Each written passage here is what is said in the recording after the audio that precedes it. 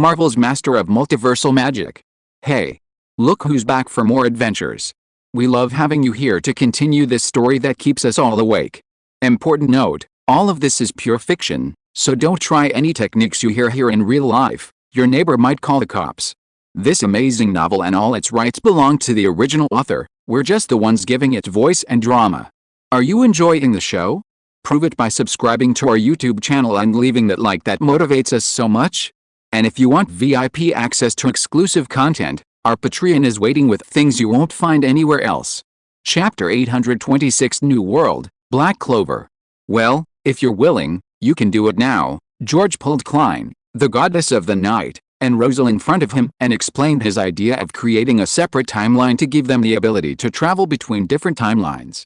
Yes, very much so. Klein was the first to raise his hand in agreement, so he could return to the modern world without abandoning his brother and sister with whom he had developed feelings. This reminds me of that book, The Two-World Trader, but unfortunately, I no longer need to get rich by being a trader. If I had such a cheat code when I first woke up, it would have been amazing. I'm a little envious of those fellow countrymen still hanging in the Source Castle. Rosal was naturally willing as well, and even planned to take his daughter to the modern world to broaden her horizons. Only the goddess of night frowned slightly. She also wanted to return to the modern world, but she thought of a serious problem. Don't forget, in the modern world, the celestial venerable and God haven't perished together yet, and after we go back, it might not be long before the end of the world, because it's a specially created timeline. I need to do everything I can to solidify and stabilize it into a new parallel world. So I can't directly overturn the timeline of this world, destroy the celestial venerable and God, and prevent the apocalypse. Whether it can be changed or not depends on you yourselves. If you can't change it, you can bring your families back here, and go back to clean up the mess after the celestial venerable and God have finished fighting, George explained. Actually, he still hoped that the goddess of night and the others could work hard to change the new timeline, so that he could accelerate the evolution of the new timeline into a truly new world. Apocalypse savior, I like this. Rosal's eyes lit up. He was quite interested in being a savior. Klein also nodded. He didn't want the beautiful modern society to eventually develop into the chaotic mess of the Second Era. The goddess of night thought for a moment, then said, if possible, I'd like to bring Grisha along. He has experience in this area. Grisha was the true savior who ended the Dark Ages, and even now, with only Sequence 2, he could still offer many solutions. Moreover, she was confident she could persuade him. No problem, George waved his hand. For him, it was just a matter of a thought. After granting Klein and the others the ability to travel between worlds, George returned to the chaos outside. Start creating clones, except for the clone in the primordial world. The other 9 clones, like the clones here, simultaneously activated their clone abilities through incorrect pathways. Thus, hundreds of millions of tiny George, centered around 10 clones, began to disperse in all directions, surging into the endless chaos. He had 3 things to do next. First, he would have the clone in the primordial world diligently cultivate within the G-sect. Its multiverse level strength would be close to that of a quasi-saint in the primordial world, allowing for careful planning. Perhaps there really was a chance to become a saint. Secondly, the other 9 clones, like the mysterious clone, also pull out a timeline from any world in their multiverse, attempting to slowly evolve a new world. Thirdly, they continuously split into smaller clones to explore chaos, locate the other clones, and incidentally discover new worlds. Finding a new world doesn't just mean quickly absorbing and adding another world, it also means having a new creation template. To put it another way, George now has a template world. To create a new world, he has to pull out a timeline from this template to evolve. Therefore, the worlds he obtains later are all copies. Creating a completely independent template would be much more difficult, but also much more effective. Therefore, even if the creator god of a new world is friendly and cannot be absorbed, obtaining its template through communication is still beneficial. For example, George didn't absorb Middle-earth or Sakura's world, but through communication with Ollivander and Madonna, he obtained their templates. However, Ollivander and Madonna didn't lose out either. George also gave them the world templates he obtained. This gave them new references for creating new worlds later. The chaos is indeed extraordinary. As countless clones continued to surge into the chaos, George couldn't help but sigh inwardly. He discovered that most of his clones disappeared after exploring the chaos for only a short time. Some were devoured by the chaos behemoths hidden within, some died from the terrifying energy tides of the chaos, and others vanished without his knowledge. The chaos wasn't just home to the creator gods, it also contained all sorts of dangers. Perhaps the creator god of the mage apprentice's world didn't necessarily die at the hands of other creator gods, but rather from the dangers hidden within the chaos. Fortunately, due to the constant splitting of new clones to replenish the ranks, although most perished, a few clones managed to discover relatively safe routes and continue deeper into the chaos. And so, through continuous exploration, about a year later, one of George's clones finally discovered a suspended, independent world within the vast chaos. It seems there's only one world, and its level isn't particularly high, higher than the Mage Apprentice world, but lower than Fairy Tail's standalone world. Because George's main focus was exploration and quantity, each clone only carried a tiny fraction of his soul. But given George's status, even this tiny fraction of his soul was enough to see through the essence of the world before him. Let's go in and take a look. George instantly dispersed all his energy, concealing his soul aura on the trajectory of his destiny, and quietly sneaked into the newly discovered world. He didn't intend to have the nearest clone come directly to each world he found. Firstly, if the creator god of the new world was friendly, he wouldn't feel comfortable swallowing its world. They could only exchange ideas. This would waste travel time and delay his own creation of new worlds. If it was just an exchange, the clone could still infiltrate and understand the new world's energy system and laws. Secondly, for him now, unless it was an exceptionally powerful multiverse, he could absorb and merge with single universes like this in just a few minutes. Instead of spending a year rushing here now, it would be better to wait until the exploration is more complete, then integrate and design the most reasonable route, and use the closest clone to go through the devouring and fusion process. Just because this small clone has found a new world doesn't mean that the location of the clone that created it is the closest to this new world. Perhaps there are other clones nearby, only 6 months or a few months away, that haven't found this place yet. Chapter 827 Restoration Mage George. As for why George, the smaller clone, didn't directly communicate with the creator god of the new world, but instead chose to infiltrate and explore on his own, it was because he hadn't yet figured out the new world's creator god's attitude. If the attitude was good, that would be fine. If the attitude was bad, and the smaller clone was simply destroyed and fled to a new place, then he would have to search again. George, the smaller clone, was a mass-produced clone, very weak, and could not possibly be a match for the creator god. But with George's soul present, he could activate various high-level authorities. As long as he successfully infiltrated a new world, he could find a corpse and instantly replace it using the wrong path, the path of fate, and the path of death. Then he could perfectly disguise himself as a native of the new world. Moreover, unless the creator god of the new world was much stronger than him, it would be difficult to detect his disguise. The one in front of him was clearly only a creator god at the single universe level, so there was even less to worry about. Found it, a wisp of his soul successfully infiltrated a new world. To avoid being discovered, George quickly locked onto the nearest recently deceased corpse and possessed it. Theft, destiny, resurrection. Activating the 3 powers, George immediately gained control of the corpse, successfully awakening within it and accessing all of its original memories. Clover Kingdom Mage. Magic Knight Order. Magic Emperor. George slowly opened his eyes.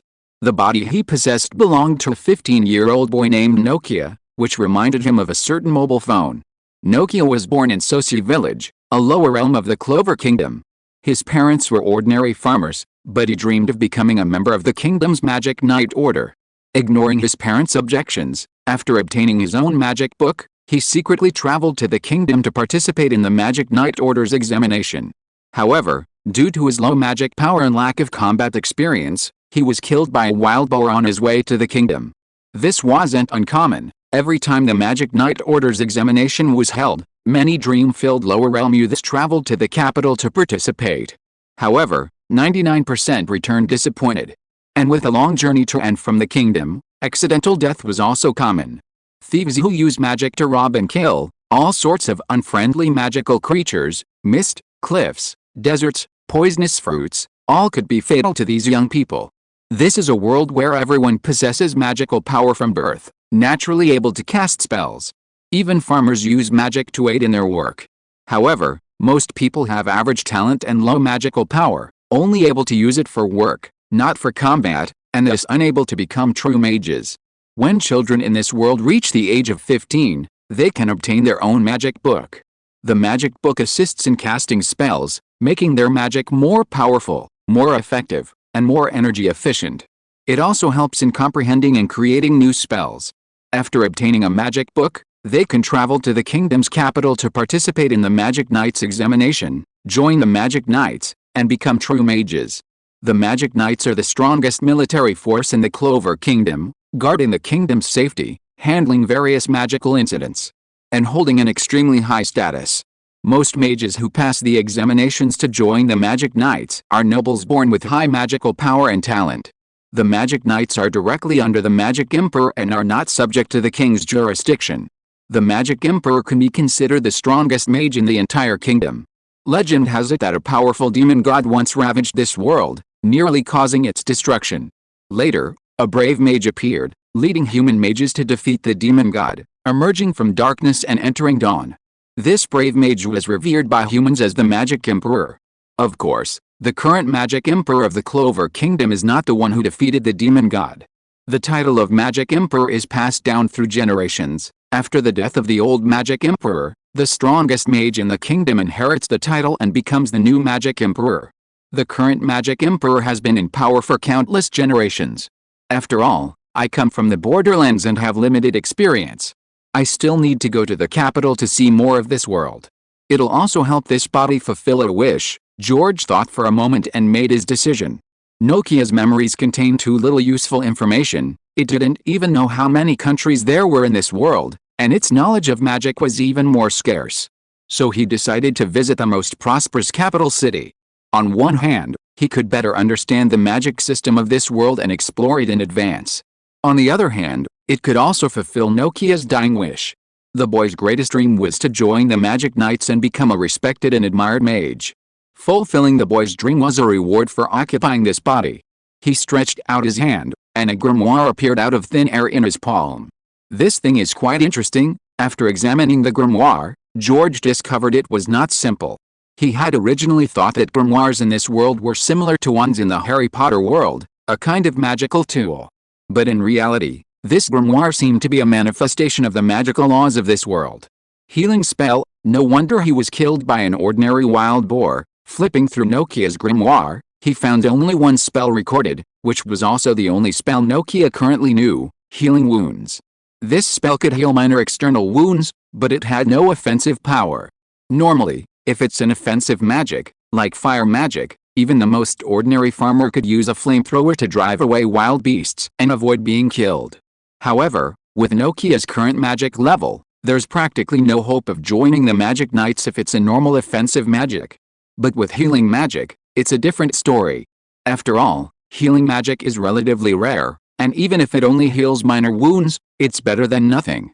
There's a real chance of being accepted into the Magic Knights, and even if not, enlisting in the regular army shouldn't be a problem. So Nokia's decision to leave the village for the capital was correct, but he shouldn't have been so reckless as to go alone.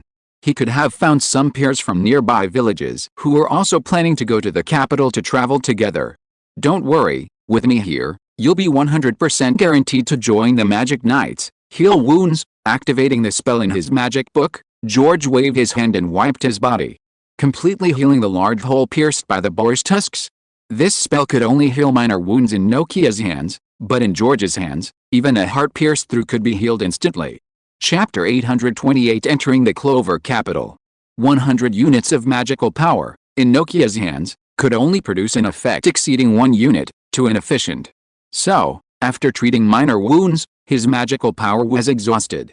But in George's hands, 100 units of magical power could perfectly produce 100 units of effect, reaching a peak Nokia could never achieve before his death. Furthermore, with a simple healing magic, a few glances and slight modifications were all it took to greatly enhance its effectiveness. To others, the magical power in Nokia's body that George was currently using was weak, but in reality, George could use this weak magical power to restore a near-death person to full health. Even missing limbs, hearts, brains, and other vital organs could be easily healed. Therefore, with this healing magic, he would have no problem passing the examination to join the Magic Knights. Once in the capital, he could study the grimoires of other mages. With his magical skill, he could easily copy them, expanding his grimoire beyond just healing magic. In fact, even without copying offensive magic, he wasn't limited to healing magic. Magic from other worlds was definitely unusable, as it would be easily discovered by the creator god of that world, but certain powers involving fundamental laws could be used normally.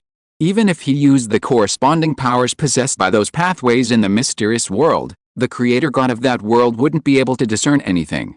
Having infiltrated this world and possessed his current body, he used the powers of theft, fate, and death. However, this small clone of his is merely one of countless smaller clones, its sole essence being very small. Naturally, it can't exert the same power as a clone. A blind, foolish clone could turn the creator god of this world into an idiot. A small clone wouldn't have that much power. However, dealing with ordinary mages shouldn't be a problem, and using these powers doesn't consume magic power.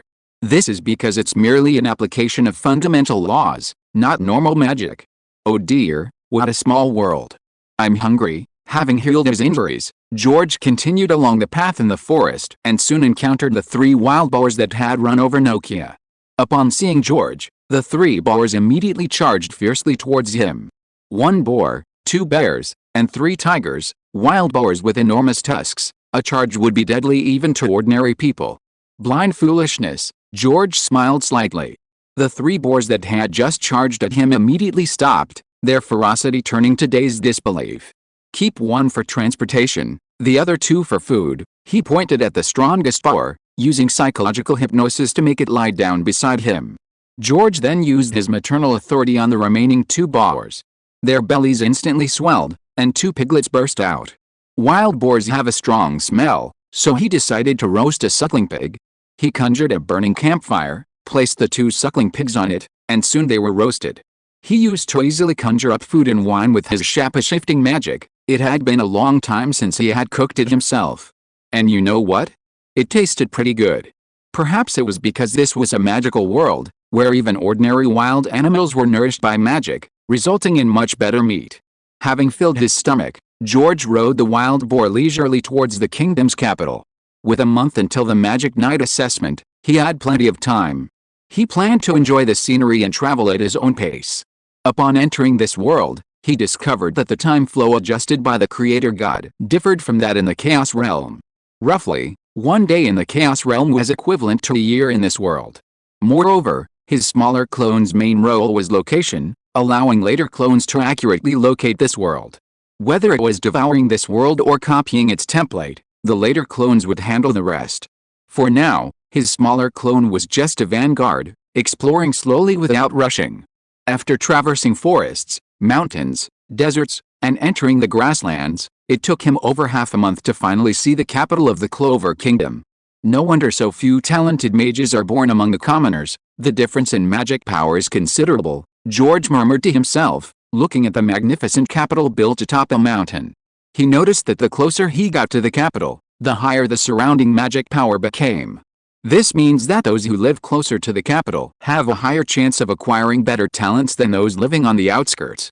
Just as the rich get richer and the poor get poorer. In the laws of the Clover Kingdom, unless under special circumstances, commoners residing there are not allowed to leave their place of residence. This is likely a method used by the nobles to control the commoners.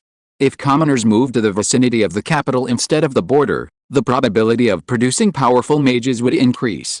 Over time, the commoners would naturally become unwilling to remain commoners. However, George wasn't interested in such things. He wouldn't do anything that would help the commoners overthrow the nobles. Soon after the commoners overthrew the nobles, they would become the new nobles and continue to exploit the remaining commoners. It was essentially the same. In his eyes, there were only friends and enemies. If they were friends, nobles, commoners, angels, demons, good people, bad people, they were all friends. If they were enemies, then regardless of their identity, they would all become corpses. Riding a wild boar into the city, George sold the boar and some gold and gems he found along the way, earning a considerable sum of money.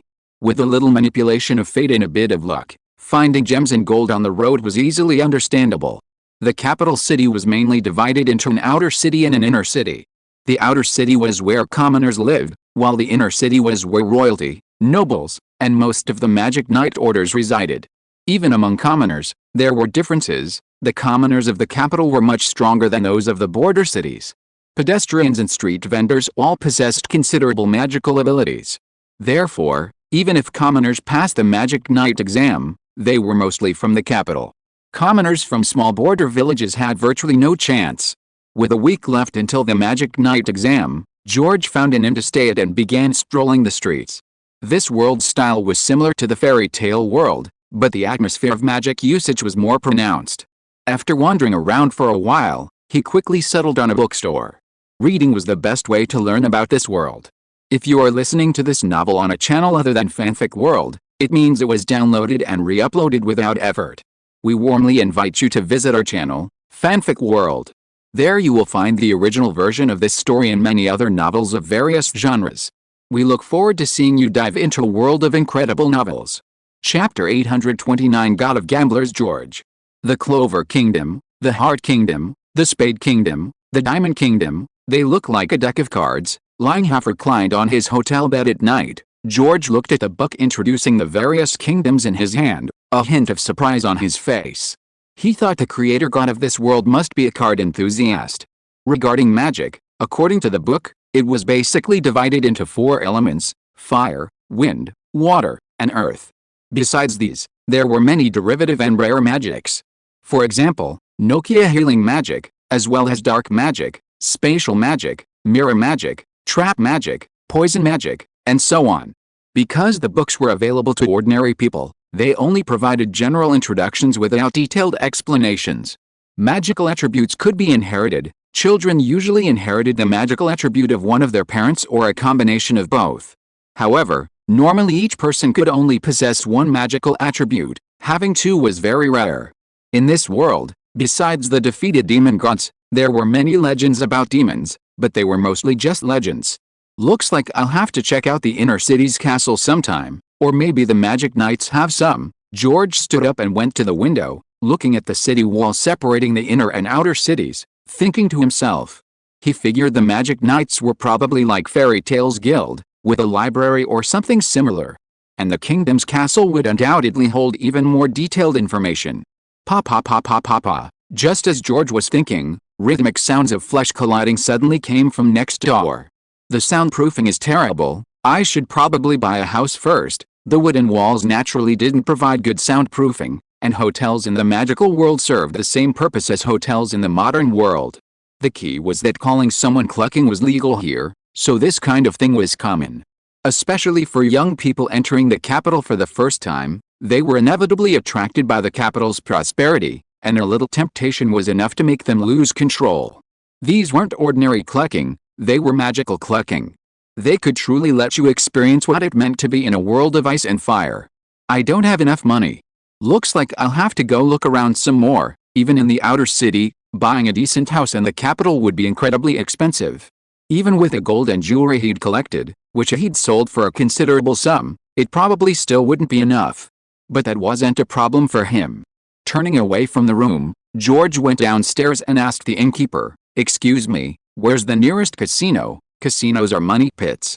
I really don't recommend young people like you who come to the capital with dreams to take the exam. The innkeeper immediately put on a pained expression, then placed several small cards on the table. Instead of spending that money, why not try this? For a very small fee, it can help you grow from a teenager into a real adult. Thank you so much, innkeeper. You're such a good person. George's lips twitched as he looked at the animated images of mature women printed on the cards. So you're the kind of good person who only teaches teenagers to be sworn enemies of gambling and drugs. Ignoring the hotel owner's enthusiastic sales pitch, George left the inn, giving himself another boost to his luck.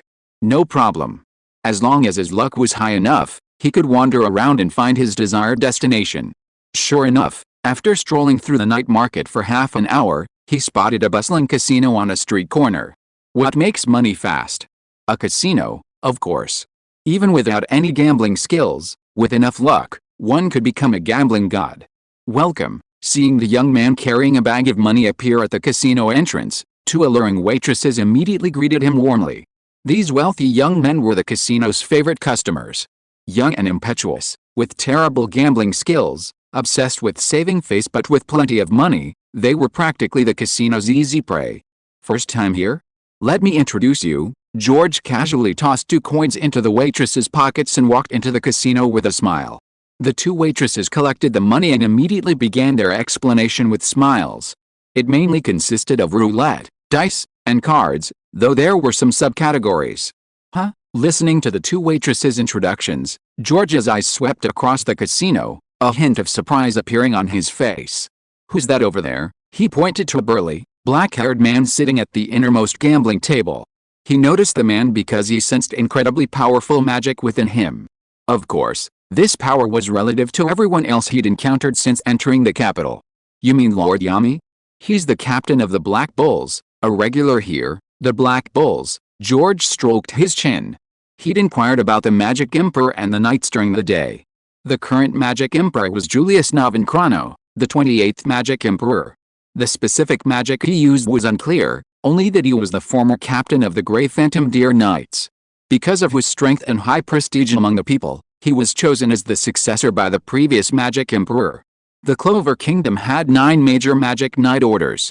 The Knight Orders are Golden Dawn, Crimson Lion King, Silver Winged Giant Eagle, Azure Wild Rose, Emerald Mantis, Violet Orca, Aquamarine Phantom Deer, Coral Peacock, and Black Bull. Among them, Golden Dawn, Crimson Lion King, and Silver Winged Giant Eagle are generally considered the strongest, with the 3 Knight Orders taking turns being number 1. Black Bull is the weakest, supposedly because from its leader to its members, they are rather lazy, completing too few missions, and also have the fewest members. Lazy, few missions, this Knight Order suits me perfectly, George thought, and walked towards the table where the Black Bull's leader, Yami, was sitting. He didn't immediately join the gambling but stood nearby and observed. His gambling skills are average, but his sportsmanship is good. After a few rounds, he had a basic understanding of Yami, so he took his money and sat down opposite him. Yami glanced at the thin boy sitting opposite him, lit a cigarette, and said lazily, "I don't gamble with kids. Come back in a couple of years. Is it because you're not willing, or are you just too scared? I watched you play a few rounds. Tisk tisk, your skills are terrible." George used the red ritual method to provoke him. "My nickname is God of Gamblers. I've never lost a bet. Want to play a round? HMPH, you can question my skill, but you can't question my gambling technique. Kid, today I'll show you what real gambling skills are." Affected by the provocation, Yami sat up abruptly and gestured for the staff to deal the cards. Chapter 830 Joining the Black Bulls. Half an hour later, George slowly revealed his cards and smiled at a nervous Yami across from him. "Sorry, I won again." Yami rubbed his forehead, pulled off his last pair of underwear, and threw them onto the pile of money and clothes next to George. George used Yami's shirt as a base layer, wrapped all the money and clothes into a bundle, and stood up as if preparing to leave. "Wait, this is the last hand. If I win, you give everything back to me." Yami exhaled the smoke from his mouth. George waved his hand. "But you have nothing now. What are you betting with?" "Betting isn't about what you want, it's about what I have." Yami slammed his grimoire on the table. "I'm going to surpass my limits here. This is my last bet." "A grimoire? Huh? Fine, but if I win, I don't want your grimoire, I just want you to accept me into your Knight Order." George hadn't expected Yami to bet even his grimoire. He seemed desperate. But that suited him perfectly. There are 2 ways to join the Magic Knights. One is to formally participate in the Magic Knights examination and demonstrate your abilities for the 9 captains to choose from. The other is simpler. As long as the captain of the Magic Knights agrees, you can freely recruit suitable members. So if Yami agrees now, he won't have to go through the trouble of participating in the Magic Knights examination. He can move into the Knights' quarters today, become a member of the Black Bulls, and won't need to buy a house. "No problem, come on," Yami agreed without any hesitation. 5 minutes later, Yami retrieved his clothes and threw the cloak with the Black Bulls logo to George. "From today onwards, you are a member of our Black Bulls. Come back to base with me." Yes, he had undoubtedly lost. However, he wasn't discouraged at all. On the contrary, he was a little happy. Why? With such a skilled gambler in the team, he wouldn't have to worry about losing everything at the casino anymore. As for this teammate's strength, what strength do you need? His strength, and strength can be cultivated slowly. As long as he trains, he can always break through his limits and become a master. Anyway, he never looked at ability when recruiting members. If he liked someone, he'd take them in. So, in the eyes of other Magic Knight orders, his Black Bulls were a motley crew of oddballs. What did it matter? As long as he was happy. He never cared about other people's opinions. Hey kid, what's your name? George. Your gambling skills are so good. What's your secret? Oh, luck. Luck. Yes, I've always had great luck since I was a kid, so I always win. Good. Next time you come to the casino, you'll come with me. No time. No time? Don't forget, I'm the one who recruited you. I'm your captain. That was the condition you agreed to after losing to me. By the way, Captain, you look over 40, and you're still not married. Doesn't your wife care if you come to the casino so often? What do you mean over 40? I'm only 28 this year, and I'm not married yet. 28? Then you look quite weathered. The two walked and talked, slowly leaving the outer city of the capital and entering the forest. Finally, before dawn, they stood in front of a dilapidated castle. This was the headquarters of the Black Bulls. Pretty impressive, huh? Yami said, a cigarette dangling from his lips, a smug look on his face. George scanned the castle with his mental energy, a hint of surprise on his face. It looks dilapidated, but it hides a secret. This wasn't an ordinary castle, but a magically modified one, capable of some kind of magical transformation for attack and defense when necessary. It's quite impressive. Welcome to the worst, most despicable Black Bulls. Yami kicked open the door and let George inside. Find an empty room and rest for a bit. I'll introduce you to the other members after I wake up. He then ignored George, yawned, went into his room, and went to sleep. At this hour, aside from the members who were out on missions, everyone else was still asleep. George nodded, unconcerned. However, he didn't immediately find an empty room to sleep, but instead leisurely strolled around the castle. However, after walking around for a while, his brow furrowed. One of the 9 great Magic Knight orders, and their base doesn't even have a library. He had hoped to learn more about this world and its magic through the Magic Knight Order's library. But there wasn't one, only some ferocious demonic beasts kept like pets. Come to think of it, Yomi, the leader who liked smoking and gambling, certainly didn't seem like a book-loving intellectual. Looks like I'll have to look in the inner city, or maybe visit other Magic Knight Orders when I get the chance. Shaking his head, George casually found an empty room and laid down. This 15-year-old boy's body wasn't like his clones. It didn't have powerful physical strength, so he still needed to eat and sleep normally. Although with his abilities, even without eating or sleeping, he wouldn't really starve or die of exhaustion. His body would still feel uncomfortable.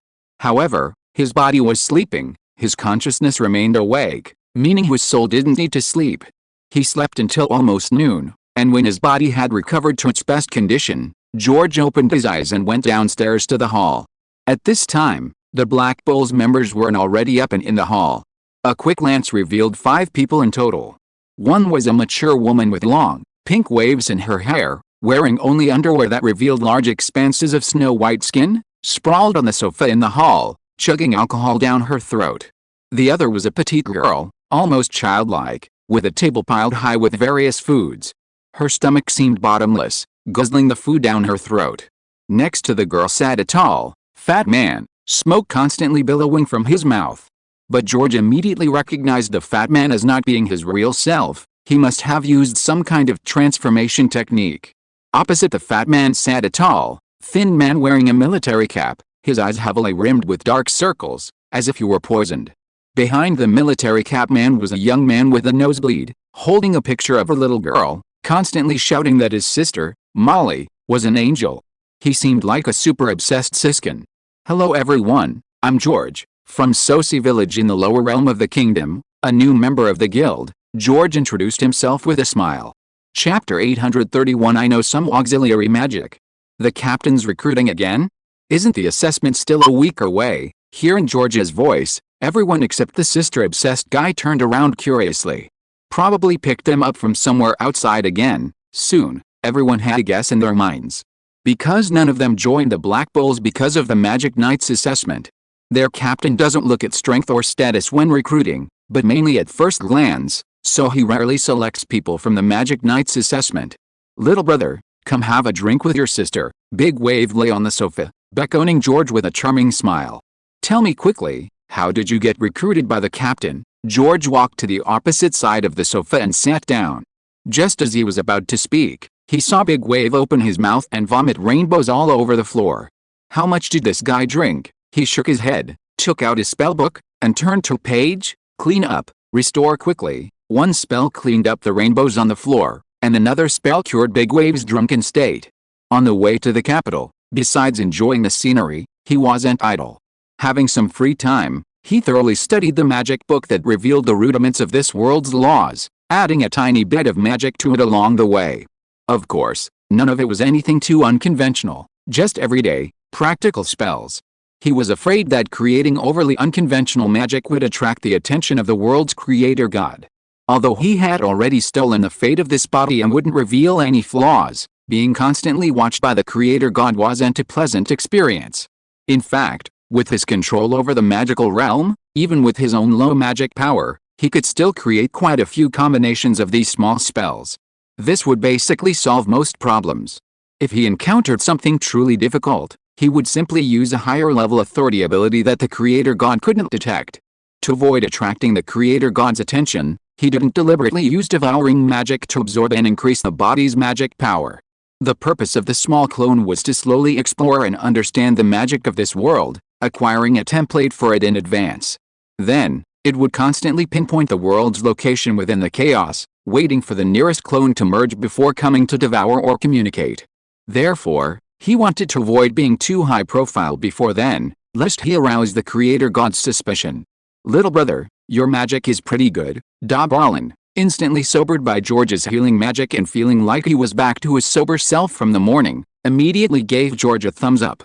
"I'm more skilled at support magic." George smiled and nodded.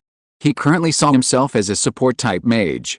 As a support-type mage, he could avoid a lot of fighting. Fighting was the most useless and time-consuming thing for him right now. He didn't need to fight to gain experience, learn new spells, or improve his magical control. Frankly, unless it was a multiverse-level powerhouse, it was difficult to rouse his fighting spirit. "Great.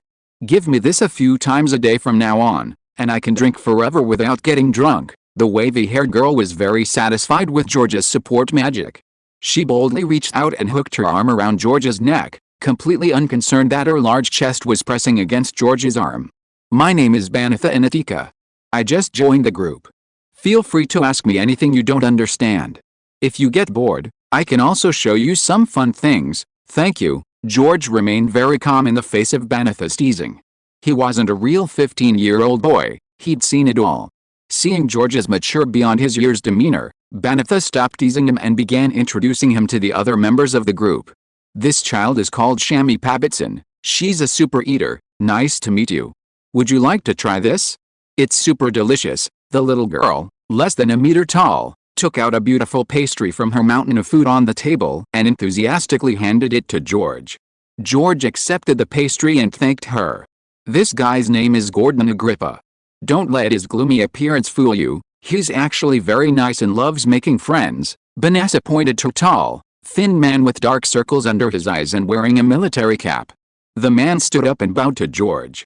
"Nice to meet you. This is Gray, a very nice guy." Vanessa didn't know much about the fat Gray either, he didn't talk much or move much.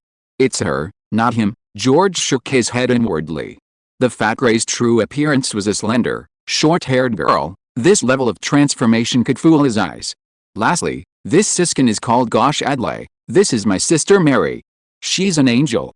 Listen carefully, you absolutely cannot have any improper thoughts about my sister, or I'll kill you." Gosh showed George a picture of his sister. She was a little girl in a pink dress. George's lips twitched slightly upon hearing this. He felt that none of the Black Bulls were normal people.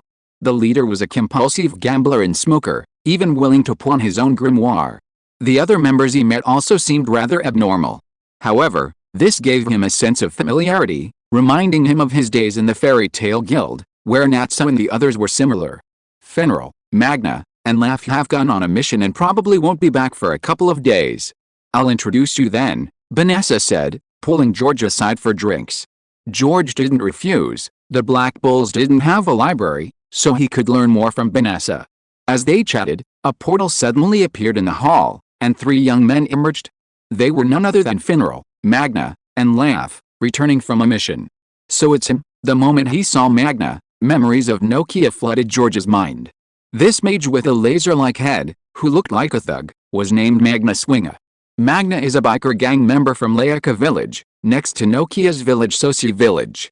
He likes to cause trouble between the two villages, but is always easily subdued by the Soci village chief. Later, encouraged by the chief, he went to the capital to take the Magic Knight's exam and successfully joined the order. Nokia was inspired by Magna to want to go to the capital to take the Magic Knight's exam. However, Nokia didn't know that Magna had joined the Black Bulls. The villagers in the lower realm all knew about the Magic Knights, but didn't know the specifics. Chapter 832 Magic Knight's Examination.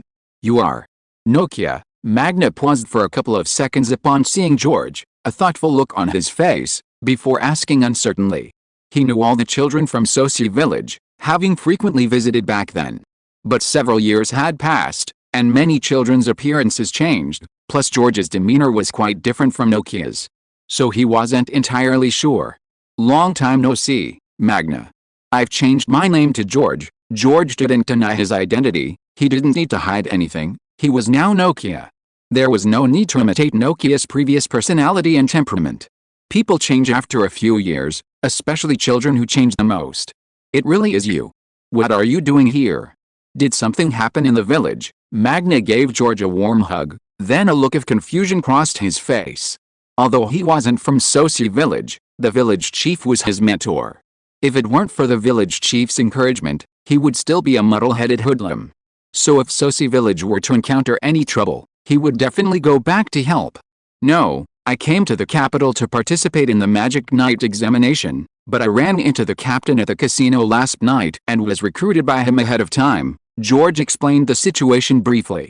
Magna wasn't surprised at all that the captain had lost everything, and that he had recruited George as a member because of gambling.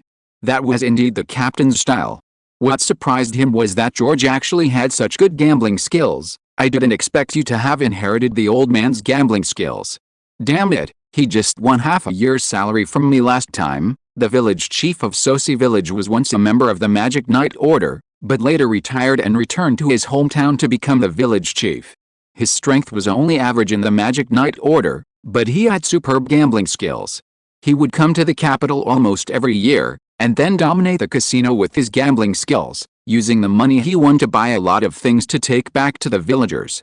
Half a year ago, he and the captain had gambled with the old man once, and the two of them almost lost even their underwear. George's gambling skills were clearly a direct inheritance from the old man.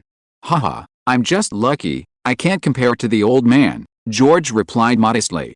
In fact, Nokia had no idea that the village chief of Soci village was such a skilled gambler. It was just a coincidence. The village chief of Soci village never participated in gambling in the village. New member, do you like fighting? I love fighting.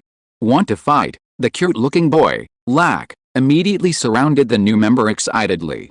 George smiled and declined the boy's invitation. I use support magic, I'm not good at fighting. I remember you use healing magic, right? Magna asked after thinking for a moment. George nodded. A more accurate term would be restoration magic. Healing is just one type. Its main purpose is to dispel negative influences and restore the body to a better state. Simply calling it restoration magic limits it to healing, while recovery magic has a broader scope. For example, it could restore a severely injured person to their pre-injury healthy state, restore broken objects to their unbroken state, or restore an unclean room to its clean state. Restoring the drunken Banatha to her pre-drinking state could all be explained as recovery, therefore. He could call himself a recovery mage. Recovery magic, very good, just a little lacking in magic power. But it's okay for a support mage to have less magic power. Keep it up. Magna sensed George's magic power and found it to be quite low, patting him on the shoulder encouragingly. New member, my name is Finral Lulakath, a super popular guy with girls. Nice to meet you. The last one, the handsome young man who used special magic to open a portal, enthusiastically introduced himself to George. Just then, a burly figure descended from the second floor. He yawned widely and said, looks like you all know the new member without me having to introduce you, Captain. You've worked hard. Seeing Yami smoking, everyone rushed over with sparkling eyes. Clearly, the unreliable Yami held a prestigious position and was loved and admired by every member of the crew. Looks like a good captain, George nodded to himself. After getting acquainted, it was lunchtime. The Black Bulls didn't hire a dedicated chef because Charmy, besides being a big eater, also served as the crew's cook. Charmy used a magic called sheep creation magic, which could create many sheep chefs to quickly prepare all sorts of delicious food. The food prepared by the sheep chefs not only relieved hunger but also restored magic power. Therefore, Charmy was responsible for providing most of the Black Bulls' meals. In the afternoon, George chatted with each member and got a general understanding of their magic. Banatha uses thread magic, but not ordinary thread magic, because George sees the element of fate in it. Goshu uses mirror magic, Gordon uses poison and curse magic, Magna uses fire magic, Rak uses lightning magic, and Captain Yami uses dark magic. That night, George was dragged to the casino by Captain Yami and Magna, not returning until the early hours of the next morning. However, this only lasted 3 days. The reason was that Yami and Magna felt that with George around, gambling became uninteresting. George, naturally, was happy to have some free time and spent it studying the magic of his teammates. Meanwhile, he discovered a hidden member in the castle. This member's name was Henry Regulando, who possessed the strange ability to absorb the magic of others.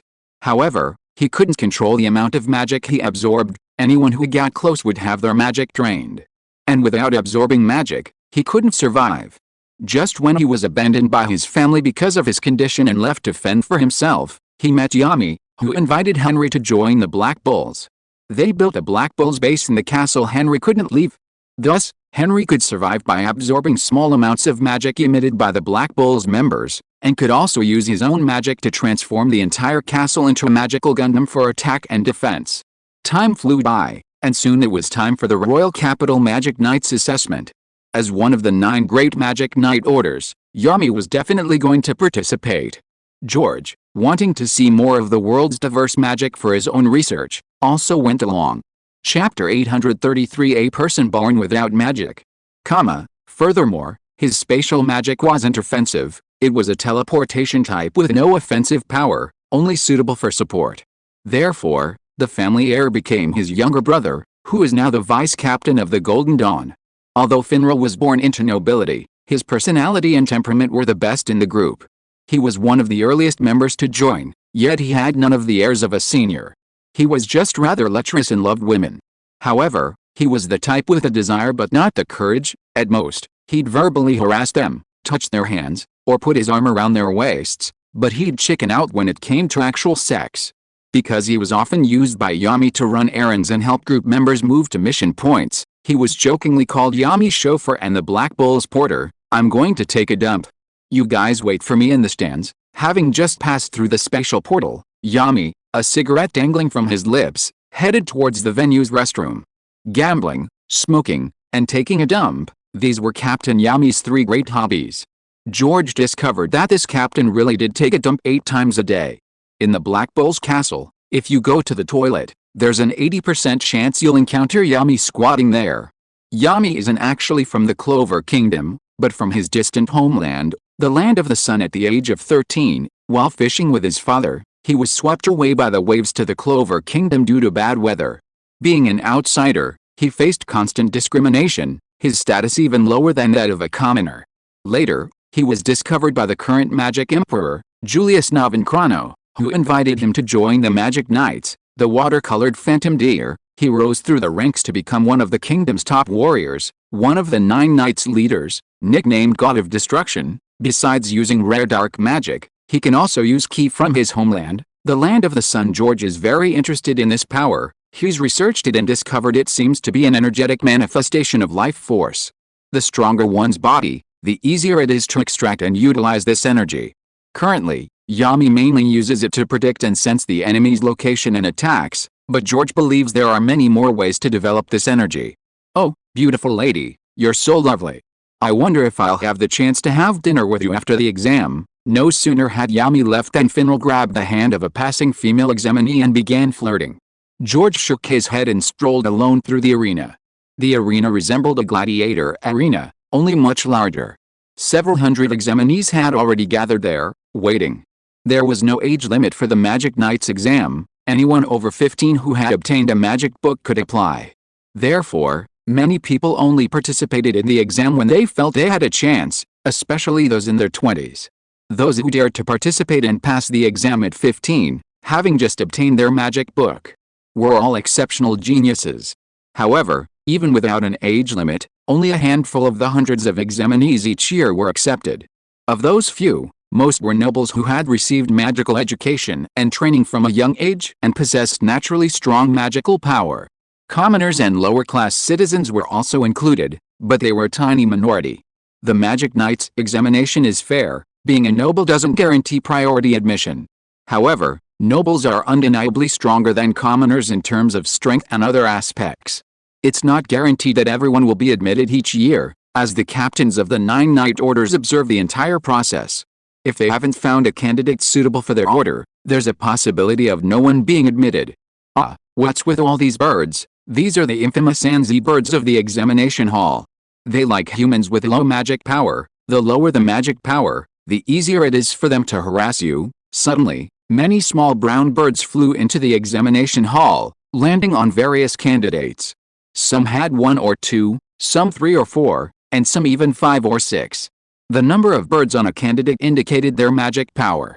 George didn't have much magic power, so 5 birds flew towards him, trying to land. George simply emitted a slight wisp of dragon's might, instantly scaring all the birds away. And there's another one with absolutely no magic power. After circling the examination hall, George spotted a short boy with gray spiky hair, covered in at least 30 Anchi birds. A quick scan with his spiritual power revealed that the boy possessed absolutely no magic power. Despite the lack of magic, the boy was incredibly enthusiastic, constantly proclaiming his ambition to become the Magic Emperor, his personality somewhat similar to Natsu's. Wait, something's not right. This is demonic power. Carefully examining the boy's body and focusing on the grimoire within, George faintly sensed a demonic power within it. A demon resides within the grimoire. It seems demons aren't just legends. George was somewhat interested in the demons of this world, but not much. After all, he could create demons himself, and one of the 22 divine paths was the Abyss Path, which allowed one to become a demon. In his eyes, demons were less valuable than the key energy from the land of the sun that Yami possessed. However, demons from different worlds were somewhat different, and he could study them sometime. Boom crack, a dazzling array of magical fireworks exploded in the sky, symbolizing the start of the Magic Knight's assessment. George, not wanting to waste any more time, met up with Yami and Finral, who had just returned from using the restroom, and headed towards the Black Bull seats in the stands. Chapter 834. I think he has a bright future. It seems the captains of the 9 knightly orders are all about the same in terms of magical power. Following Yami onto the platform and joining the other captains, George scanned them with his mental energy, making a rough assessment. The 9 captains were fairly evenly matched in terms of magical power. Who was stronger would depend on their magical prowess and combat experience. Yomi, your judgment is getting worse and worse. The magical power of your new recruits is getting lower and lower. After the 9 captains took their seats, Jack the Ripper, captain of the Emerald Mantis, sitting next to Yami, grinned mockingly at the new face standing behind Yami. Yami glared at Jack the Ripper. I'm happy too. If you're not happy, I'll kill you. Kill me? You've got some nerve. I'll tear you in two. Jack the Ripper unleashed a powerful burst of magical power, looking eager to fight. Yami, unfazed, also unleashed a powerful burst of magical power. Today is a crucial exam that will determine the future of these young people. If you two start fighting now, I'll have a real headache. William Vankins, the Grand Master of the Golden Dawn Knights who was in charge of the assessment, stood up with a gentle smile. Hearing this, the two dispersed their magic and ceased their confrontation. However, this commotion allowed the other Knights Masters and their members to recognize George, learning that the Black Bulls had recruited a new member. And this new member was someone with very low magic power. They weren't particularly surprised. After all, the Black Bulls' leader, Yami, liked to recruit his own members, mostly freaks and good-for-nothings. Privately, they jokingly called the Black Bulls a concentration camp for freaks and good-for-nothings. After stopping Yami and Jack the Ripper, William turned to the examinees below and said, "Excuse me for keeping you waiting.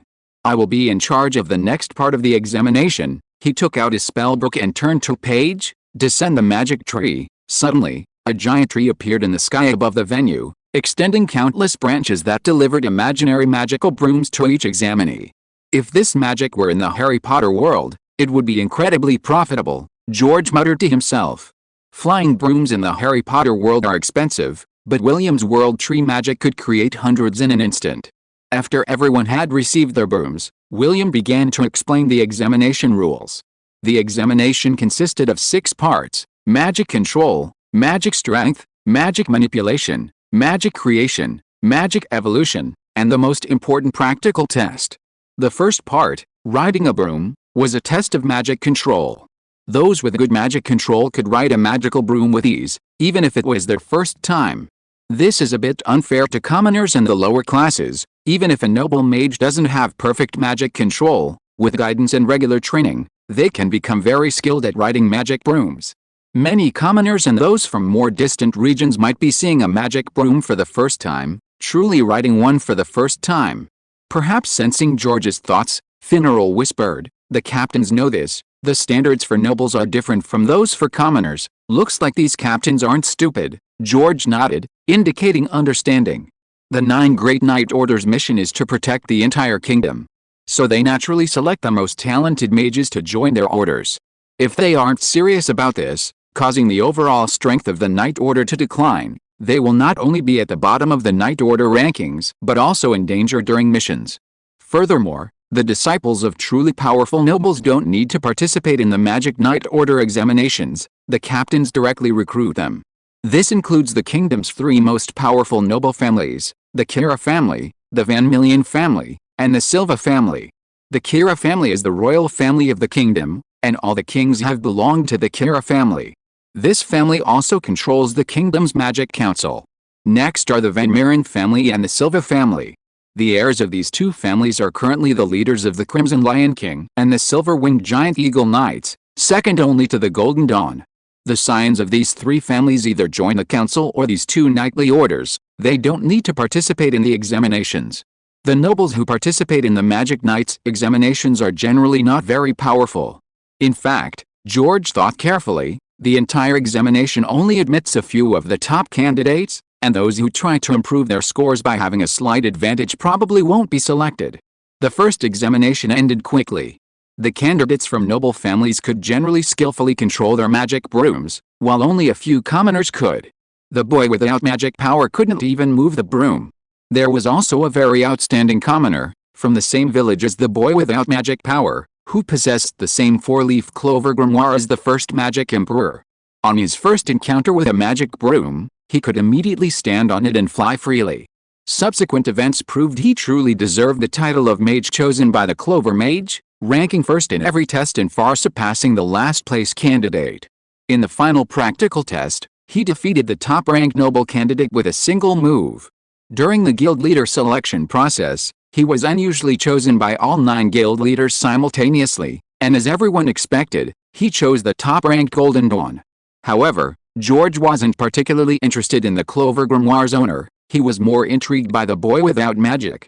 The Clover Grimoire's owner used wind magic and was stronger than his peers, mainly due to his superior total magic power and control. But the boy without magic was different. The black greatsword he drew from the grimoire had an anti-magic effect.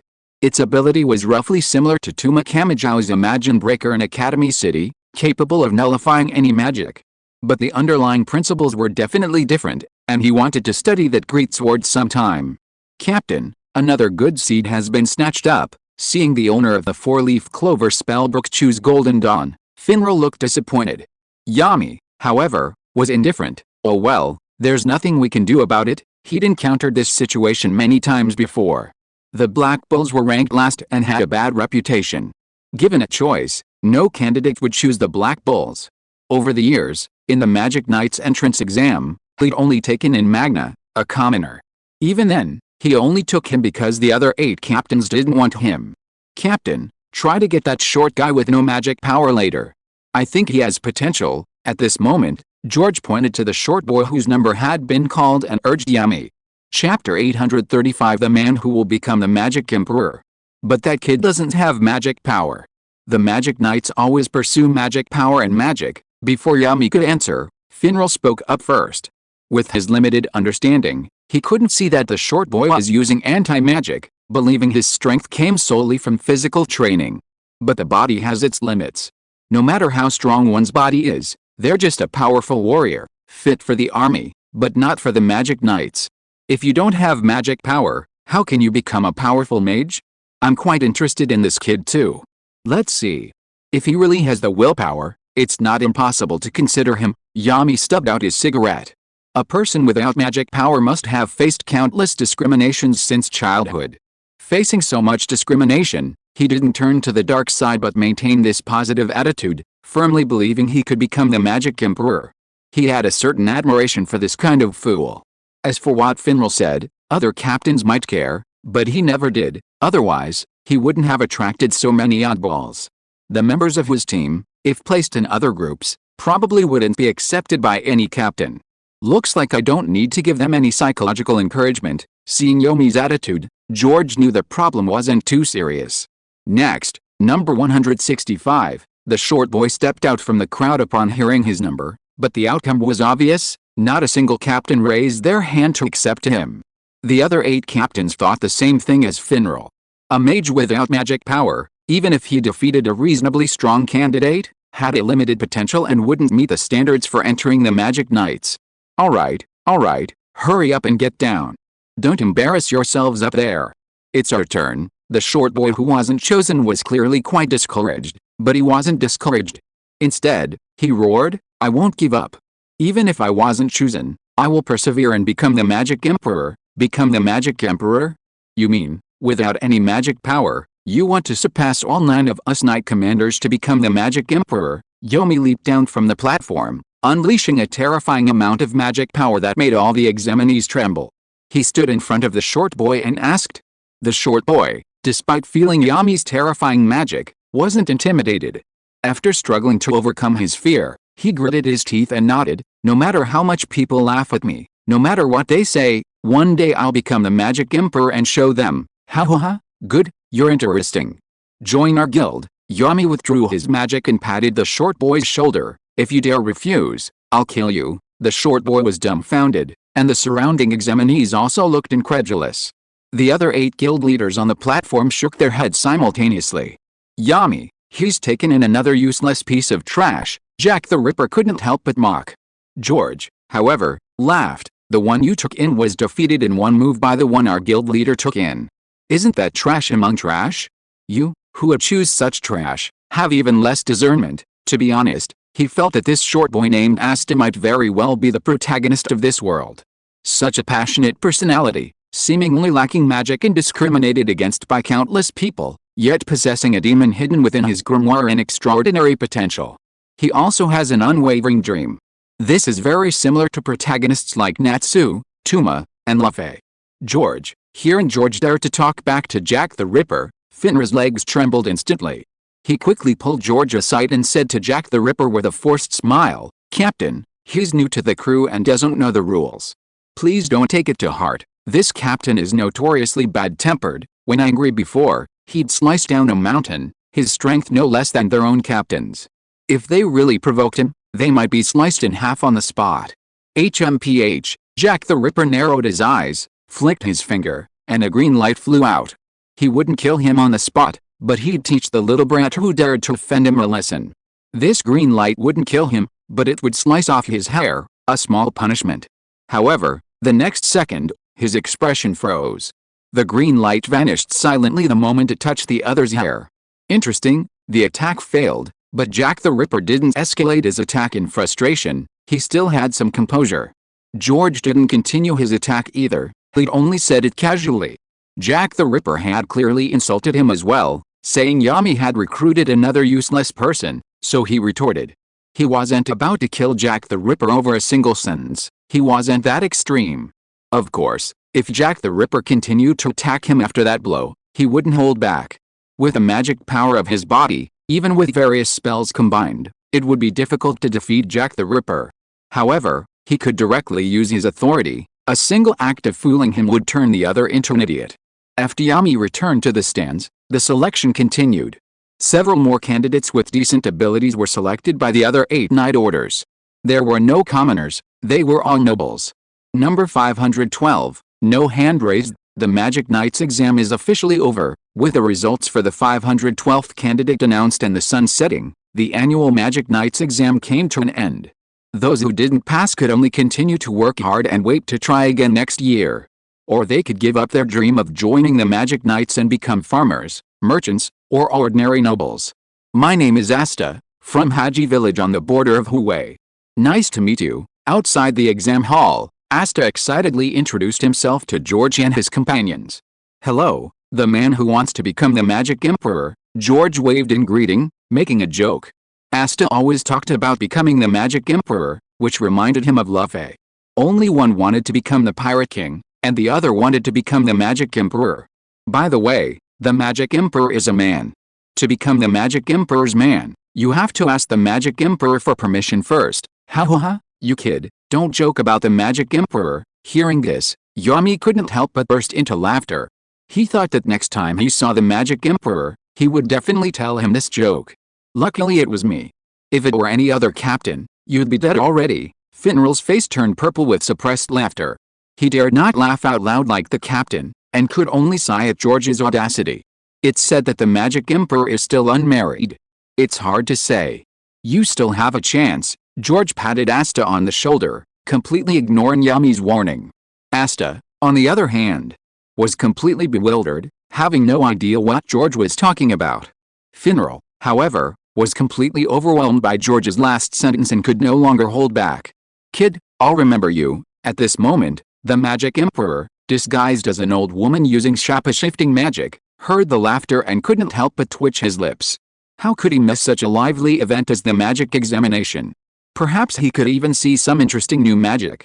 So, he secretly hid from his secretary, discarded a pile of documents to sign, disguised himself as an ordinary old woman, and watched the entire examination. Indeed, the magic of two people caught his attention. One was Yuno, who possessed the four-leaf clover grimoire, and the other was Asta, who possessed an anti-magic weapon. This rare five-leaf clover-shaped magic book was something even the Magic Emperor had never seen before.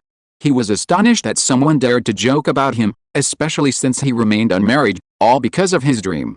He had a dream that one day, the Clover Kingdom would be free of class distinctions, and everyone would be born equal. He had a dream that one day, in the capital's taverns, nobles, commoners, and the lower classes could all sit at the same table discussing magic, drinking, and eating. He had a dream that one day, the young men who came to the capital for the trials would not be discriminated against because of their birthplace. And through his efforts over the years, he had indeed brought about some changes in the kingdom. At least, the Magic Knights trials had become much fairer. Commoners and the lower classes could be selected if they had enough talent. The leaders of the Magic Knights were no longer just nobles. Anyone with sufficient strength and merit had a chance. There was Yami from abroad, Jack from a commoner background, Dorothy from the Witch's Forest, and the merchant Gordel. In fact, nearly half of the leaders of the 9 great knight orders were not nobles. Moreover, under his influence, the noble captains have shown less discrimination against commoners and lower classes. They are often able to treat them fairly and justly. However, the prevailing mindset of most nobles in the kingdom is still difficult to change, and he still has a long way to go to realize his dream. As expected, it's the Magic Emperor. George glanced at the old lady not far away, a slight smile playing on his lips. Although the Magic Emperor was well hidden, George still sensed the immense magical power within him, far surpassing that of the 9 captains, when the other party approached. At the same time, he also saw through the old lady's shape-shifting magic. However, he had never seen what the Magic Emperor looked like, so he was unsure and deliberately told a joke. Seeing the old lady's emotional reaction to the joke, he naturally confirmed his identity. So it's time magic. From the fluctuations in the Magic Emperor's magical power, George had already determined that the Magic Emperor's main attribute was time magic. I really need to go to the toilet. Just as Finral was about to open a special portal, Asta suddenly clutched his stomach and ran towards the toilet. Captain, very much your style, George teased upon seeing this. Yami didn't mind, instead turning to look at the leader of the Golden Dawn, who was walking towards them. You guys wait here for that kid, I'm going to chat with an old friend, he and William Vankins. The leader of the Golden Dawn, were both close teammates and rivals in the Magic Emperor's knightly order. The Golden Dawn consisted of 3 people, leader William Vankins, Vice Commander Longy Bird, and the newly joined Yuno Greenbelio. They were mainly there because Yuno wanted to say goodbye to Asta.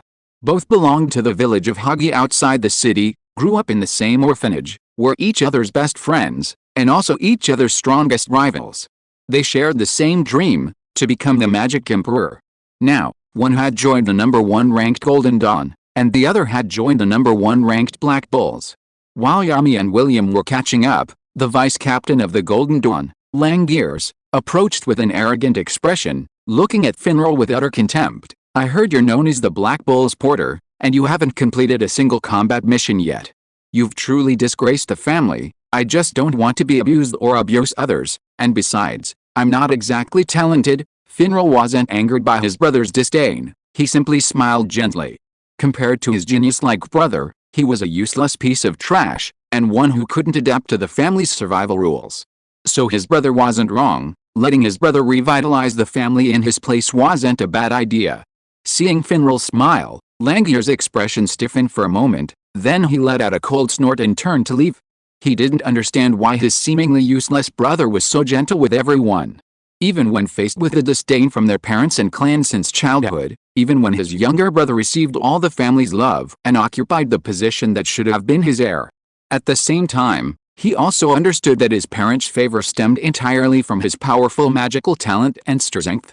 If he didn't have these things, he might not even be as good as his brother. At least his brother's gentleness had won him the affection of many servants in the family and earned him many friends. If one day his brother became stronger than him, everything he had now would disappear, his parents' favor, his position as the family heir. So he had to become stronger so that his brother could never catch up to him. What an awkward brotherly relationship, from the expressions of the two brothers, combined with the story Finral had told him about himself, George had already guessed their general thoughts. Actually, your spatial magic isn't just for teleportation. With a little modification, its power won't be any less than your brother's. George, are you joking? How can I compare to my brother? Finral quickly waved his hands, his face full of disbelief. George smiled and said, "You have strong control over magic, and your teleportation magic can basically teleport you to any place you've been before. So you can approach it from several angles. First, when an enemy launches a magical attack, use a portal to transfer their magic behind them, making them fight each other. Second, if an enemy engages in melee combat, you can quickly open a portal to teleport them away, directly to lava, a cliff, or high in the sky. If there are multiple enemies, you can use a portal to instantly teleport one enemy's attack to another nearby. If you're fast enough, they can kill each other. Third, by opening a portal high above the enemy, you can throw heavy objects like boulders from a distance, using gravity to crush them. You can even find a powerful monster's lair and teleport it near the enemy. If your control over the portal is strong enough, you can even use it to cut through space, causing direct damage. If you are listening to this novel on a channel other than Fanfic World, it means it was downloaded and re-uploaded without effort. We warmly invite you to visit our channel, Fanfic World. There you will find the original version of this story and many other novels of various genres. We look forward to seeing you dive into a world of incredible novels. Chapter 836, The Demon Girl and the First Magic Emperor. You can even do that. Finral was stunned when he heard George recount one practical plan after another regarding spatial portals. He thought his magic was only good for sending people away, purely for support, but he never expected it to have so many directions for development. And upon closer inspection, they all seemed quite feasible. If he didn't know George used recovery magic, he would have thought the other was the heir of his family, so knowledgeable about spatial magic. You know, I'm someone who enjoys researching various kinds of magic. As if reading Finral's thoughts, George explained with a smile. Actually, he had thought about it, and since he couldn't display too much strength in this world, he could train the Black Bulls members more. That way, if there were any minor troubles in the future, these members could handle them. If every member of the Black Bulls had the strength of a captain or a magic emperor, then he could basically focus on researching and replicating this world without worrying about anything else. Anyway, for him, it was just a side job and wouldn't waste his time. I thought you were just joking. Finral recalled George's actions over this period, a look of realization appearing on his face. On his first day joining the Black Bulls, George declared his love for studying magic, saying that researching other people's magic would inspire him and allow him to create more new spells in his own grimoire. No one in the crew believed him, they just thought George was being childish and amused. After all, creating new magic is no easy feat, Many mages only master one spell in their entire lives. However, they didn't refuse, as George always managed to convince them. Even the captain was no exception, having lost 32 hands in a row playing cards with George, losing his entire 3-year salary to him. George was now the only member the captain dared not lose his temper with. What surprised him, however, was that George genuinely possessed a talent for magical research, offering so many useful development directions for his special magic. Fine, I'll just be a porter, I can run away if there's danger, he thought. He understood that if he followed George's advice and diligently trained, he might actually be able to transition from support to offense. But not wanting to hurt others, he ultimately refused. I'm just giving you some advice, whether you put it into practice is up to you, George shrugged. Sometimes, violence isn't scary, what's scary is whether you're violence for desire or fighting to protect the weak and uphold justice. George is right. As long as you fight for the justice in your heart, it's not violence. At this moment, Yami also walked over. He heard George and Finral's conversation and said casually, "What you said makes me feel strange." Finral scratched his head. Their captain was the kind of person who always had "I'll kill you" on his lips. He was the #1 violent maniac in the Clover Kingdom. I'm back. 5 minutes later, Asta finally came out of the toilet. At this time, Yami's forward veins were bulging. He hated waiting for people the most. "You actually made me wait for you? You've got some nerve." Yami reached out and grabbed Asta's head, lifting him up directly. "How long did you poop, you little brat? You think I won't kill you?" "No, I pooped a huge one, this long and huge." Asta quickly gestured to explain. Yami looked disgusted. "I'm talking about the time, who cares how long your poop was, you bastard." At this moment, Finral hurriedly opened the portal. "Captain, it's ready, we can go back now." "You idiot, who are you ordering around?" Yami turned around and glared at Finral, who immediately broke out in a cold sweat. And so, the four of them passed through the portal and returned to the Black Bull's base castle. Next, of course, was to introduce Asta, the newcomer, to the other members of the crew, and then Magna would give Asta the initiation baptism. As for the content of the initiation baptism, it was actually just the two of them fighting. After the initiation baptism, George took Asta to a spare room on the second floor. "Asta, this is your private room from now on. I finally have my own room." In church, everyone slept in a shared dormitory. "This is amazing. I'm going to fetch a bucket of water and clean it properly." Upon seeing the dilapidated little room covered in cobwebs, Asta wasn't disgusted at all. Instead, tears welled up in his eyes.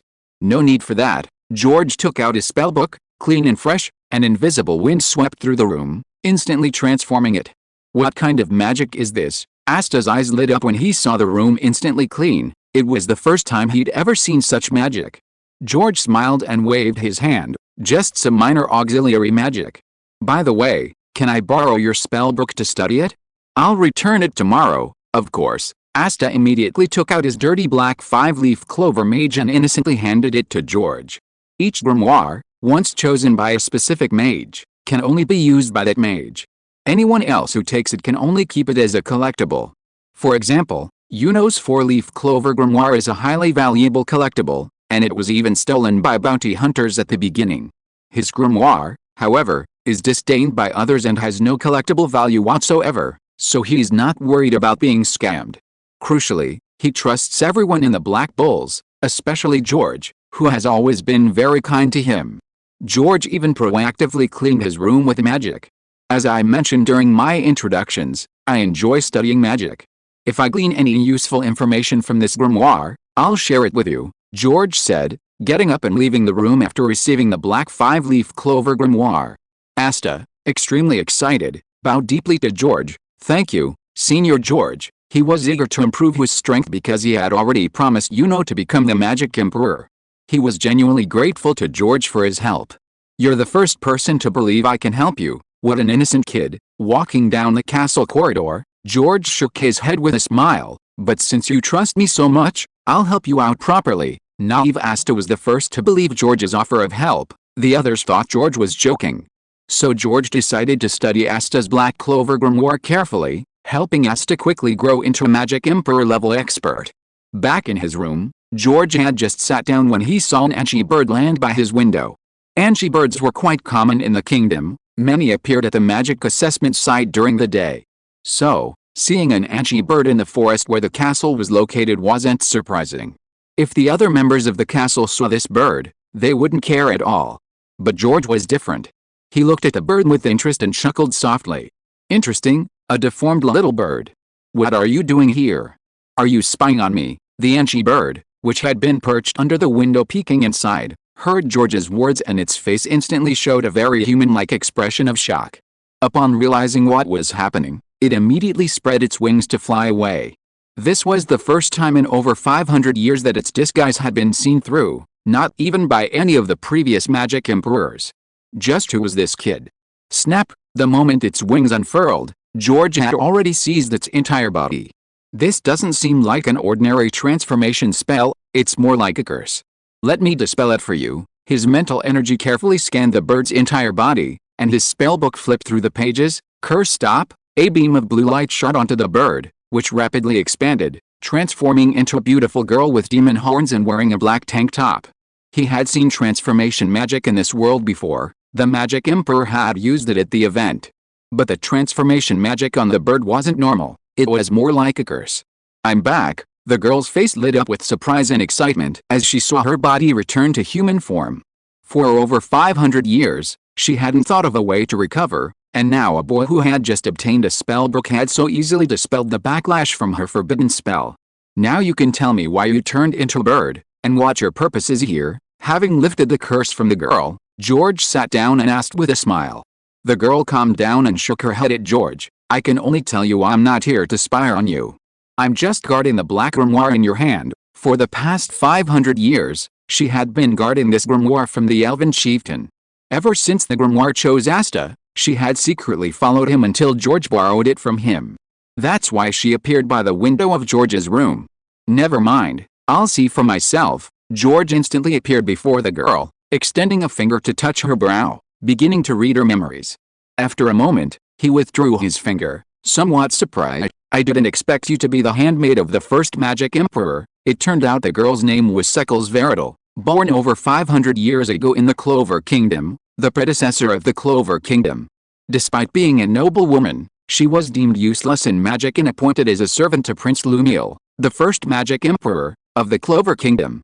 Later, she was won over by the first magic emperor's character and, with his help, grew into a powerful sealing mage. Not long after, the first magic emperor met the chieftain of the elves, and the two became best friends, promising to promote peaceful coexistence between humans and elves. The first magic emperor's sister even fell in love with and married the chieftain.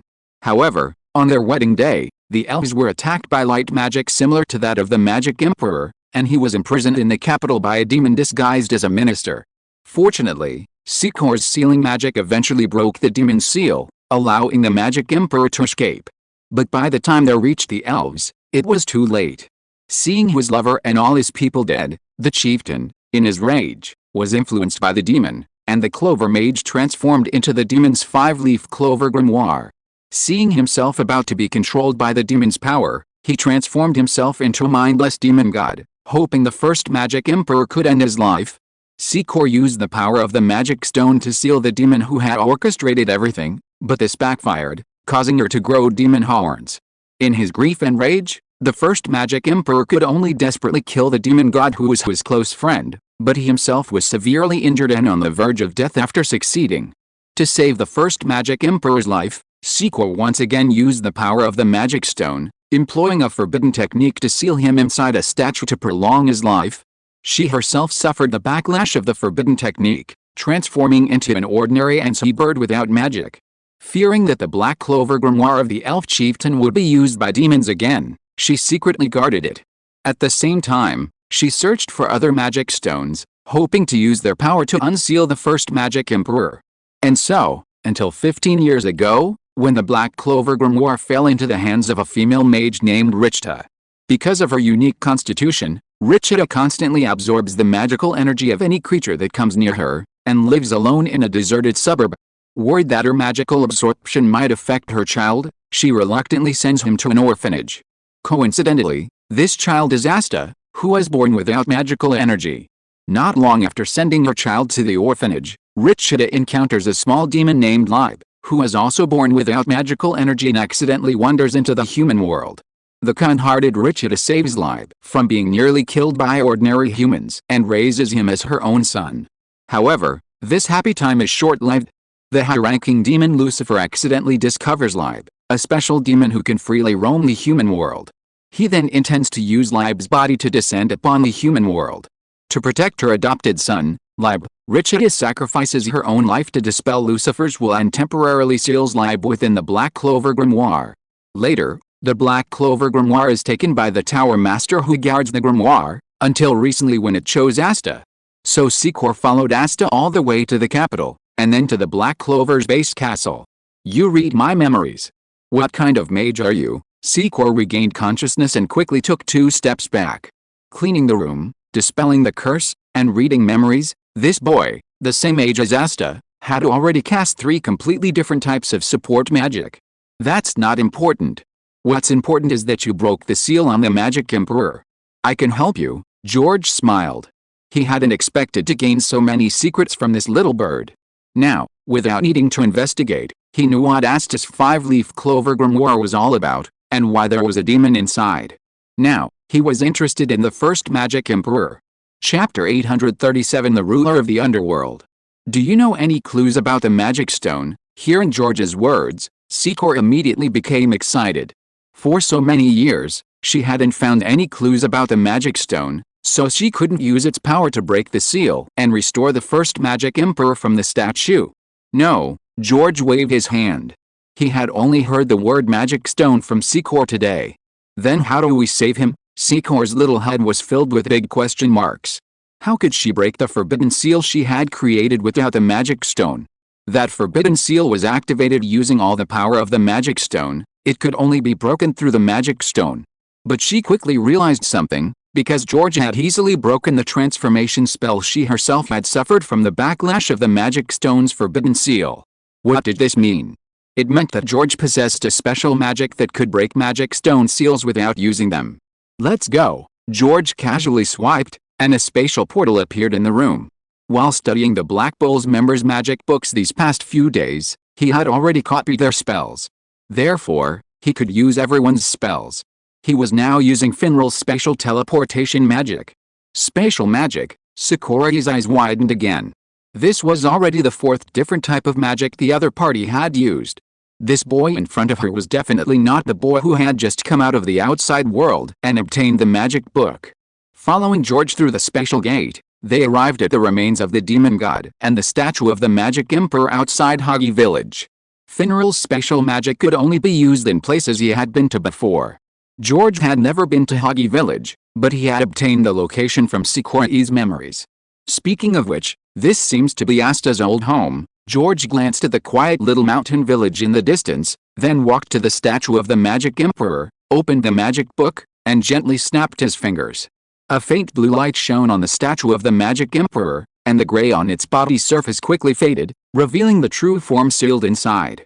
A handsome face, short golden hair, a gentle smile, and in his early 20s, this was the Prince of the Clover Kingdom, the first Magic Emperor Lumil Silvermillion Kurova. Welcome back, Your Highness. Secora looked at the first Magic Emperor as he slowly opened his eyes, tears welling in her own. The first Magic Emperor opened his arms and embraced Secora, replying gently, "These past 500 years have been truly arduous for you." For over 500 years, Secora, in the body of a little bird, guarded the Black Clover grimoire, protecting it from the schemes of the word spell demon. Only she knew the loneliness and pain she had endured. Very well, true love prevails. George clapped his hands with a smile. Both the Magic Emperor and Secora blushed slightly upon hearing this. "Thank you for your help." The first Magic Emperor turned to George and bowed. Secora, standing beside him, quickly explained George's identity. "No need to thank me. I saved you out of personal motives. I simply wanted to study your light magic." George stated his purpose directly, without any pretense. "At the same time, I'm also somewhat interested in that word spell demon." The first Magic Emperor was taken aback by George's directness, but quickly nodded. "If you're interested in light magic, you can always talk to me. I also enjoy studying magic." "What do you plan to do now?" George asked. The first Magic Emperor pondered for a moment. The word spell demon used reincarnation magic to control Richter back then, so it must have had a backup plan. My current strength is less than a tenth of its peak, and I need time to slowly recover. He didn't know what the word spell demon's conspiracy was, but it was unlikely to be simple. So what he needed to do now was to recover his full strength as soon as possible, and then investigate what the word spell demon was planning to do using the elven reincarnation magic. He wanted to stop it before its conspiracy was completed and find a way to completely kill the word spell demon to avenge the elven race. I have a suggestion. I wonder if you're interested. At this moment, George's eyes lit up, and he already had some ideas in mind. The first magic emperor smiled. Please speak. George's identity was unknown, but he could sense that George had no ill intentions. Otherwise, after obtaining all the information from Sakori, he could easily kill him while he was still sealed. Even now, although his senses told him that the other party's magic power was very low and weak, his intuition told him that if he really wanted to fight the other party, he might not be a match. Disguise yourself and join the current Magic Knights. This way, you can recuperate while also uncovering the word demon's conspiracy through the Magic Knights. George tore off his Black Bull's cloak. Perfect. Our group never looks at identity or background when recruiting, and we don't ask about the past. You two are very likely to be accepted. Bringing the two into the Black Bulls would make it easier for him to communicate with magic, and it would also improve the strength of the Black Bulls. He planned to build the Black Bulls into a group of Magic Emperor level experts. Bringing in the first Magic Emperor would give them their first Magic Emperor level expert. The first Magic Emperor looked at Sakori, who gave him a general overview of the Black Bull situation and the current situation of the Clover Kingdom. After listening, the first Magic Emperor had already made up his mind. Then let's join the Black Bulls. He always believed that everyone is different, but as long as one can properly develop their talents, there are endless possibilities. The Black Bulls leader, Yami's standards for recruiting members suited him perfectly. Moreover, in the current situation, joining the Magic Knights while concealing their identities would indeed make it easier to uncover the word demon's conspiracy. If anything happened in the Clover Kingdom, the Magic Knights would definitely be the first to know and deal with it. This would also prevent the word demon's backup plans from knowing that he had broken the seal and becoming wary. Snap! George snapped his fingers and conjured a stone statue exactly like the Magic Emperor, opening a special portal to the capital. It's too late now. You can stay here for the night and come back to the castle tomorrow. After finding an inn for the first Magic Emperor and Sakori to stay at, he returned to the Black Bull's castle. The first Magic Emperor's most powerful magic was light magic, but that didn't mean he didn't know other magic. Just like the current Magic Emperor mainly used time magic, he also knew some transformation and flight magic. Therefore, he didn't need to worry about the first Magic Emperor being recognized. Back in his room, George took out a Black Clover grimoire again to study it. Connecting his mental energy to the grimoire, he directly condensed a wisp of consciousness into its interior. It was a dark space filled with 3 black longswords and a demon with black wings. Sensing the sudden presence of a human in the space, the demon slowly opened its eyes, a look of confusion on its face. Clearly, it hadn't expected a mage to be able to enter the Black Clover grimoire's interior. "Good evening, Lib," George greeted. Lib instantly transformed into a streak of black light and appeared behind George, extending his demonic claws to George's neck, asking, "Why do you know my name?" His senses had been blocked when Asta handed the Black Clover grimoire to George, so he didn't know what had happened afterward. "I not only know your name, but I also know about you and your foster mother." George's figure vanished in a puff of smoke, reappearing before Lib. "I mean no harm, I just want to understand your demonic situation." Illusion. Lib didn't believe George's words at all. His body instantly erupted with black demonic power, enveloping the entire space. Anti-magic. Having lived inside this 5-leaf clover for 15 years, he cursed Lucifer, who had killed his foster mother Richta, every moment in his heart. This also led him to unexpectedly evolve anti-magic power, creating the demon-slaying sword. Now, the entire black 5-leaf clover spellbook was filled with anti-magic power, capable of nullifying any magic. No matter how powerful this human mage was, he could only become a lamb to the slaughter. "Forget it, one by one, I'll see them myself." He could understand Lib's caution. If he were in Lib's shoes, he would definitely subdue the opponent first before confirming whether they posed a threat. But understanding didn't mean he would accept it. Directly showing the other party the difference in power was also a way to quickly gain their trust. Fooling. A fooling was thrown at Lib, and Lib immediately felt his mind freeze, unable to think normally anymore. as if he had become an idiot. Neither devouring magic nor anti-magic can counter normal magic, they are useless against higher-level authority. Reaching out and pressing on Leib, he read all of Leib's memories before meeting Richter. It turned out that the world where demons lived was called the Underworld, a world separate from the mortal realm. There was no life there, nothing interesting, utterly boring. Therefore, to pass the time and alleviate their boredom, the higher-ranking demons would abuse the lower-ranking for amusement, and the lower-ranking would abuse even lower-ranking ones. They yearned for the vibrant human world, believing that toying with humans was the most enjoyable thing, bringing unparalleled pleasure. Unfortunately, the underworld had a gate, separating it from the human world. If a demon wanted to enter the human world, it could only do so through forbidden magic used by humans in the mortal world, or by offering sacrifices and paying some price to sign a demon contract. A demon's strength was predetermined at birth, rarely developing later in life. Based on the amount of magic power, they were divided into lower-ranking demons, middle-ranking demons, higher-ranking demons, and highest-ranking demons. The underworld is divided into 7 levels, with the demons becoming increasingly powerful as you descend. The 3 strongest demons are known as the rulers of the underworld, the 3 pillars of the underworld.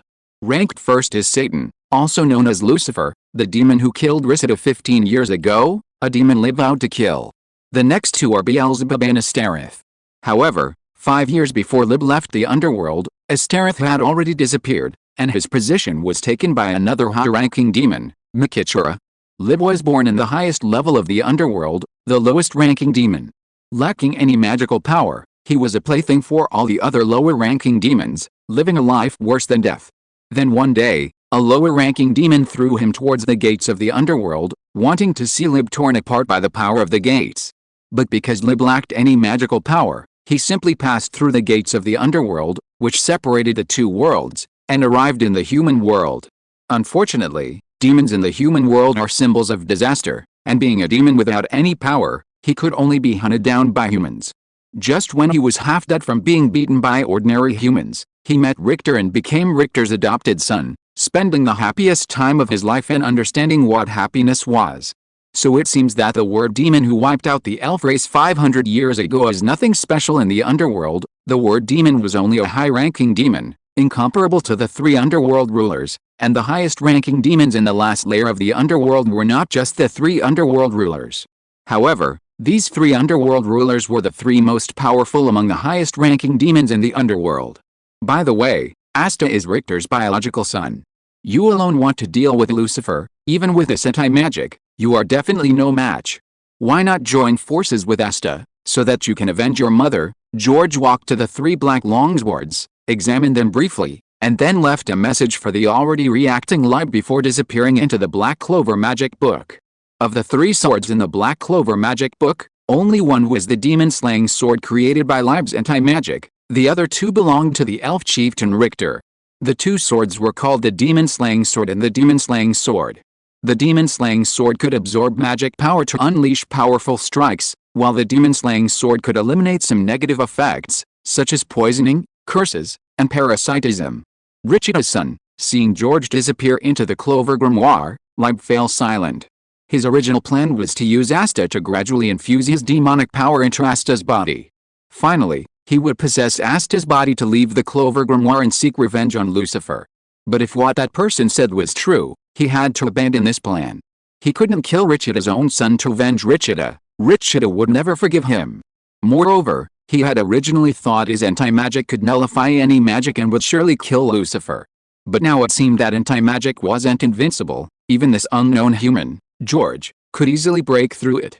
So, to kill Lucifer and avenge Rixida, a long-term plan was needed. No wonder he looked so much like him. In truth, Leib was already inclined to believe George's words. On one hand, given George's demonstrated strength, there seemed to be no need for him to deceive him. On the other hand, when he first saw Asta, he felt as if he were seeing Rixida again. Otherwise, he wouldn't have given Asta his demon-slaying sword when Asta was in danger. Furthermore, during this time, he had witnessed Asta's unwavering efforts in the Black Clover grimoire. Whether it was personality or demeanor, every aspect was too similar to Rixida, and he was also an orphan. The orphanage where he grew up wasn't far from where he and Rixida had lived. All these signs had already led him to suspect something, but he lacked evidence. Chapter 838 Actor Level Acting Skills. The next morning, after returning the Black Clover grimoire to Asta, George went to the Royal Capital Inn to pick up the first magic emperor and security. However, as soon as the three appeared at the castle gates, they saw a giant water sphere in the sky above the castle. The magic has gone out of control. The first magic emperor, Lumiel, immediately recognized the problem.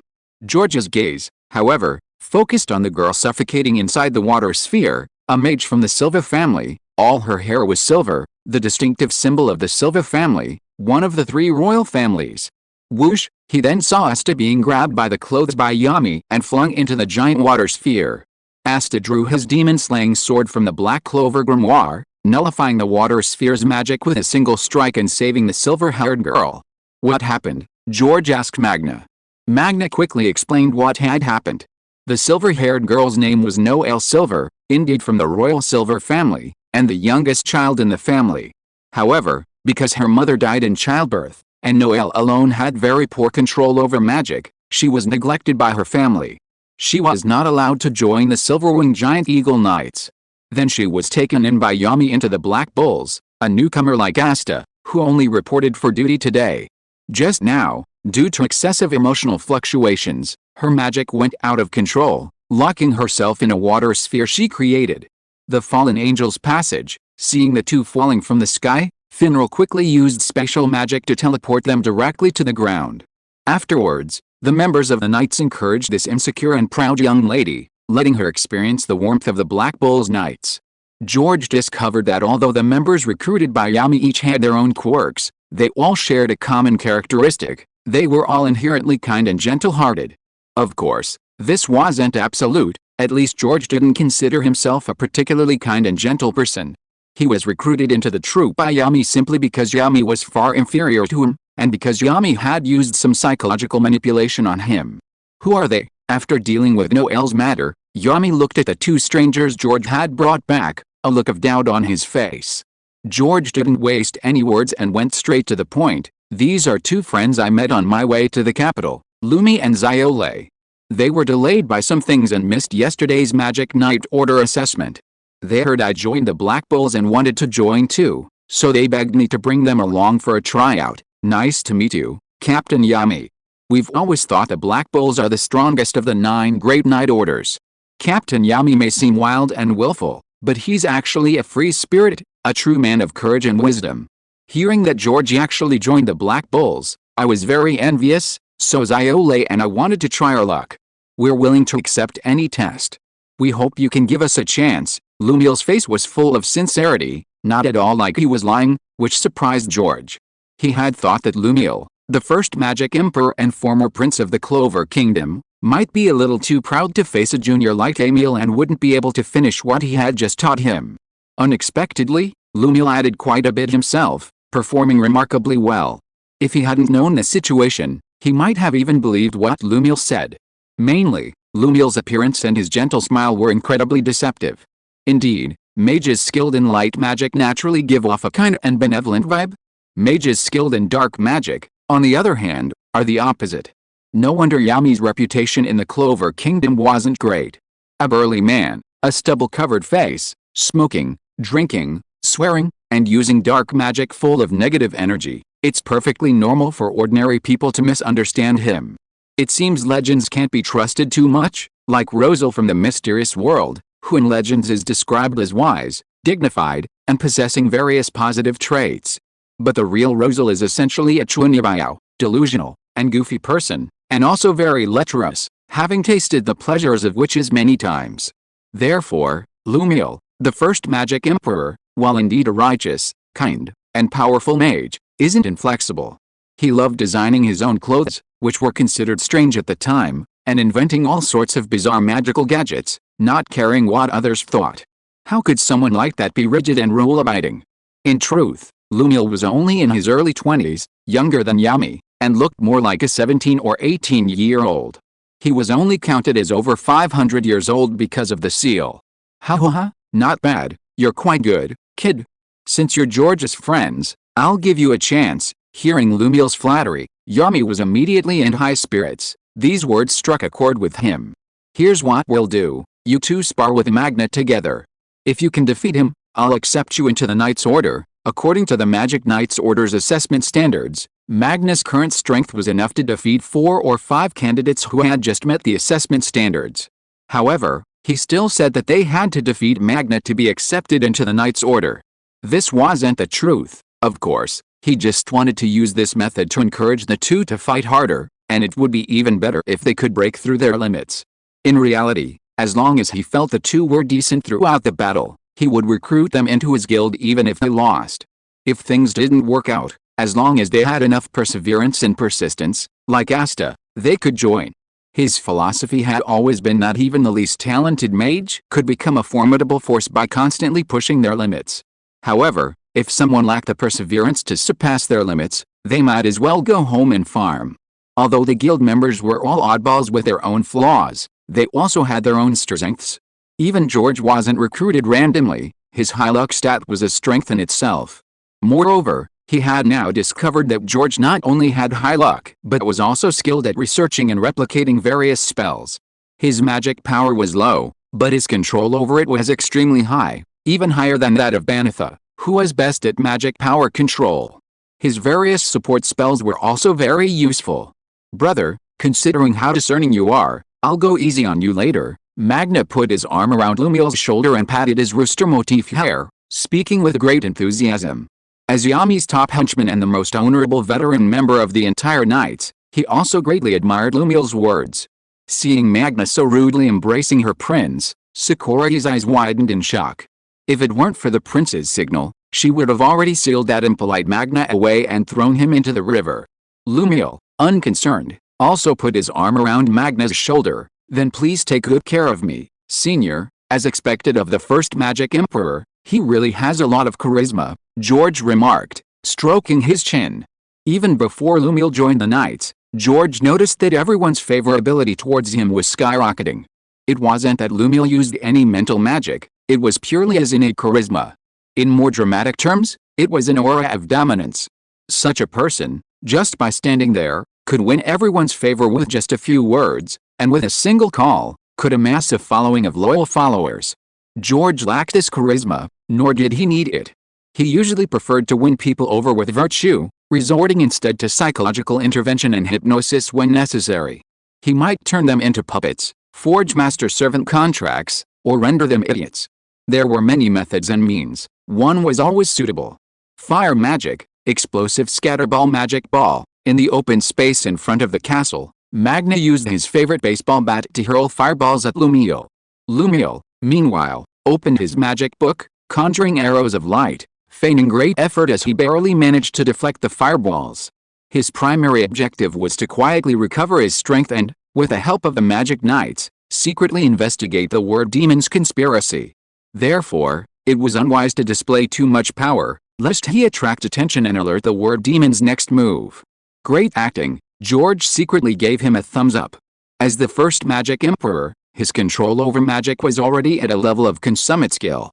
Apart from him, even in the dark, no one present would likely have been able to tell that Lumiel's current performance was a facade. However, besides the magical deception, Lumiel's acting skills were also superb. His expression of struggling to hold on, the way he wiped his sweat, his staggering, dodging steps, it was all Oscar-worthy acting. To be honest, in terms of true strength, even though Lumiel was only 1/10 of his peak power, it was enough to easily defeat a captain-level mage. Go, Lumiel. Seeing that Lumiel was about to collapse under Magna's attacks, Asta and the others cheered them on. Seal, just then, Seer, who had secretly circled behind Magna to avoid their attacks, used a sealing spell. Instantly, Magna was frozen in place, temporarily unable to use his magic.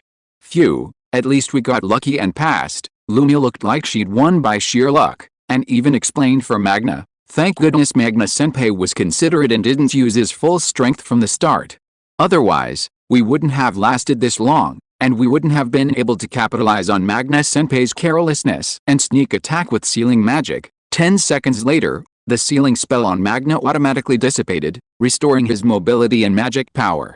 He patted Lumiel on the shoulder and laughed. Very good, you guys did quite well. Even if you took advantage of my carelessness to sneak attack, you're still very impressive. George shook his head inwardly at the sight. Not to mention Lumiel, even Sakura could easily defeat Magna in a one-on-one fight. Although Sakura wasn't good at combat. She was once a top-tier sealing mage who used magic stones to seal away a demon of words. I'll give him some guidance when I have time. Magna was probably the mage with the lowest strength and potential in the entire group, so George decided to adjust his fire magic from other worlds and pass it on to Magna when he had time. He thought Fairy Tail's demon-slaying magic was pretty good. Teaching them a fire-based demon-slaying technique would be perfect for targeting the demons of this world. Good, you've passed. Yami tossed 2 Black Bull's cloaks to Lumiel and Sakura, lit a cigarette, and turned to walk towards the castle. I'm going to take a dump and then catch up on some sleep. Don't bother me unless it's absolutely necessary. After Yami left, everyone gathered in the castle hall and began drinking and chatting. The main topic was explaining the potential missions of the Magic Knights to George and the other newcomers. They also discussed their reasons for joining the Magic Knights. The witch Banassa said it was because of the good pay and the chance to meet handsome noblemen on some guard missions. Rack said it was because of the constant fighting, and the lack of punishment even for killing criminals. Gordon wanted to make friends, Shammy wanted ingredients, Gray wanted to transform at will, Finral wanted to attract girls, and Ghosh wanted his sister to admire him. In short, none of them were genuinely motivated by the kingdom's honor, protecting the weak, or upholding justice. During their conversations, their relationship grew stronger. And so, half a month quickly passed. One day, George was discussing the magic of this world with Lumiel. As the first Magic Emperor, the former prince of the Clover Kingdom, and the best friend of the elf chieftain, Lumiel possessed a vast amount of magical knowledge about this world. He was practically a walking magic library. George had gained a great deal from his exchanges with Lumiel and was gradually building the basic framework of this world. Your understanding of magic is truly beyond my reach. After their conversation, on the way to the castle hall for dinner, Lumiel couldn't help but exclaim. It wasn't arrogance. Although 500 years had passed, his magical attainments were still among the best in human history. However, in his conversations with George always managed to interpret magic from angles he could never have imagined. This made him feel that his magic had improved significantly in just half a month. Even his magic tome had added more than a dozen pages of new spells. His magic power had only recovered to 1/3 of its peak, but the improvement in his magical knowledge meant that his overall magical level was now comparable to his prime. He increasingly felt that George's identity was not simple. This was definitely not the level a mage from a small village outside the city should possess. Sometimes he even wondered if George might be a reincarnation of a god, although there were no legends of gods in this world. I've also learned a lot from you, George smiled. He hadn't actually directly taught Lumiel magic from other worlds, only explained the magical theories of other worlds. But Lumiel was able to apply what he learned to other situations, quickly summarizing and absorbing it into his own magical system, creating new magic. It could only be said that he truly deserved to be called the first Magic Emperor. His magical talent was indeed extraordinary. Senior George, Lumiel, we finally have a mission. As soon as the two entered the hall, they saw an excited Asta waving at them.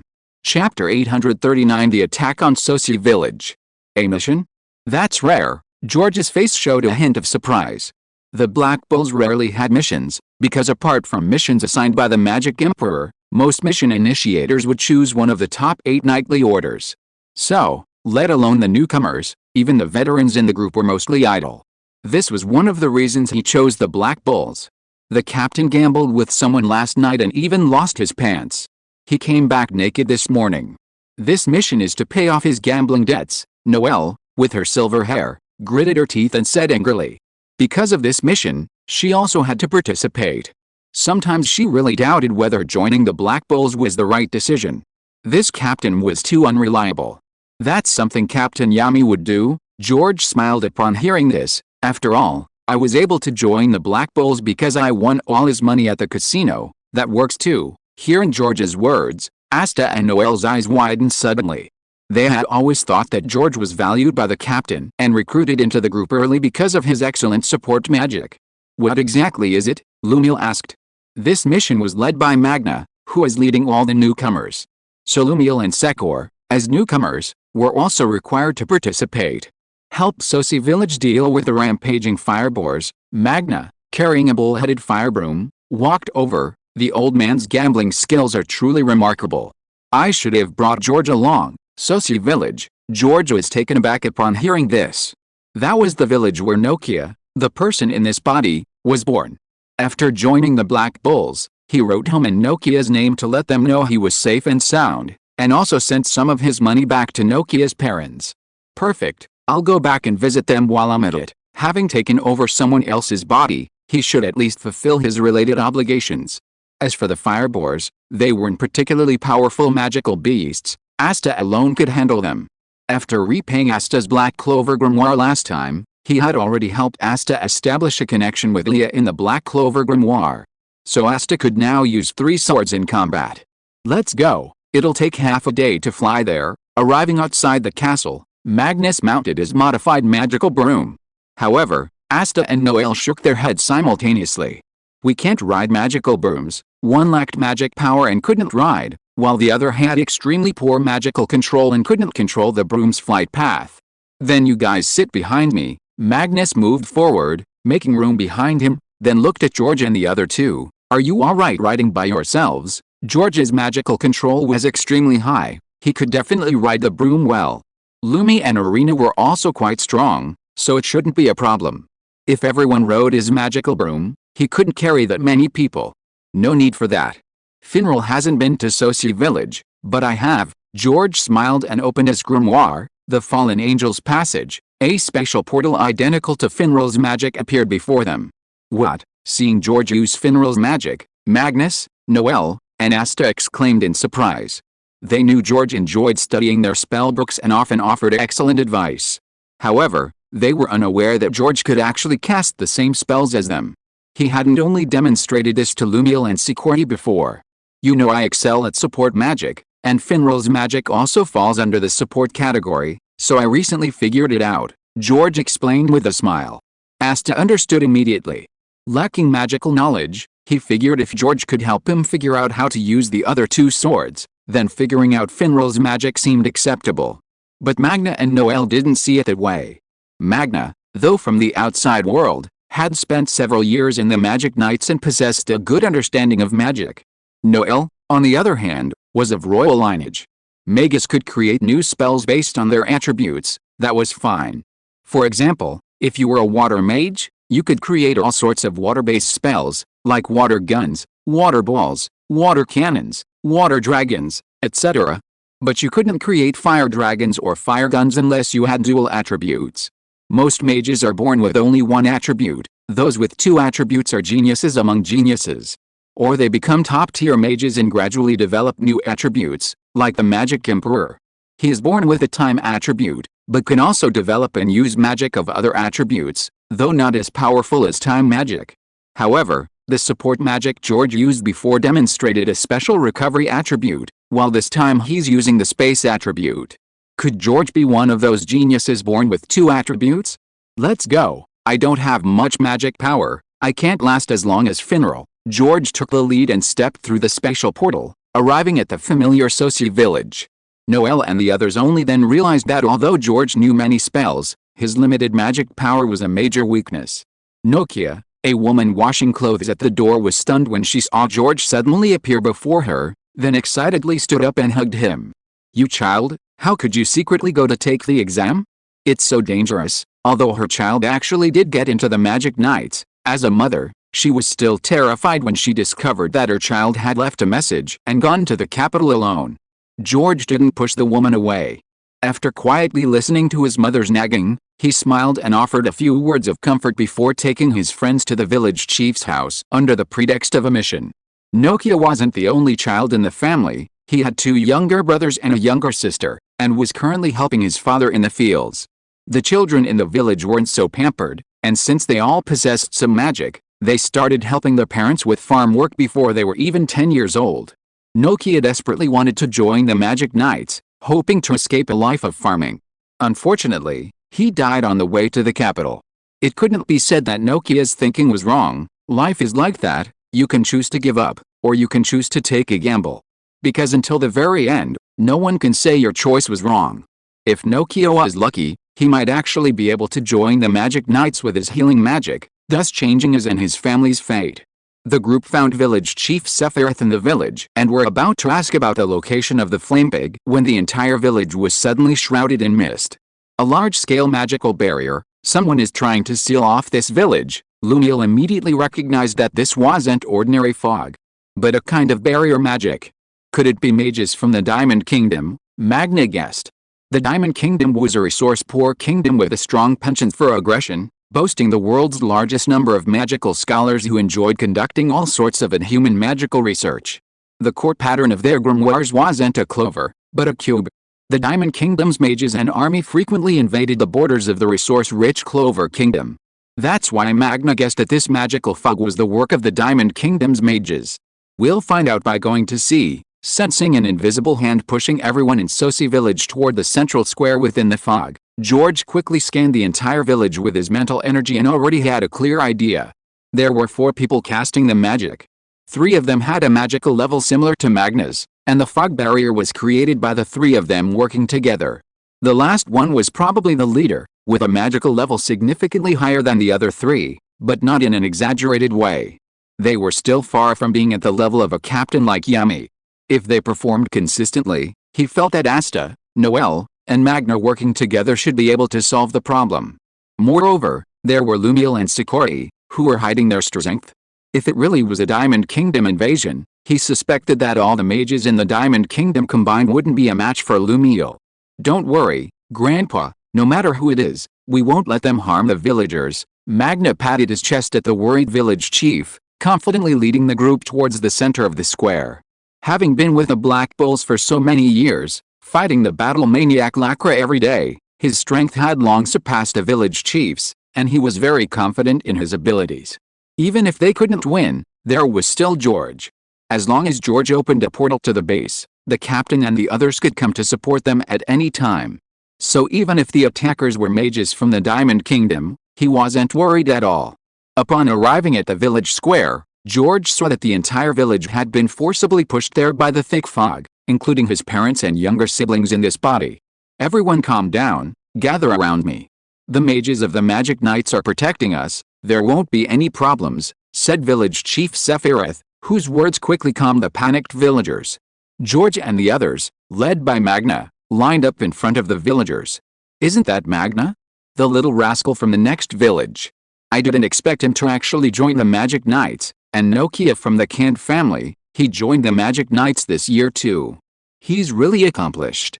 I thought Kant was just bragging. Recognizing 2 familiar faces among the Magic Knights, the villagers began to whisper amongst themselves.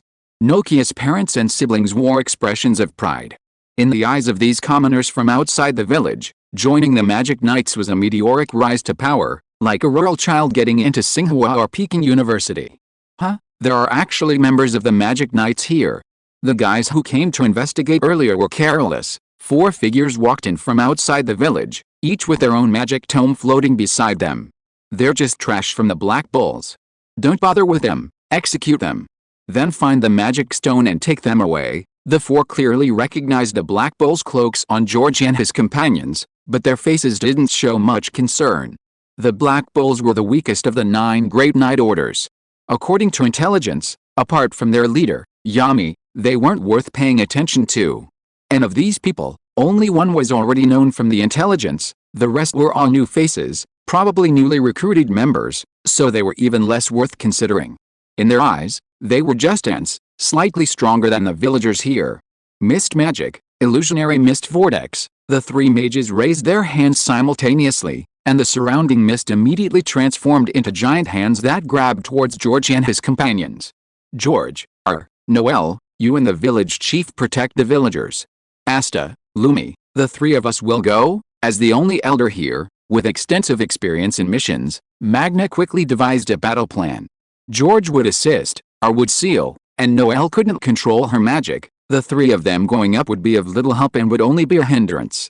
It would be better to protect the villagers with a village chief and prevent them from being accidentally injured in the battle. Fire magic, explosive scatterball magic ball. Magna's grimoire rose, and dozens of fireballs scattered and struck the large hands formed by mist, scattering them all. Asta, though usually appearing as a brainless, hot-blooded fool, possessed a keen combat instinct. Upon hearing Magna's command, He quickly drew his Demon Slayer sword and charged at the leader mage who hadn't yet made a move.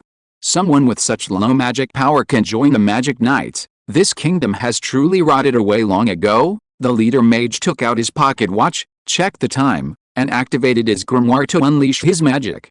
Ice magic, ice execution. A dense array of ice spikes formed in the air, enveloping Asta and Magna and Lumiel behind him. Wings of light, an equal number of light arrows materialized in the air, then precisely struck the tail of each ice spike, cleverly deflecting them all. It was the first magic emperor, Lumiel, who had made his move. To avoid revealing his strength, he didn't directly shatter the ice spikes, but instead used minimal magic to create light arrows far less powerful than the ice spikes, using exquisite control to neutralize the attack. What? The leading mage frowned, surprised that his opponent had countered his attack in such a clever way, and then unleashed his ultimate attack. Let's see how you deflect them now. A gigantic ice ball rapidly formed, then slammed down with immense wind pressure. Asta leaped up, his Demon Slayer sword striking the ice ball fiercely, instantly splitting it in two and disappearing into the air. Even the most powerful magic vanishes without a trace when touched by the Demon Slayer sword. How is this possible? The lead mage's eyes narrowed, and he tried to continue using magic, but the black greatsword, after cleaving the ice ball, was less than half a meter above his head. How could we let you touch Lord Sith? The three behind him quickly condensed grain mist to try and stop Asta, but it was shattered again by Magnus' fireball. Ice magic, ice flower. Just as the greatsword was about to strike the lead mage Sith smirked. The weak are always the weak. A huge ice flower bloomed from his body, striking Asta before the greatsword could strike, sending him flying. At this moment, George, who was watching the battle, smiled at the worried Noelle beside him. Your magic is much stronger than that Sith's. Do you want to help? But my magic control is too poor. I can't hit anyone at all, and I'll only be a burden to them. Noelle hesitated. She also wanted to help, but the magic she cast would most likely hide her own people. You don't lack magical control, you just lack confidence. Believe in yourself, you can definitely control your magic this time and unleash a perfect attack. George subtly used his psychological intervention ability on Noelle. He had already discovered that Noelle wasn't inherently bad at magical control, it was simply a psychological issue stemming from her childhood environment, making her lack self-confidence. Once her psychological problems were treated, she could use magic normally. Therefore, he used the Dreamer's authority. The audience pathway was ideal for psychological therapy.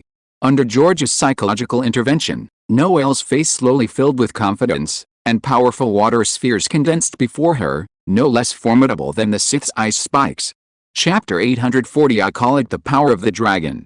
Such powerful magic, Sith, who was about to press his advantage, saw countless water spheres raining down on him, and his eyes immediately turned serious. That royal girl, damn it, he hadn't expected that the seemingly weak royal girl who had been at the back would unleash such powerful magic at this crucial moment. If this continued, the mission would truly fail. Ice mist composite magic, infinite ice cone prison. He stepped back and lined up with his three subordinates, and the four of them unleashed a powerful composite spell together. Sharp ice cones continuously condensed from the mist, attacking the entire plaza from every angle. The target was no longer just Asta and his two companions, but also all the villagers. Noelle quickly created water spheres to defend, and the village chief also released his magic, conjuring weapons to block the ice cones. Asta, Magna, and Lumiel, who had originally planned to attack, also retreated to protect the villagers. However, the power of the composite magic was immense. The ice spikes condensed from the mist were several times stronger than those released by Sith alone, and their numbers were seemingly endless, as if they could be generated indefinitely. Even with their combined efforts, they could only barely manage. Let's see how long you can hold out, Sith sneered upon seeing this. The greatest characteristic of this composite magic was its long duration. Apart from the princess, he believed that the magic power of the others wouldn't last long. Once even one of them fell, the defense line would be breached, and eliminating everyone would only be a matter of time. Looks like I'll have to reveal some of my strength. Seeing that Magna's magic power was about to run out and the defense line was about to break, Lumiel no longer concealed her strength and decided to reveal some of her power to take down the four in front of her. But just then, George's words rang in Noelle's ears again. Noelle, your strength is more than this. Believe in yourself, you are the strongest. Hearing George's words, Noelle's eyes lit up, and her magic book quickly turned the pages, generating a new spell, water creation magic, sea dragon's nest. A massive torrent of water formed a semicircular shield, protecting all the villagers and blocking the falling ice spikes. Aster, George waved his hand, and a portal appeared in front of Asta, the other end of which led directly behind the 4 Sith. Asta, now wielding 2 swords, passed through the portal and swung them with all his might, sending off 4 flying like a home run. Flame binding magic, flame rope binding array. Magna used his last bit of magic to create several fiery ropes, binding the 4 people like dumplings. Then, hands on his hips, he panted and demanded, "Who are you? Why did you attack Sosi village? Explain yourself now." Was your magic sealed? Sensing that his magic was sealed by the flames, Sith showed a relieved expression, then looked at everyone and laughed. "I refuse."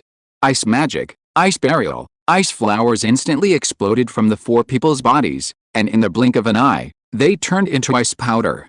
This scene immediately made Magna and the others' pupils shrink. Suicide.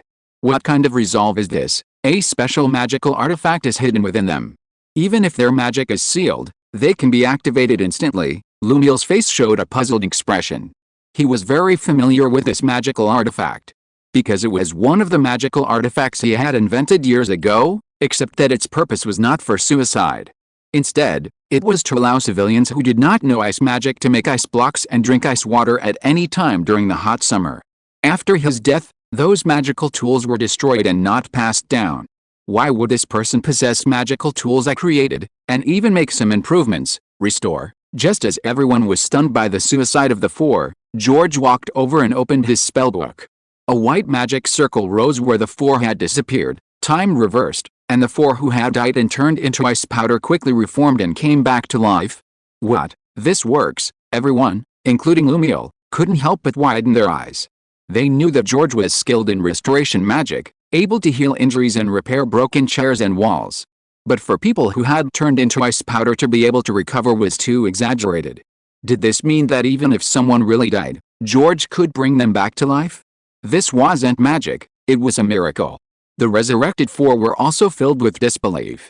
They were in a soul state. How could they be resurrected? If the soul is still alive after death, it can be restored.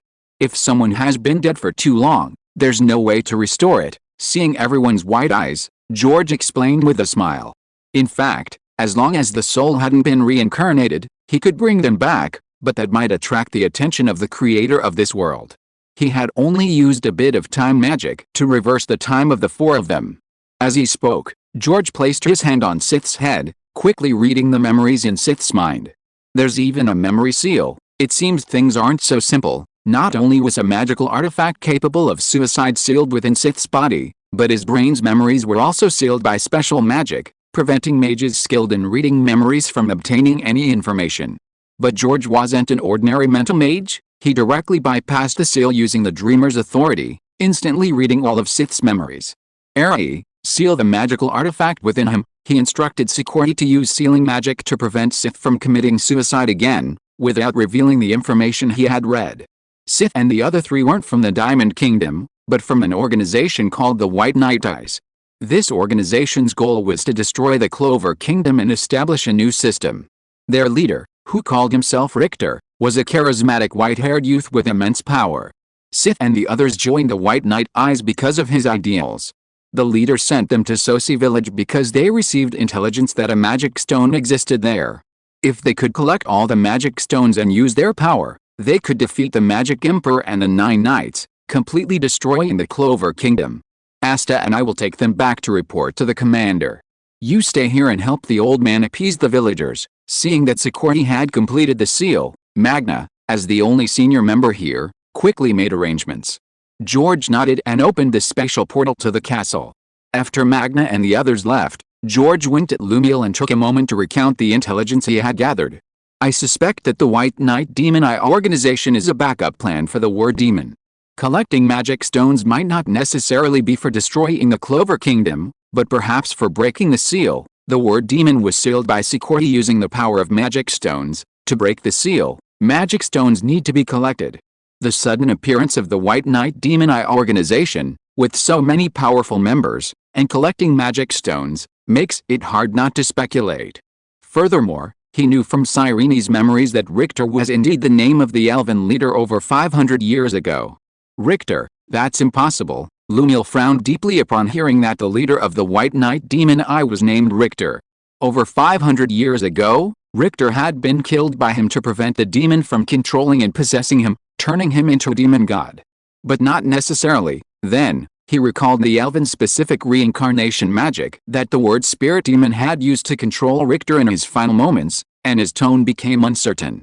But Richter clearly knows the truth. He shouldn't be thinking of destroying the Clover Kingdom. He calls himself Richter, but he might not actually be Richter. George stroked his chin and speculated, given the situation at the time, besides Richter knowing that the mastermind behind the attack on the elves was the word demon, the other dead elves probably still believed that you and the Clover Kingdom were the murderers of the elves.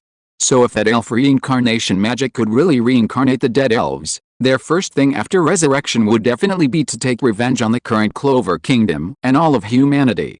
As for the leader Richter, it's possible that the other elves called themselves Richter to commemorate their chieftain. At this point, George paused. However, it's also possible that Richter really did resurrect, but was controlled again by the word demon in some way, and his memories were altered or something. Anyway, they're collecting magic stones to unseal the word demon. Do you know the location of their base? I want to go and see the leader of the White Knight Demon Eye base. Hearing George's analysis, Lumiel nodded in agreement. However, he still wanted to confirm it with his own eyes. But then he changed his mind. Never mind, I'll wait another half a month. During this time, exchanging magical insights with George, his magical level had improved considerably, and his strength was no less than his peak strength 500 years ago. However, because he had been sealed for too long, his magic power had not fully recovered and would need at least half a month to fully recover. The White Knight Demon Eye was most likely a backup plan in the word demon's conspiracy, and it would be unwise to go rashly without fully grasping the information. If it really was the word demon controlling the resurrected Richter, then it might be dangerous. Richter's strength was no less than his own at his peak. So he decided to wait a little longer. Whatever, George smiled and did not interfere with Lucy's thoughts. If possible, he would rather not intervene, and it would be best if Lucy could handle it herself. After finishing the work in Sorcery Village, George had a meal with his parents in this world, left some money, and then returned to the Black Bowls with a magic stone that Secor had found. That evening, George studied the magic stone he had brought back from Sorcery Village. This thing is somewhat similar to the Infinity Stones in the Marvel Universe. The magic stone in his hand not only contained immense energy, but also many fundamental laws of this world. If he could collect all the magic stones and activate their power in a special way, he could indeed accomplish many incredible things. The word spell demon used Richter's magic stone power to unleash reincarnation magic. Secor used the magic stone's power to seal the word spell demon and allowed the dying Lucy to survive for over 500 years in a statue-like state, healing her injuries. However, a single magic stone seemed only suitable as an ornament, difficult to activate its power. These things were unimportant to George. He could do everything the magic stone could do. Even if he collected all the magic stones together and unleashed their strongest power, it wouldn't exceed the level of a single universe. And George himself was a top-tier multiverse-level powerhouse. Even this small avatar, if it disregarded the creator god of this world and absorbed a large amount of energy using devouring magic, could unleash power approaching the level of a single universe. What he valued more was the fundamental laws of the world within the magic stones. If he could thoroughly understand all the laws governing the existence of all the magic stones, he could greatly accelerate his replication of this world. Once he fully grasped the laws of this world, he would have another world template, and even if the creator god of this world discovered the clues and fled, it wouldn't be so important. Therefore, he felt that collecting these magic stones was worthwhile when he had time. However, after thinking about it, he felt it might not be so troublesome. Perhaps the White Knight Demon had already collected most of them. In half a month, he could go directly to the White Knight Demon Eye's lair and obtain all the remaining magic stones. Even if they hadn't collected them all, he should have information about the other magic stones. Looks like I need to help Luciel improve her strength a bit more. Well, I'll help everyone improve theirs too. Originally, he thought of helping everyone comprehend powerful magic from other worlds by learning about their magical knowledge. But after these few days of experimentation, he found it too slow. Except for geniuses like Luciel, It was difficult for others to comprehend that knowledge so quickly. So he had a faster, more convenient, and less troublesome method. The next day, George gathered everyone in the Black Bulls, including their leader, Yami. "George, what's so important that you've gathered us all here?" Yami asked, smoking, his eyes swirling with dark circles. He'd been gambling in the capital late the night before and was still half asleep. He wouldn't have gotten up if George hadn't said it was something important. As for the 4 trainee Siths, he'd handed them over to the Magic Emperor yesterday. He didn't need to worry about them. "I figured out a way to quickly increase strength. I wonder if anyone's interested," George said with a smile. Increase strength? Magna, Asta, and Lak immediately stood up. They were all incredibly enthusiastic about improving their strength. "Tell me," Yami said, also perking up. Through their time together, he knew George was a reliable person.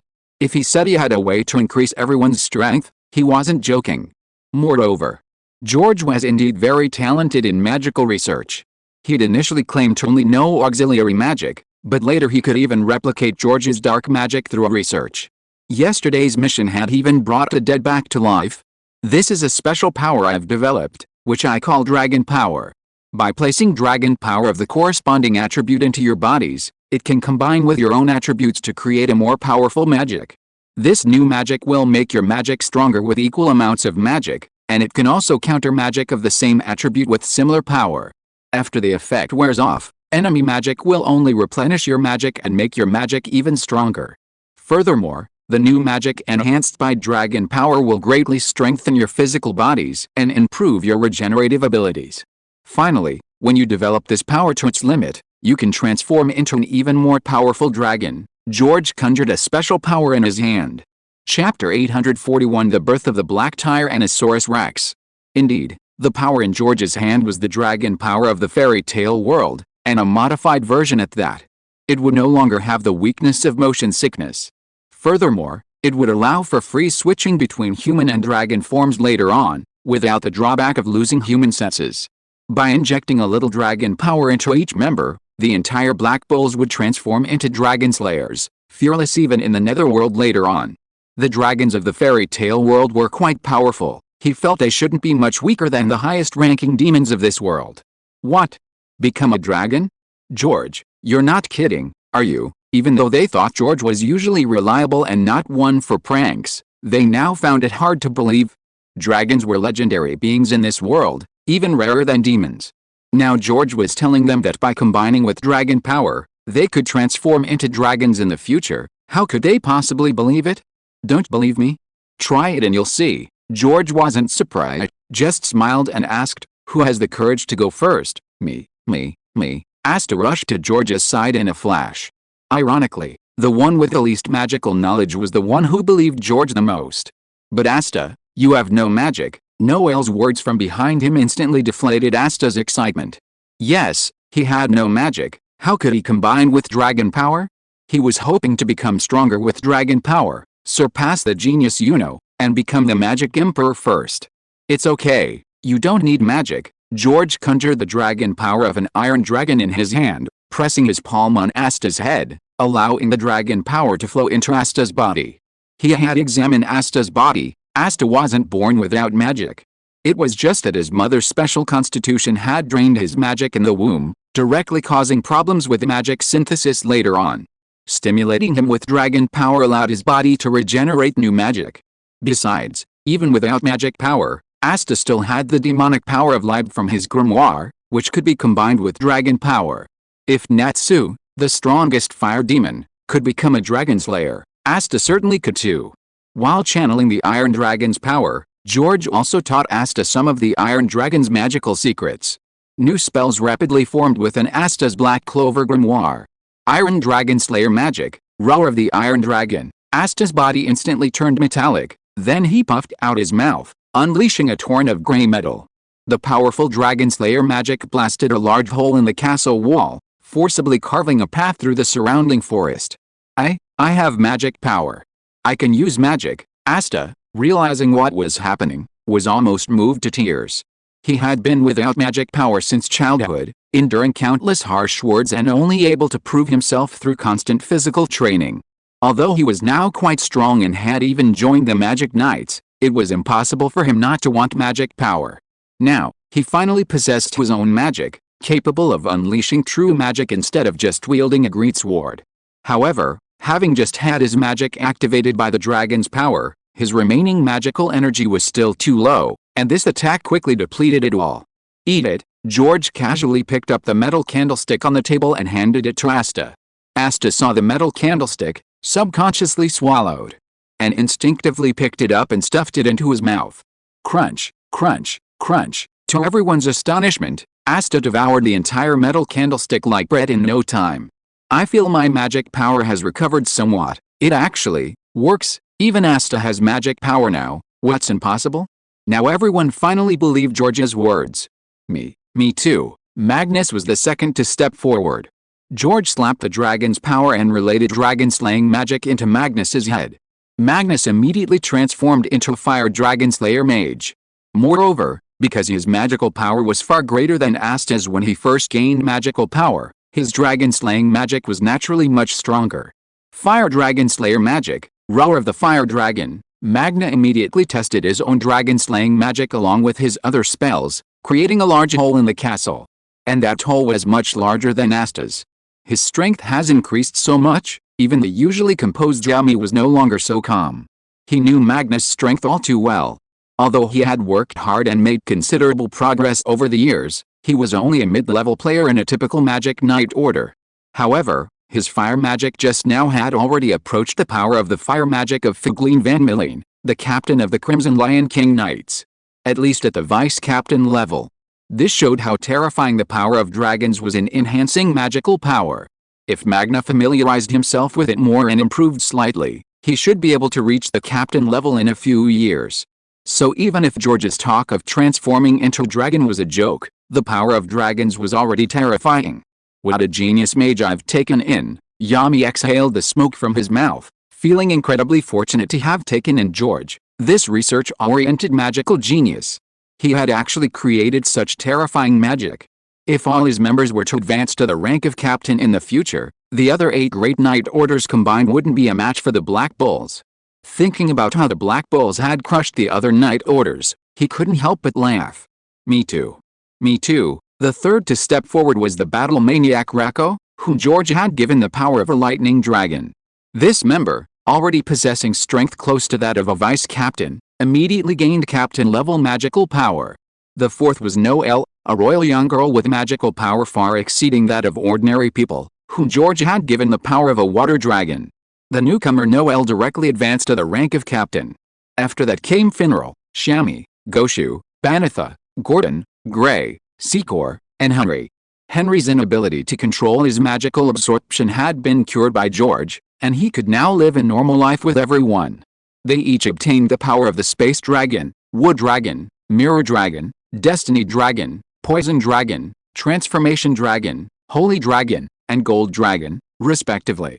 George, having devoured the entire fairy tale world, naturally mastered all the dragon powers of fairy tale. Finally, he arrived before Lumiel and Yami. The previous team members weren't the main focus. Even if they obtained Dragon Slayer powers, they would only reach the level of a captain at best in the short term. To truly reach the level of dragonification, they would still need to constantly fight and break through their limits. However, the two before him were different. One was the first magic emperor, already at the pinnacle of this world, and the other was a gifted captain-level mage. If these two obtained dragon powers, they could very likely transform into dragons immediately. However, Lumiel was hiding her strength and couldn't transform now. To verify whether she could transform into a dragon, they would have to see Yami. George first gave Lumiel the power of the light dragon, and then gave Yami the power of the most powerful black dragon. The black dragon is the strongest dragon in the fairy tale world. Possessing the attributes of a black dragon, Yami's dark magic will not only be greatly enhanced, but she will also gain the black dragon's ability to devour any magic. "I feel stronger than ever before." Having gained the power of the black dragon, Yami felt the surging magical energy within her and the faint instinct to transform. She couldn't help but take a deep breath. "Let's go outside the castle and try unleashing our instincts. We should be able to transform into a dragon." George observed Yami's condition and led Yami and everyone else outside the castle. If Yami transformed inside the castle, the entire castle would be destroyed. Dragon transformation. On the open ground outside the castle, under the expectant gazes of everyone, Yami's body rapidly expanded, transforming into a gigantic black dragon in the blink of an eye. Spreading her wings, Yami circled once above the castle before landing with a loud boom. I feel like I could beat 100 of my past selves right now, Yami laughed, looking at his stunned teammates. From today onwards, our group will no longer be called the Black Bulls, but the Black Tyrannosaurus Rex. That suits us much better, little mantis. If you provoke me again, I'll beat you until you're begging for mercy. The strongest Magic Knight group in history, the Black Tyrannosaurus Rex, is born. That's about right, George, the true creator of the Black Tyrannosaurus Rex, nodded to himself, looking at the excited crowd. With a Black Tyrannosaurus Rex, basically any trouble could be handled. George, tonight we're going to the White Knight Demon Eye's base. At this moment, Lumiel walked resolutely to George's side. Originally, he planned to wait another week until his magic power was fully restored before going to the White Knight Demon Eye's lair. But because of the increase in dragon power, he felt he didn't need to wait another week. Even if the word demon had been resurrected, he felt that in his current state, he could make the word demon kneel on the ground and repent to the dead elves. No problem, George nodded. He had thoroughly studied the laws within that magic stone, and it was time to get a new one. He was sure there were plenty at the White Knight Eye base. Having become Dragon Slayer mages and acquired many new spells, everyone began experimenting with great enthusiasm. In an instant, the forest surrounding the castle was devastated. Fortunately, Shami's wood dragon power could restore the forest, and the Black Tyrannosaurus Rex's castle was far from the capital. Otherwise, an army would probably have already come to investigate. Why didn't you use your dragon power? Yomi, now back in human form, looked at his greatly strengthened teammates and approached George, asking with some confusion. He could sense that George's magic power was still very low, and there was no trace of dragon power. I like researching magic, but I don't like fighting. I don't need dragon power to enhance myself, George casually replied with an excuse. Yami tossed the cigarette, but he'd finished smoking. I know you're not as simple as you seem, and neither are Lumian are, but that's not important. I can sense your goodwill. So if there's anything I can help you with, just tell me. Don't worry, I won't hesitate to ask if you need anything. After all, you still owe me so much money. George smiled. He wasn't surprised that Yami could detect their anomalies. Although they had tried to conceal it, they hadn't truly gone all out. For a 15-year-old boy born outside the world to possess such powerful research abilities and know so many kinds of magic was beyond the realm of mere genius. Moreover, upon closer examination, Lumiel and Ar were also undocumented in this era, their origins unclear. So anyone who wasn't an idiot could basically see something. Actually, it didn't matter if they saw it, he just didn't want the creator god of this world to notice anything too unusual about him.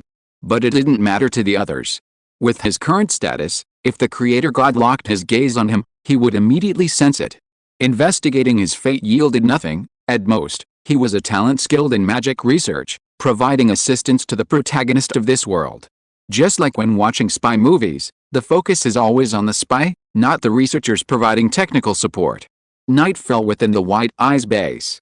A special portal suddenly appeared, and George, Lumiel, and Secor emerged.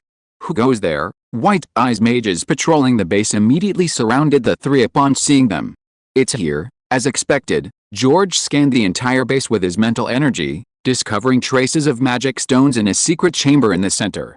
There were quite a few, 5 in total, set into a stone slab engraved with a complex magic circle.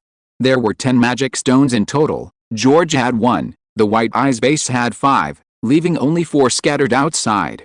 The magic stones are there, let's go get them. Ignoring the surrounding White Eye's mages, George opened the special portal again. The other side of the portal led to the room containing the magic stones. Lumiel nodded, leading Secor and George through the portal. Verifying whether Richter, the leader of the White Knight Demon Eye, was indeed the elf chieftain Richter was important, but retrieving the magic stones was even more crucial. The word demon was sealed by the power of the magic stones, so unsealing required collecting them all. With the magic stones in hand, any scheme the word demon might have would be difficult to achieve. This is demonic writing. Lumiel frowned immediately upon seeing the stone tablet inscribed with complex characters and runes. This is the demon's unsealing array. If 10 magic stones are collected, this array can be activated to break any seal, so it seems the word demon truly is behind the White Knight Demon Eye. He plans to use the White Knight Demon Eye to collect magic stones, unseal himself, and come to the human world. George waved his hand, collecting all 5 magic stones. I wonder if the leader of the White Knight Demon Eye knows the truth and has already succumbed to the word demon, or if he has been deceived by the word demon. Chapter 842 The Demon of Words? Let's get him. Enemy invasion. Enemy invasion. The piercing alarm blared throughout the White Knight Eye base. Led by the 3 eyes, the White Knight Eye's higher-ranking members rushed towards the room containing the stone tablet. That was the most important place in the base, the hope for their elven race's revival. Upon entering, they saw George and his companions, along with the empty life stone tablet, now devoid of its magic stone. Damn bugs, how dare you steal magic stones? One of the mages, resembling a humanoid lion, roared and launched an attack. Beast magic, bear paw, red magic condensed in his palm, forming a giant bear paw that swept towards George and his companions. Magic power surpassing the captain level, George sat casually on the stone tablet, unconcerned about the attack's potential harm. The White Knight Eye's higher-ranking mages were not weak, many possessed magic power at the vice-captain level. The 3 leaders even surpassed a captain level in magic power. However, they were not facing an ordinary mage, but the first generation of the Magic Emperor, who was considered the world's strongest mage over 500 years ago. Now, after being transformed into Dragon Slayer mage by being infused with dragon power, his strength had greatly increased. Even if all the mages of the Night Eyes attacked together, they probably wouldn't be able to withstand a single slap from Lumiel. Light magic, 3 divine pillars, 3 white pillars of light descended, forming a powerful magical defense that blocked all the opposing mages' attack magic.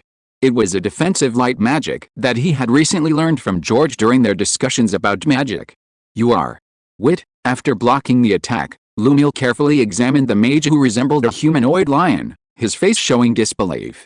How did you become like this? Although his appearance was slightly different, he still recognized the person in front of him as one of the most talented mages of the elven race 500 years ago. The elven race was small in number, and he often visited them with his sister back then. So he knew everyone there and was very familiar with them. In particular, Wit was often by Richter's side. Who are you? How do you know me? Wit was surprised that his full force attack had been easily blocked, and the fact that the other person recognized him as if he knew him only deepened his confusion. If it were someone familiar with this body, they would have called him by the body's original name, not his real name. Only the leader and the elves who had reincarnated with him knew his real name. It's me, Lumiel. Lumiel withdrew his transformation spell, revealing his true form. Lumiel, you murderer, I'll kill you. Recognizing Lumiel, Wit showed no joy. Instead, his eyes turned bloodshot, and his magic surged. Forbidden magic, evil eye. A third eye opened between his brows, and his magic power increased dramatically. Beast magic, impact roar. A spell 10 times more powerful than before was instantly completed, its target Lumiel. Everyone attacked together. Kill that guy. The other 2 members of the 3 Eyes group, as powerful as Wit, also opened third eyes between their brows. As he unleashed his strongest attack magic, he also gave orders to all his subordinates. In an instant, a dense barrage of attacks of various attributes were all aimed at Lumiel, determined to kill him on the spot. There's no use explaining now. Let's subdue them first, George suggested to Lumiel upon seeing the situation. Lumiel nodded. He was a smart man and instantly understood George's meaning, knowing that the other side must have misunderstood. At this point, no amount of explanation would be of any use. Only after they were all taken down could the truth be revealed. Magic domain, glory of the lamp of Avio. The spellbook flipped, and countless lamps of light instantly appeared above his head. The lamps flickered, and the terrifying attack magic was instantly dissipated by the light. Light magic, binding light locks. The next second, light locks shot out from the lamps, instantly capturing all the mages of the White Knight Eyes. How could this be? Discovering that no matter how much magic they unleashed, they could not break free from the light locks, and their magic was sealed by the light locks, the 3 Eyes' expression changed drastically. They knew Lumiel was strong, but they hadn't expected him to be this strong. He had subdued them all with a single move. Even without regaining their true power, they had been diligently improving their strength after reincarnation for revenge, and they also had the mystic eyes. Their true strength already surpassed themselves from 500 years ago. Even if the three of them combined couldn't defeat Lumiel, they shouldn't be too far off.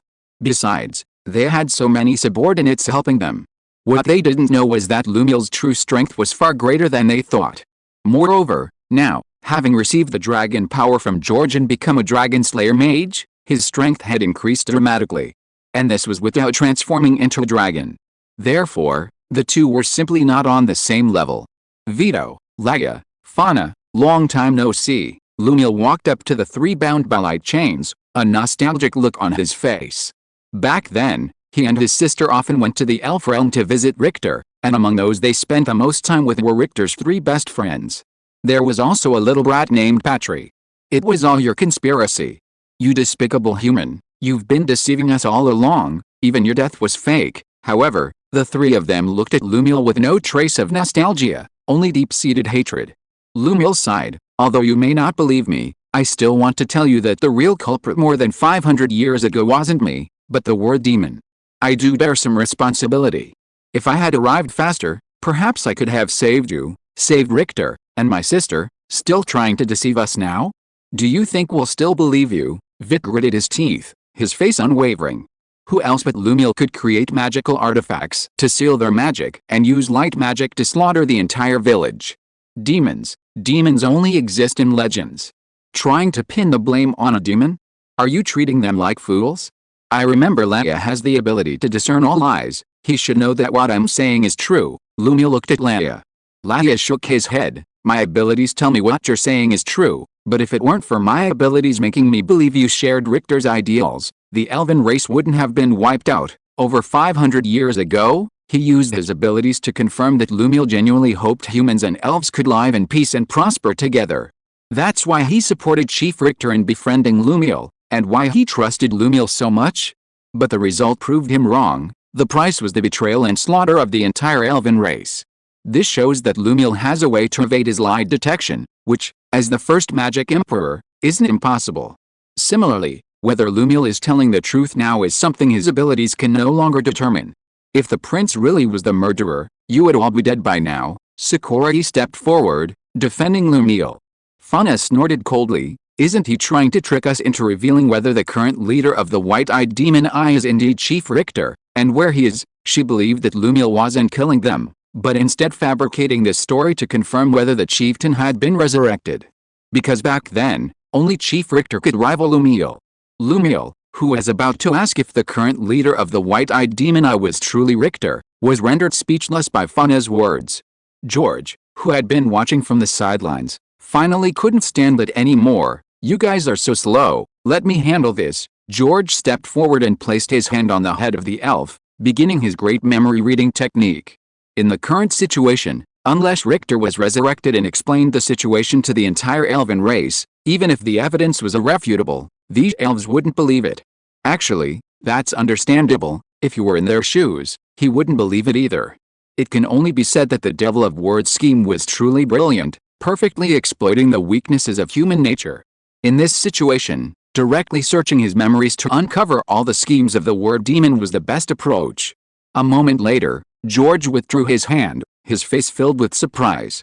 I never imagined that the leader of the White Knight Demon Eyes was actually William Vankins, the captain of the Golden Dawn. Is it Richter? Seeing that George had finished reading the memories, Lumiel stopped worrying about the inappropriateness of searching his friend's memories and quickly asked the question that concerned him most. George shook his head. Not Richter, it's an elf named Patry. He then briefly recounted the memories he had read.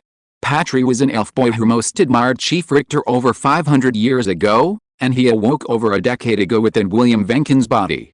He believed that Chief Richter had used forbidden reincarnation magic to reincarnate him, with the aim of truly resurrecting all elves and completely exterminating humanity.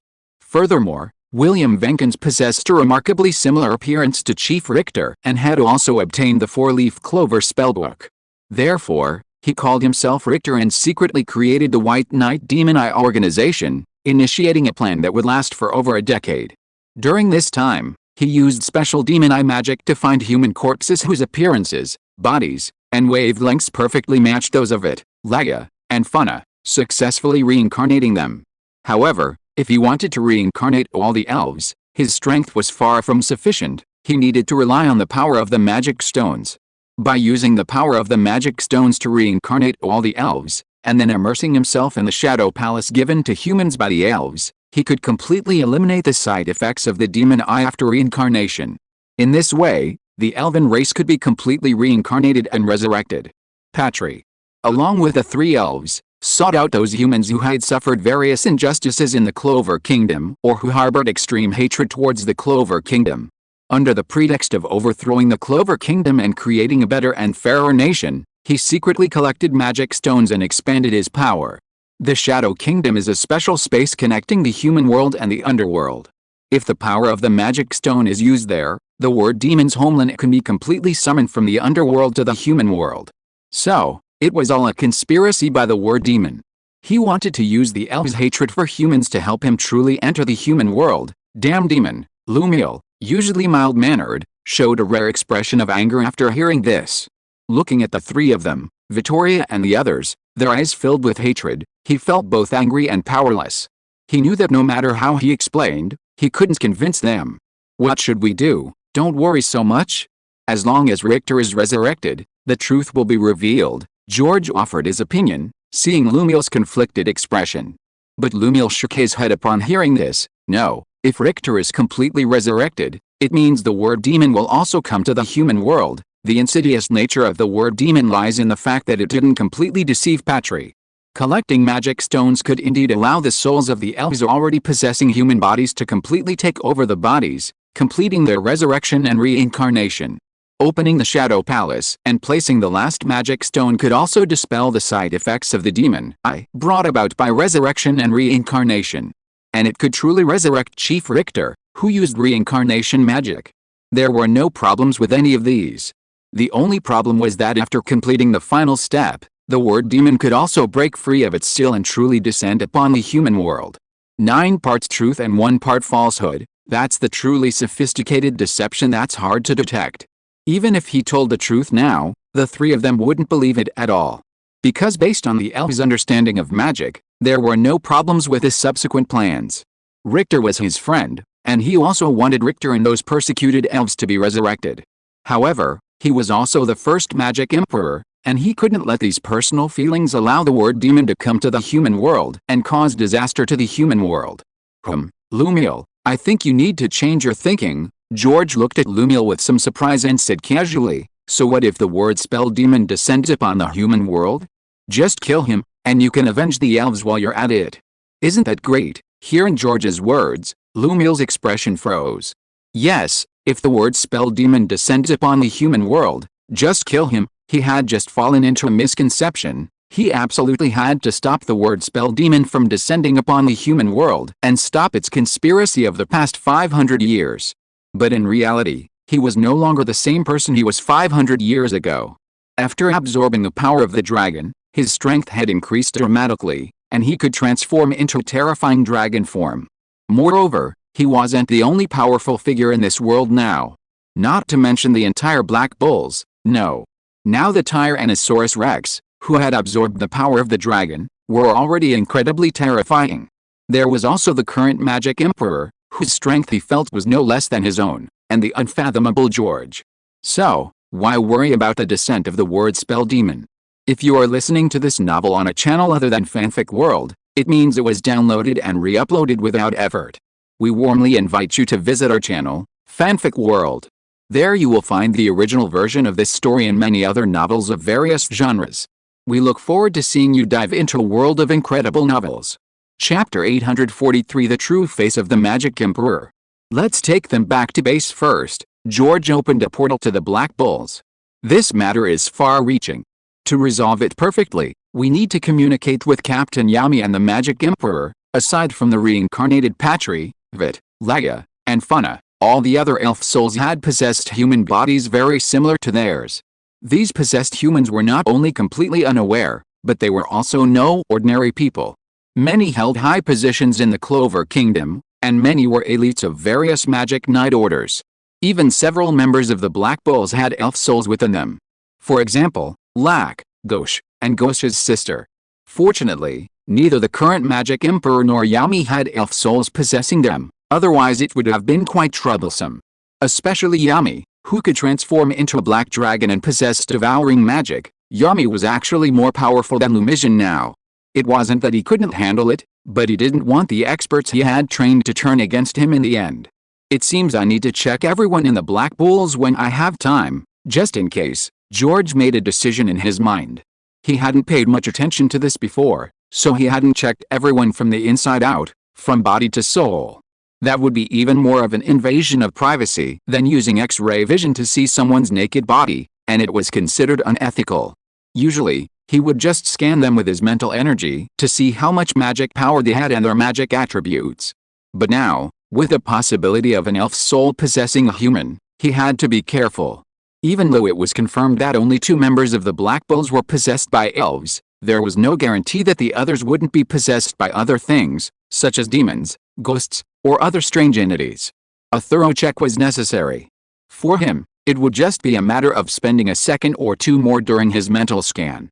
We need to have a good talk with him. After thinking it over for a while, Lumiel agreed to George's suggestion and used the light lock to lead everyone through the spatial portal to the Black Bull's castle. Commander Yami, something terrible has happened. A megaphone spell amplified George's voice 100-fold, shaking the entire castle. Yami and his team, who were fast asleep, were immediately jolted awake. They went to the window, looking down at the densely packed cloaked figures bound by light chains, and at George waving and smiling at them, their faces filled with confusion. Why were George and Lumiel gathering so many people in the dead of night? George, what are you doing? A moment later, Yami emerged from the castle with his sleepy-eyed team. Commander Yami, don't you think these people's clothes look familiar? George pointed to the human mages wearing the special uniforms of the White Knight Mystic Eyes organization. Noel was the first to realize, their clothes are the same as those who attacked Soul Village, so it's them. Yami's expression finally turned slightly serious. He had already handed over the 4 people who attacked Soul Village to the Magic Emperor, but as far as he knew, the Magic Emperor hadn't gotten any useful information from them. The 4 were incredibly stubborn, no torture worked, and memory magic revealed powerful seals within their memories. This indicated that the organization behind them was definitely not simple. Let me speak, Lumiel said, stepping forward and dispelling his transformation magic, revealing his true form. Captain Yami, I'm sorry for lying to you. My true identity is the first Magic Emperor, Lumiel Silvermillion Kurova. What? The first Magic Emperor? Everyone was instantly jolted awake by Lumiel's words. He really does look exactly like him. They had initially thought Lumiel was teasing them, but seeing Lumiel's true appearance, he truly did resemble the first Magic Emperor from the books. Could this be the transformation magic? Phew, I always thought you were something special, but I never expected you to be the first Magic Emperor. You really scared me. Yami lit a cigarette, took a long drag, and exhaled. The first Magic Emperor has appeared. This must be a big deal. Sure enough, Lumiel then recounted how he met the elves, how they were wiped out, the truth behind his battle against the demon god, and the demon's plan. He told them everything. Everyone present was shocked again and again, until their mouths were agape. So, my lovely sister also has an elven soul within her. Goshu suddenly appeared beside Vittoria and the others, illuminating various mirrors and pointing them at the 3. Quickly dispel your magic. If you dare harm my sister, I'll kill you all. HMPH, you damned human vermin. Offering your bodies to the elves is your honor. You creatures with blood of evil should all be exterminated, Vittoria sneered, showing no fear of death. Don't worry, without the power of the magic stone, they can't possess the body. They'll leave naturally once the truth comes out. George walked up to Fauna, who was standing between the 3, and struck her in the chest. Besides, even if they don't want to in the end, it doesn't matter. I know a little magic to separate the soul from the body. What did you do to Fauna? Seeing Fauna's eyes roll back and she faint after being struck in the chest by George, Vittoria and Laya's expressions changed instantly. George took out a small bottle, reached out and grabbed something from above Fauna's head, as if grabbing something, and stuffed it into the bottle. You 2 were already dead before you were possessed. But before being possessed, Fauna's body still had a sliver of life, and her soul hadn't left her body. She was still alive. I simply expelled the soul of the elf from her body and temporarily sealed her in this bottle. Where am I? Who are you? Fauna opened her eyes again, looking at the unfamiliar surroundings and unfamiliar people, her face full of confusion. This confirmed George's statement. Don't worry, I won't harm your companion's soul. I'll return it to you after everything is over. George temporarily put the bottle in his pocket. Maybe I can even help you truly reincarnate and start a new life in this era. The White Knight Demon Eye immediately had a scientist mage who particularly loved experimenting. She had already replicated an identical body using William Vengeance cells to receive Richter's reincarnated soul. So, after everything was over, this female scientist mage could replicate all the cells possessing humans to create identical bodies. He could then simply implant these souls into the bodies to truly reincarnate these innocently killed elves. Actually, he didn't need the female scientist mage, he could directly create suitable bodies to resurrect these elves. After all, creating intelligent life out of thin air was a piece of cake for him. But that would be too shocking and consume too much magic power, so it wasn't necessary. Thank you, George. Lumiel bowed to George with some excitement. He felt a great deal of responsibility for the elves being tricked by the demon of words, and a deep sense of guilt lingered in his heart. If George could truly resurrect the elves, he would owe them a huge favor. He already owed George a great debt for breaking his seal and receiving the power of the dragon. Now he had another. It's nothing. George patted Lumiel on the shoulder, a meaningful smile on his face. This was one of his future key assets. With his immense strength and status as the first Magic Emperor, Lumiel's position in the human world was undoubtedly top tier. In the future, any problems could be easily solved by Lumiel.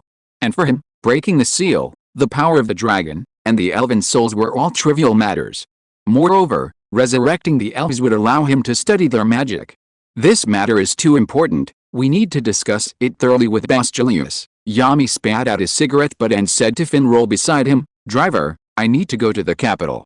At this hour, Boss Julius is probably still working. Finral immediately opened a portal to the capital and accompanied Yami to meet the Magic Emperor to report the situation. About half an hour later, the current Magic Emperor, Julius Novincrano, dressed in a magnificent mage's robe, appeared before everyone.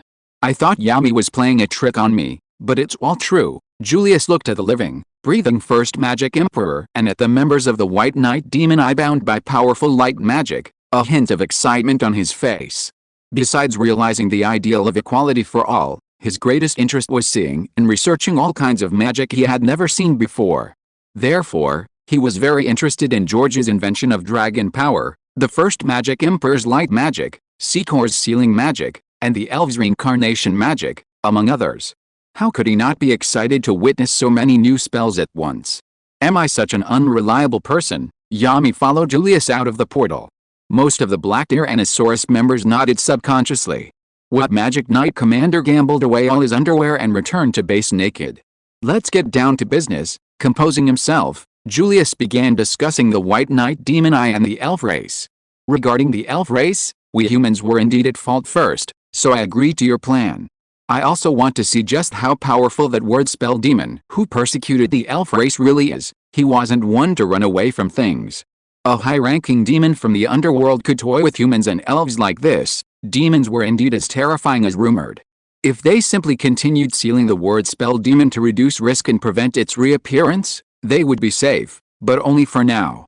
Because in the next 50, 100, 200 years, they couldn't guarantee the seal would last forever. As long as it bewitched future mages, it still had a chance to descend upon the human world. Rather than remaining passive, it's better to proactively break the seal, prepare, and then gang up on them.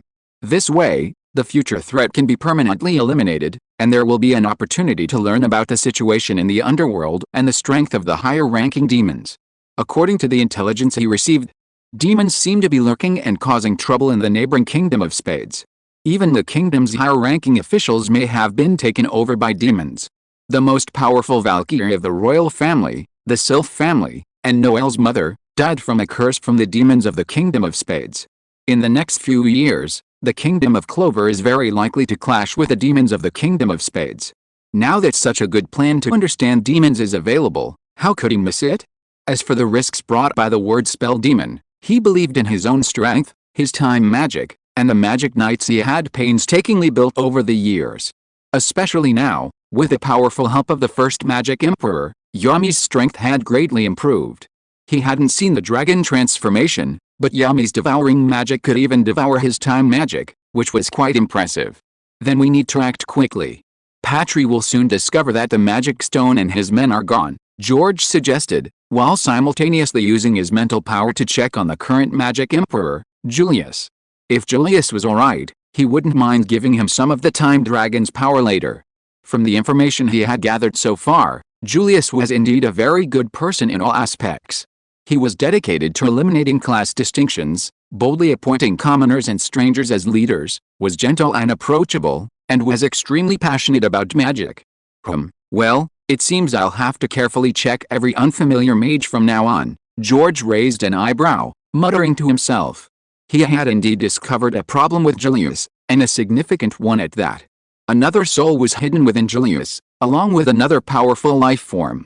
However, it wasn't enough. According to his observation, the hidden life form was a demon, an extremely powerful demon. Based on the demon's shared time attribute with Julius, and its total magical power far exceeding that of the first magic emperor, he had already guessed its identity. It was highly likely to be one of the three pillars of the underworld that had disappeared for many years, the time demon Astareth. As for the hidden soul, it appeared to be a dual soul entity, or, to put it more simply, a second personality. I wonder if Julius has noticed. It seems he hasn't. Alright, I'll immediately summon William under the pretext of an emergency. Julius, completely unaware of George's probing, nodded in approval. The most important thing now was to control William Vangeans, that is, to control the elf Patley, who was still unaware of the truth and obsessed with revenge. Chapter 844 The Boy Who Saved the World. I wonder if Julius's hidden second personality is good or bad. What is the time demon's purpose in parasitizing Julius's body? I have a feeling it's not a good thing. Watching Julius, Yami, and Lumiel return to the capital to capture Patry, George didn't follow but pondered. Forget it, we'll know everything when we search his soul. He felt it was better to deal with the word demon and then directly capture the time demon within Julius for a soul search.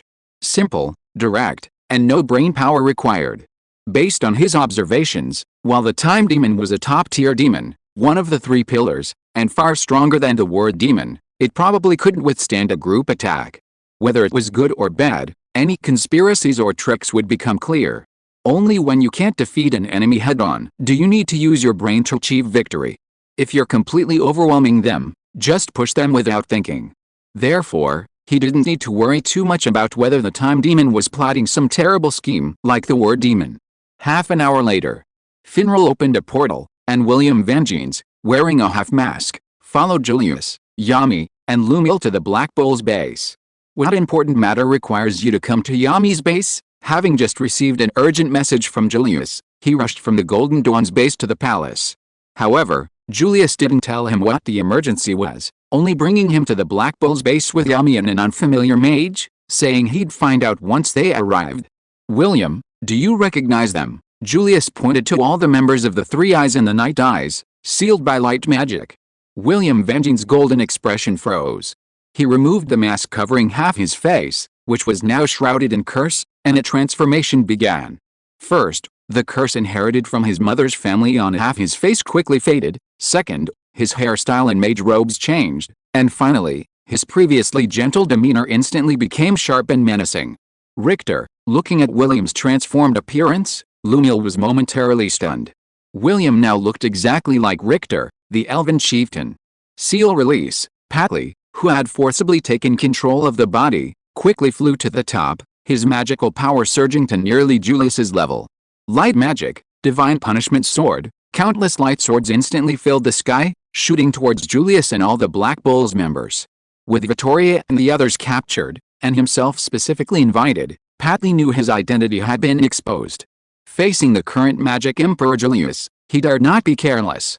Therefore, he used his strongest attack from the start. Even if it couldn't kill Julius and Yami in one blow, it could at least temporarily hold them off, giving him a chance to rescue Vittoria and the main members of the White Knight Eyes and escape. How is this possible? However, something unexpected happened. The strange mage who had come with Yami transformed into a giant dragon. The dragon opened its mouth and swallowed all of his strongest light magic, capable of destroying a city. Dragon slayers are the bane of mages of the same attribute. George, standing among the crowd, shook his head with a smile. Unless the difference in strength was too great, mages of the same attribute were basically utterly defeated when encountering a dragon slayer. Patley used light magic, and so did Lumiel. But Lumiel was already much stronger than Patley. So even if Patley unleashed an attack at the level of the Magic Emperor, it would only replenish Lumiel's energy in his dragon form.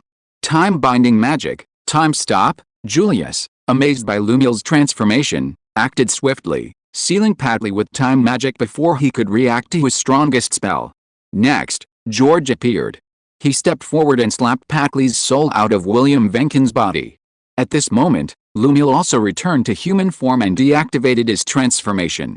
Patley, this is actually a misunderstanding. Lumiel was about to step forward and explain the whole story, but before he could even open his mouth, he was met with a barrage of words from Patley. It's you damn, beep, beep, beep, thank goodness it's a soul. Standing to the side, George secretly chuckled as he watched the dumbfounded Lumiel. If Patley weren't a soul, Lumiel would probably be covered in spittle. It was clear how much Patley hated Lumiel. After Patley finished venting, Lumiel gently recounted the truth again. Of course, like Wit and the others, Patley didn't believe a word of Lumiel. Meanwhile, Julius was interrogating William Venkins. William looked at Patley, who had been separated from his body, sighed, and told him everything he knew without holding back. I am a sinner of the kingdom, and I am willing to accept any punishment, even death. William Venkins was originally the illegitimate son of a high-ranking nobleman, separated from his family since childhood. He was found at the age of 8 when the nobleman had no heir. However, due to a curse from his mother's family, the upper half of his face was covered in an ugly curse, leading to constant cruel abuse from his stepmother. It wasn't until Patley's soul awakened within him that he had his only true friend. At 15, after obtaining the 4-leaf Clover magic book, he met the current Magic Emperor, Julius. Julius gave him a mask to conceal the curse and recruited him into his Magic Knights. From then on, he vowed to build the most powerful Magic Knights to help Julius and repay his kindness. However, his best friend Patley wanted to fight the Magic Emperor and the Clover Kingdom. Torn between his best and most important friend, the respected Magic Emperor, and the kingdom he needed to protect, he was caught in a dilemma, ultimately forced to become a quail and accept his fate. No matter the reason, you've betrayed the kingdom. Luckily, Yami and his team discovered and resolved the problem beforehand, preventing too much damage. Julius first gave a stern reprimand, then smiled and said, so you must make amends for this mistake, help Yami and the others handle the aftermath, and work even harder to protect the kingdom in the future. Hey boss, you're too biased towards this guy. He made such a big mistake and there's no punishment. Yami hugged his former most reliable teammate and complained to his former leader. William's eyes instantly reddened, and he raised his hand to solemnly swear to Julius. Of course there will be a punishment. William will be fined half a year's salary, and then given to your Black Bull Knights as a reward. Julius stroked his chin. Yami immediately laughed happily. That's more like it. By the way, from today onwards, our knightly order will no longer be called the Black Bulls, but the Black Tyrannosaurus. For a knightly order like the Golden Dawn, whose members were almost all nobles, the salary of a knightly order was nothing. Their monthly allowance could equal several years' salary for a knightly order. But for knightly orders like the Black Bulls, where most members weren't nobles, it was a different story. It was their only source of income. Especially for someone like Yami, who liked drinking, smoking, and gambling. His salary would be gone almost as soon as it arrived. Although he was the captain of one of the kingdom's 9 most powerful knightly orders, he was still quite poor. William's 6-month salary was just what he needed in an emergency. No need to explain. Once Richter is resurrected, he'll understand. George turned his gaze back to Lumiel, who was still patiently explaining to Patley. He patted Lumiel on the shoulder and reached out to take Patley's soul into his hand. If we were lying to you, there would be no need to explain so much now. We could just seal your elven souls. So you don't need to doubt anything anymore. We will resurrect Richter and destroy the war demon. You'll see the truth just by watching. Hearing George's words, Patley fell silent. Because it was indeed true. If the previous attempt to lure him out was to save those humans possessed by elves, now that they've captured him, they can use special magic to expel the elf soul from the human body, so why bother deceiving them? Meanwhile, Julius watched as George so casually controlled Patley's soul, a fleeting look of surprise crossing his eyes. As a mage who loved studying magic, he could see how exquisite George's control over magic was. Even he was far behind. Moreover, Neither the power of dragons nor this soul-manipulating magic could be mastered by an ordinary 15-year-old mage. But the clever Julius didn't delve too deeply. George was clearly on the side of the Clover Kingdom. He also trusted Yami's judgment. Of course, he would have a chance to exchange magic with this man. He was sure to gain a lot. Thinking of this, a bright smile appeared on his face. He was always very happy to see a new magic appear. Studying magic was his greatest hobby. Yami, don't let anyone else know about this for now. Take your team to the underwater temple and the witch's forest and get those 2 magic stones. I'll go to Figleen to borrow his magic stone, and William will go to Yuno to get the last one. Once all the magic stones are gathered and the spirit souls are separated, we'll formulate a plan to destroy the word spell demon. The Clover Kingdom isn't a monolithic entity, especially the current king, who has always resented the Magic Emperor's excessive power. He always wants to reclaim the Magic Emperor's power and become the true king with real power over the entire country. However, he himself is incompetent and not a threat. But if the king knew that many mages in the Magic Knights were possessed by spirits, and that the leader of the Golden Dawn was the leader of the White Knight Demon Eye, he might inevitably unite with some nobles to cause trouble. This would definitely affect the stability of the Clover Kingdom, especially potentially impacting innocent civilians and commoners. Furthermore, the Diamond Kingdom is always eyeing the country covetously, and the Spade Kingdom is shrouded in mystery, with its demons stirring within. Therefore, it would be best to eliminate the word demon secretly without alerting others. Then, to the outside world, it would appear that a demon invaded the kingdom, and the Magic Emperor, leading the 9 Knight Orders, vanquished the demon, thwarted its plot, and protected the kingdom. This would solve the problem, enhance the prestige of the Magic Knights, and leave the king and the restless nobles speechless. No problem, William and Yami nodded simultaneously. As for George, after learning that he didn't need to help the Knights Mages separate the spirit souls for the time being, he took the magic stones he had acquired to study. There were 10 magic stones in total, 1 was found in Sosi village, and 5 were collected at the White Knight Demon Eye base. 4 more were needed. The White Knight Demon Eye had already investigated the locations of these 4. The underwater temple possessed 1, the witch forest possessed 1, the leader of the Crimson Lions had 1, and Yuno, Asta's good friend from the orphanage, also had 1. However, none of them knew the true purpose of the magic stones. They simply wore them as ornaments around their necks. According to Julius's plan, the magic stones should be collected soon, and he could use the 10 magic stones to replicate most of the laws of this world. The next day, Yami secretly led some of his team members to the underwater temple, while the rest went to the witch's forest with Lumiel. As for George, he was naturally at the base researching the magic stones. His purpose in using the power of dragons to enhance the Black Bull's strength was precisely for this. The Black Bulls could handle any problems themselves, so he could focus on his research. A week later, Yami and Lumiel returned with their team members, bringing back the 2 magic stones. It wasn't without its challenges, but thanks to the team members' strength, Yami and Lumiel resolved everything without Yami and Lumiel having to lift a finger. As for the 2 magic stones belonging to Fagleen and Yuno, Julius and William had already delivered them a few days earlier. All 10 magic stones were now collected. That afternoon, Julius found an excuse to gather all 9 Knight Orders together. Today, I've summoned you all here because of a mission that concerns the safety of the entire kingdom, and even all of humanity. It requires your collective effort to complete. Hearing the Magic Emperor's solemn words, all the captains and mages present, except for Yami and William, were in an uproar. A mission concerning the safety of all humanity. In history, there has only been one event that could have such a threat, the Demon God Crisis over 500 years ago. Only the first Magic Emperor paid the ultimate price to defeat the Demon God. And now, there was another crisis involving all of humanity? How come they hadn't noticed anything amiss?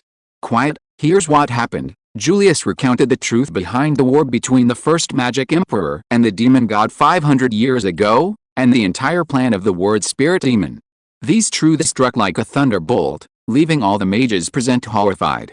The Demon God was the patriarch of the elf race. Everything was a conspiracy of the word Spirit Demon. The souls of the elves still lurked within them, and their bodies would be possessed by these souls. The thought of the tragic fate that would befall the kingdom and humanity if the word Spirit Demon's plan succeeded sent chills down their spines. Fortunately, all of this was uncovered by a brave and resourceful young man. He rescued the sealed first magic emperor and found the elves who had been deceived by the word demon.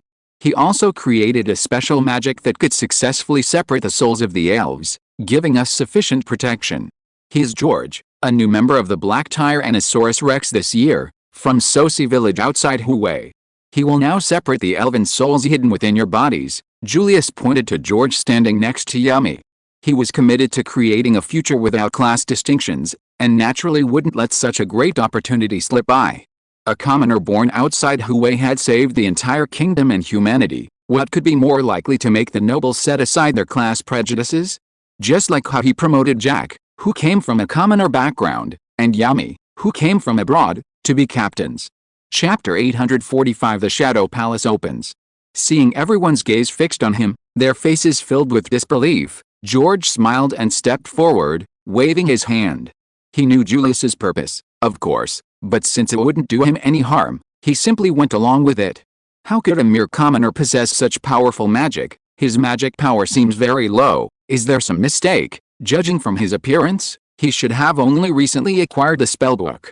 Why haven't we heard of him before? The mages of the Magic Knights began to whisper amongst themselves as they observed George. Even though it came from the Magic Emperor, they still couldn't believe that such a young boy with such low magic power could accomplish so much, even uncovering the demon scheme. Under the Magic Emperor's subtle influence over the years, the noble mages who had gradually been cultivated had become much less prejudiced against commoners and lower classes. Furthermore, with non-noble captains like Jack and Yami, their strength was indeed convincing. Therefore, if a commoner or lower class truly possessed power, most noble mages, except for a few extreme nobles, wouldn't find it unacceptable. However, George didn't seem like a particularly talented mage to them. If you said he was the commoner recruited by the Golden Dawn, they might be more inclined to believe it. After all, possessed the same four-leaf clover grimoire as the first Magic Emperor and was selected by all 9 captains during the entrance exam. It was indeed George who rescued me from the seal, and his achievements in magical research are something even I am ashamed of. Just then, the first Magic Emperor, Lumiel, entered from the side hall with Secor. Seeing Lumiel's appearance, the mages below gasped again. Although the current Magic Emperor had just told them that George had released the first Magic Emperor from the seal, they were still startled when they actually saw the first Magic Emperor in person. At this moment, Julius nodded to George, who stepped forward to the Golden Dawn's vice captain, Longibird. Longibird belonged to a minority of rather extreme nobles who were extremely discriminatory towards commoners and the lower classes. Furthermore, since George was from his brother's Black Bulls, the sight of George immediately evoked disgust on his face. You lowly commoner, what do you want? You have an elven soul within you, and I'm going to separate it for you. George raised an eyebrow. Do you think I wouldn't know I have another soul within me?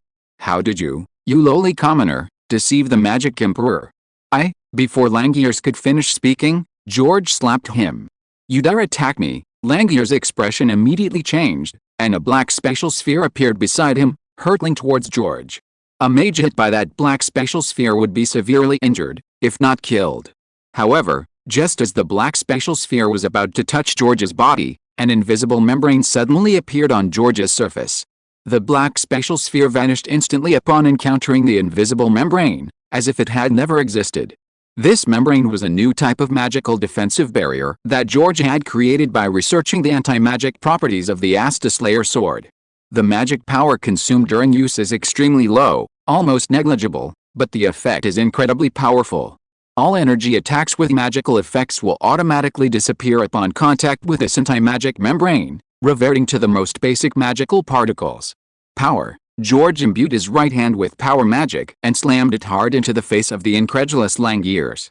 Boom! Langiers was instantly sent flying like a cannonball, crashing heavily into the right wall of the hall and passing out.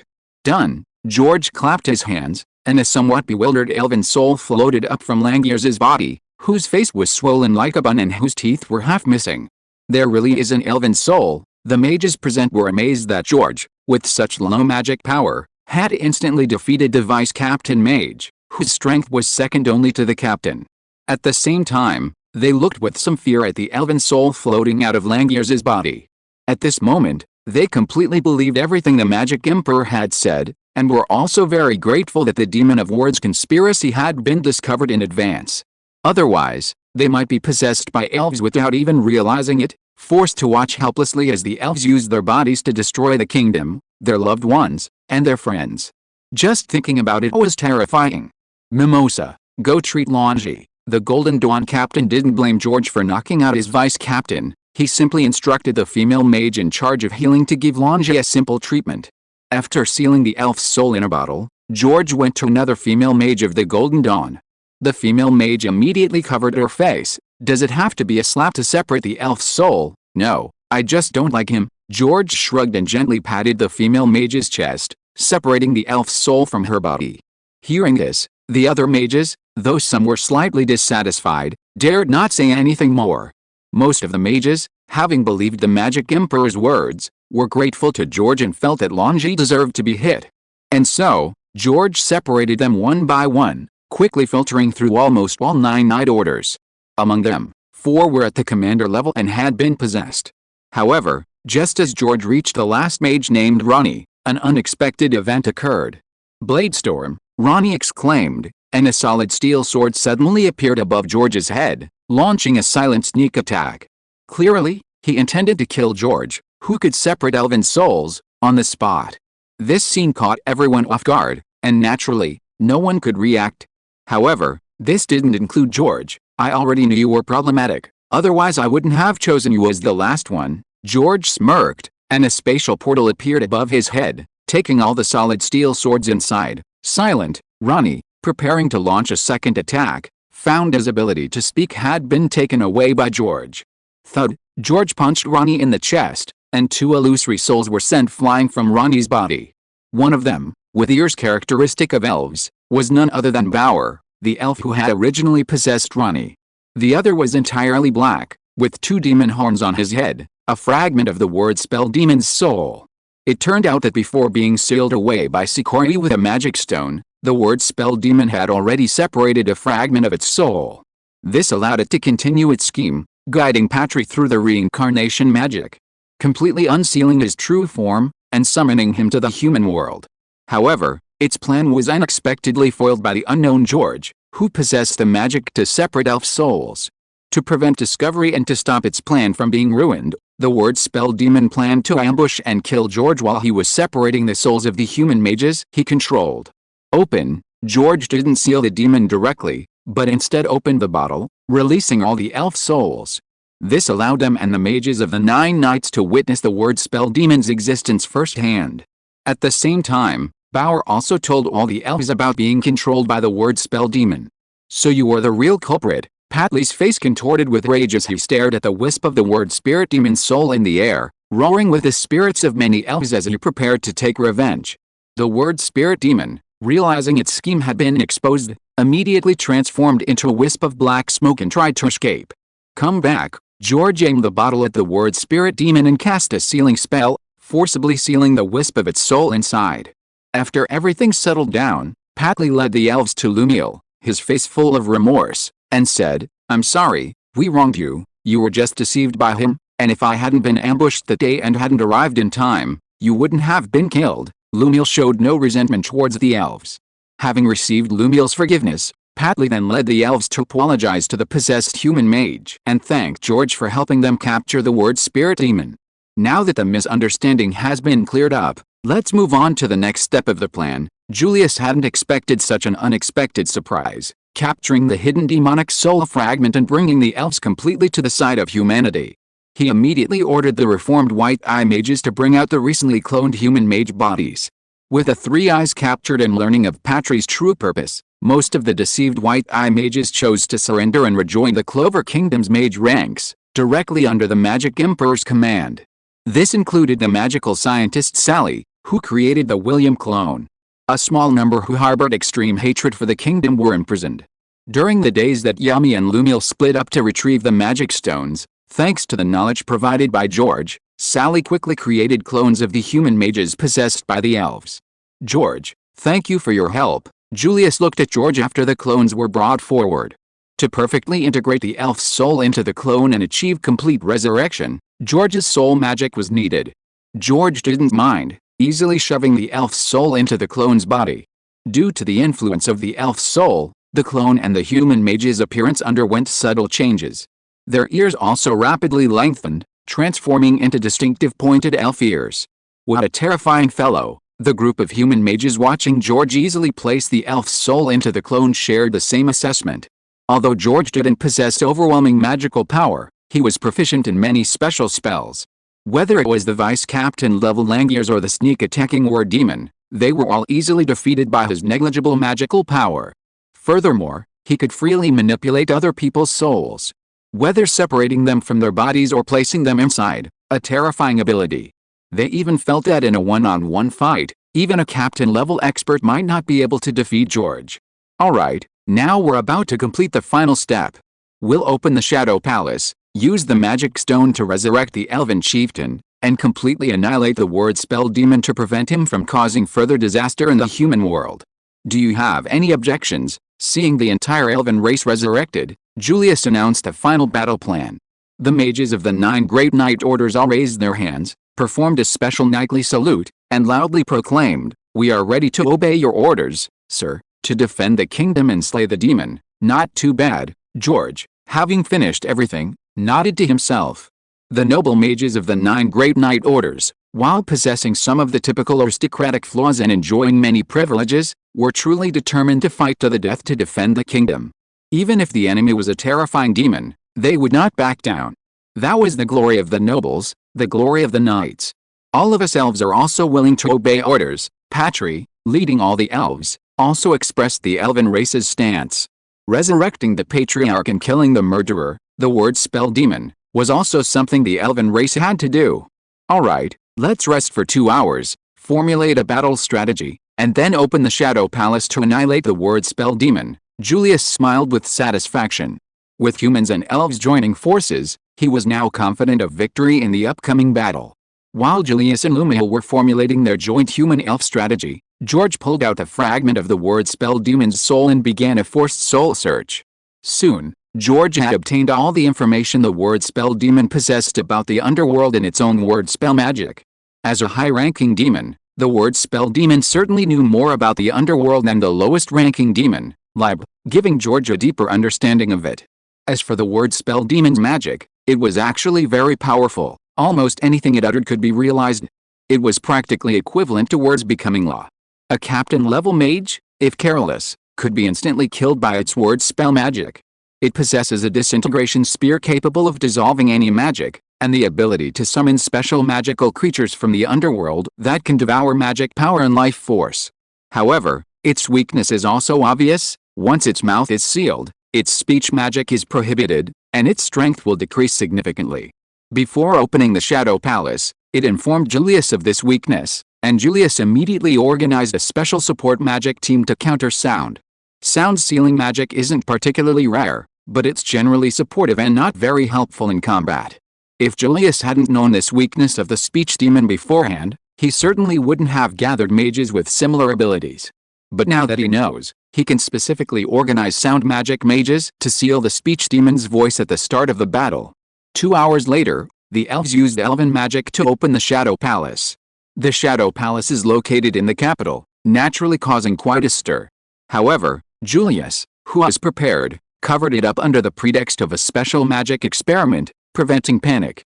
Chapter 846 The word demon and the time demon get beaten up. 2 special rifts, good. Next time, we can use these to enter the underworld. Upon entering the Shadow King's palace, George quickly located the coordinates of the underworld, relying on his understanding of spatial laws. If he wanted, he could break through space now and go directly to the underworld where the demons reside. According to his estimation, after studying those 10 magic stones, he could master 90% of the rules of this world. The remaining 10% would most likely require a thorough study of the underworld to complete. By then, he would have completed the replication of the entire world and wouldn't care about the creator's attitude. Even if the creator discovered him and quickly fled, he would only lose 1 world at most. For him now, losing 1 world was insignificant, as his speed in creating a new world wasn't slow either. The key was the models of different worlds. This was the crucial factor in his significant increase in strength at the multiverse level. Consider how many years a creator would need to create a unique and complete world of their own. Of course, This only refers to single universe level worlds. Multiverse level worlds are a different story. Even a multi-level world with only 2 worlds is a qualitative change compared to a unit-level world. Therefore, he wouldn't give up so easily if it were a multi-level world. Unless its creator is truly exceptional, leaving him with no reason to act. Awaken. Richter, Lumiel embedded the last magic stone into the base of the Shadow King's palace, and Patry led the elves in using elven magic to summon Richter's soul. Julius had already prepared a copy of William. As the inversion spell was fully activated, Richter's soul suddenly traversed space and appeared before everyone, then entered the body of the copy, slowly opening his eyes. Richter, Chief, looking at Lumiel and the living elves before him, Richter's eyes showed confusion. His memory was still stuck at the moment he transformed into a demon god to avoid being controlled by the word demon. What exactly happened, Chief? Patry stepped forward and quickly explained the whole story.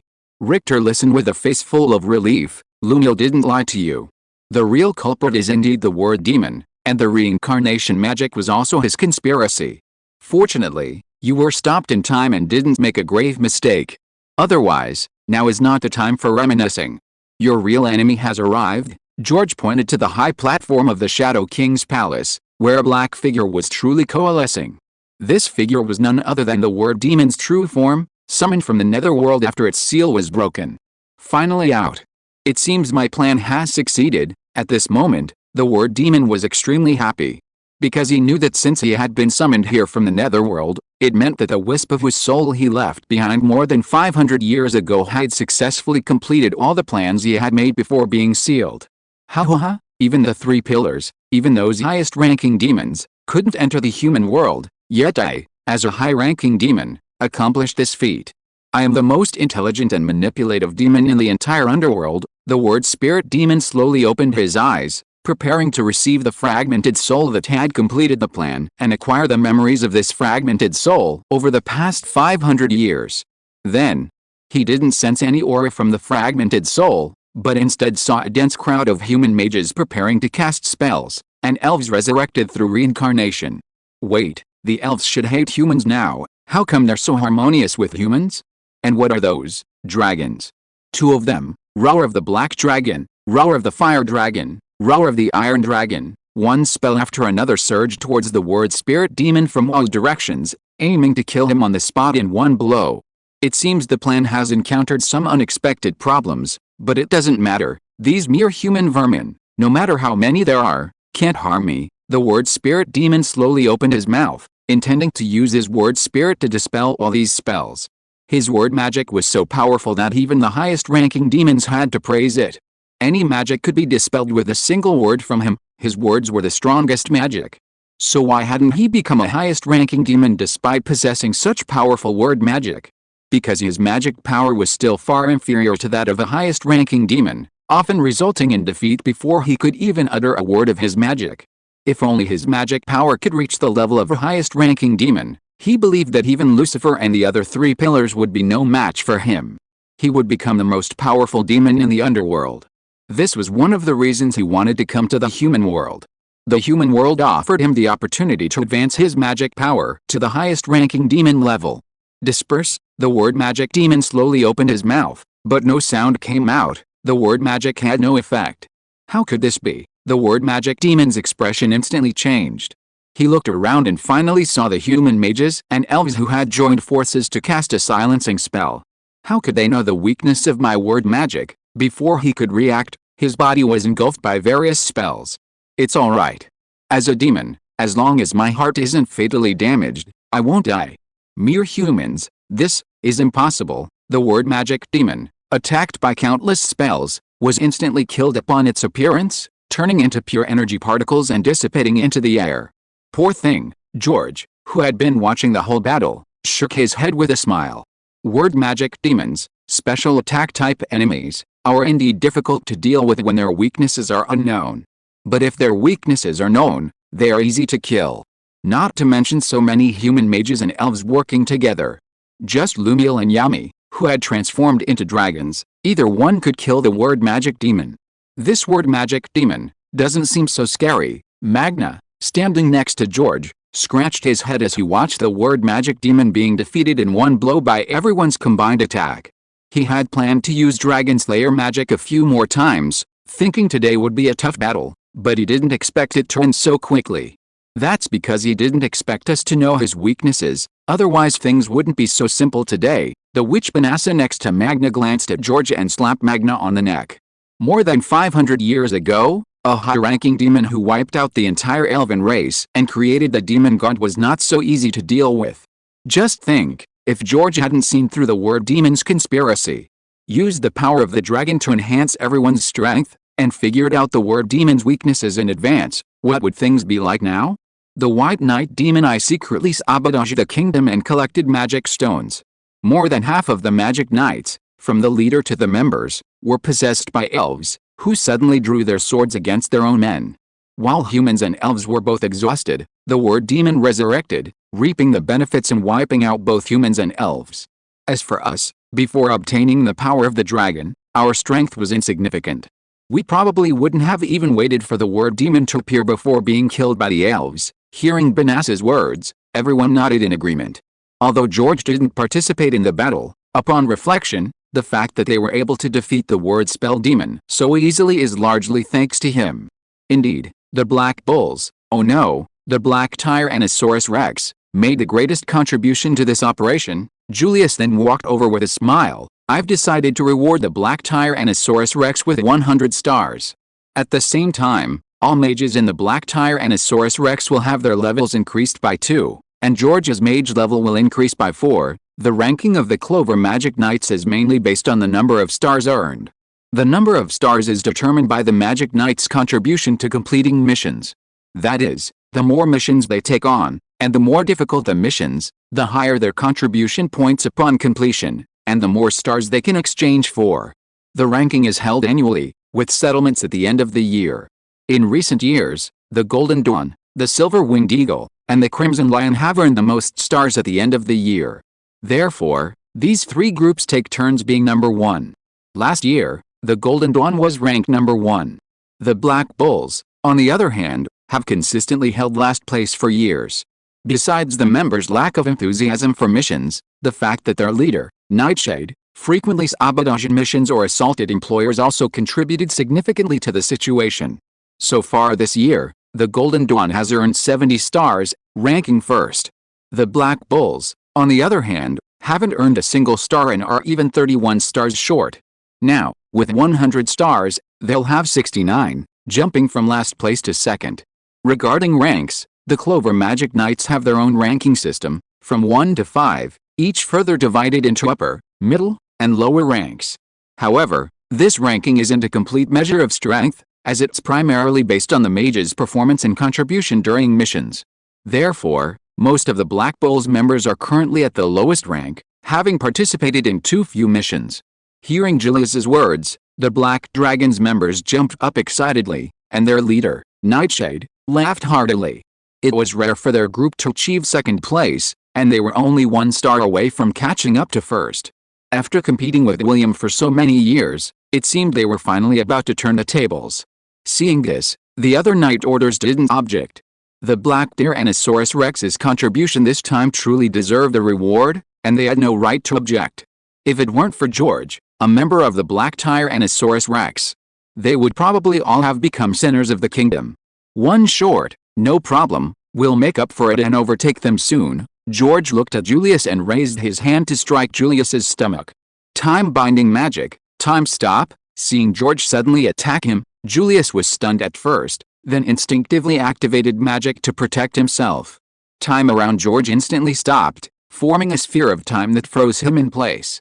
This scene left everyone dumbfounded. They didn't understand why George suddenly ambushed the Magic Emperor. Crack, the sphere of time shattered into countless fragments in the blink of an eye, and George's hand continued to strike Julius's stomach. In George's current situation, the only thing that could threaten his weak body with low magic power was the simplest and most brutal physical attack. Anything involving energy or laws was basically useless. He could directly crush laws with his rank, and he could neutralize energy with anti-magic. Don't resist. A demon lurks within you. I'll help you separate it. George's voice rang in Julius's ears. Julius's body stiffened, forcibly suppressing his instinctive defensive urge. At this moment, he chose to trust George. On one hand, George had uncovered the word demon's plot and helped them kill it, making him trustworthy. On the other hand, he could sense that George meant no harm, and the magic contained in this strike was the same as the magic used to separate the elf's soul before. Finally, even if George was deceiving him, and this attack really did kill him, he still had a backup plan to resurrect.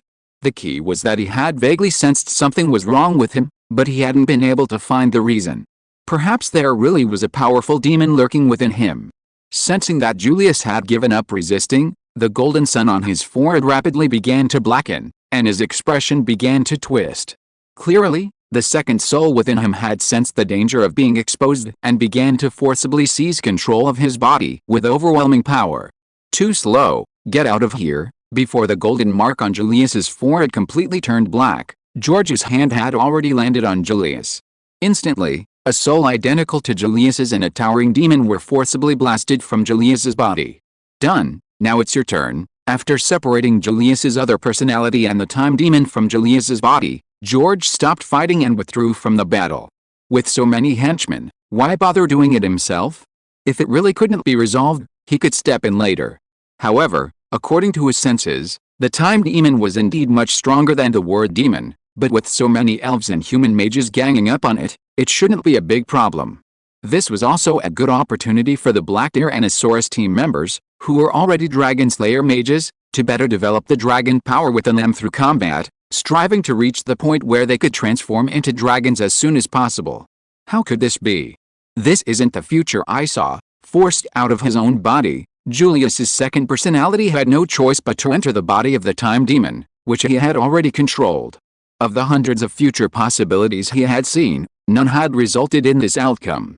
In every future, he had triumphed, unifying the entire human world. The only few exceptions were the human mages of the Clover Kingdom, who constantly resisted him, causing him considerable annoyance. Therefore, to prevent this future from occurring, he used another personality, aliasing Julius, to arrive in the Clover Kingdom beforehand and lay the groundwork. Chapter 847 If you don't walk the path to heaven, you'll barge into the gates of hell. Julius's second personality, whose real name is Lucius Zogladus, is the head of the Zogladus family in the Kingdom of Spades, possessing the most powerful demon-possessed talent in the family's history. Born with two souls in one body, he possesses two magical attributes, soul magic and time magic. During a ritual to summon a demon from the underworld, he directly summoned Astereth, one of the three pillars of the underworld. Unlike other demon summoners, he used his powerful soul magic to enslave the time demon, making it completely his follower. After obtaining the time demon's power, he saw various futures and devised a plan to devour other supreme demons, become the world's most powerful magic emperor, exterminate present-day humanity, and create a new human. However, in several of those countless futures, he encountered obstacles from mages from the Clover Kingdom and failed to complete his plan. To prevent this, he released Julius's personality, placing it in the Clover Kingdom, secretly influencing and manipulating Julius with soul magic. Everything was going smoothly until a mage named George, whom he had never seen in the future, appeared. This weak human, whose magic was so insignificant that he felt he could kill him with a single glance, had actually seen through the Demon of Words plans and even used some strange magic to significantly enhance the Black Bull's power. Although surprised, he wasn't too worried. After all, his current identity was the Magic Emperor of the Clover Kingdom, and he could take control of his body at any time. The subsequent plans also required the Clover Kingdom to have sufficient strength to be successfully completed. The key was that if George effected his plans, killing him would be a simple matter for him. So he planned to observe the situation and not adjust his plans for the time being. However, to his surprise, George actually discovered the Time Demon and unexpectedly expelled both himself and the Time Demon from his body. Helpless, he had to use soul magic to temporarily parasitize the Time Demon's body and control the Time Demon in battle.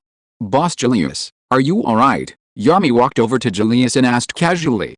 George's act of separating the demon from Julius's body not only surprised Lucius but also caught everyone off guard, and they were only now reacting. "It's nothing, I just never expected I had that side to me." Julius looked at Lucius, who was parasitizing the Time Demon, his eyes filled with complex emotions.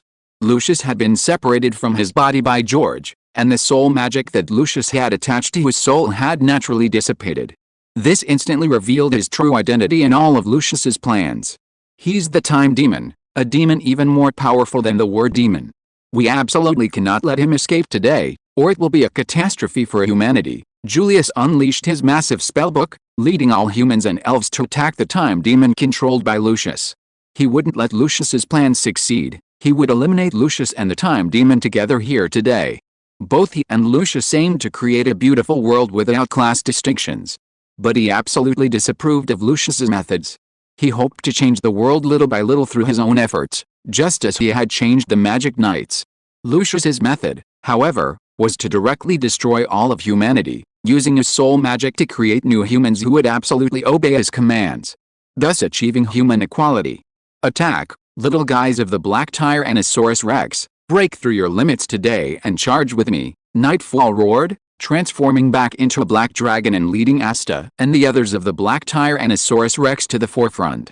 Now, apart from George, the weakest member of the Black Tyrannosaurus Rex was at the vice-captain level, and most possessed captain level strength.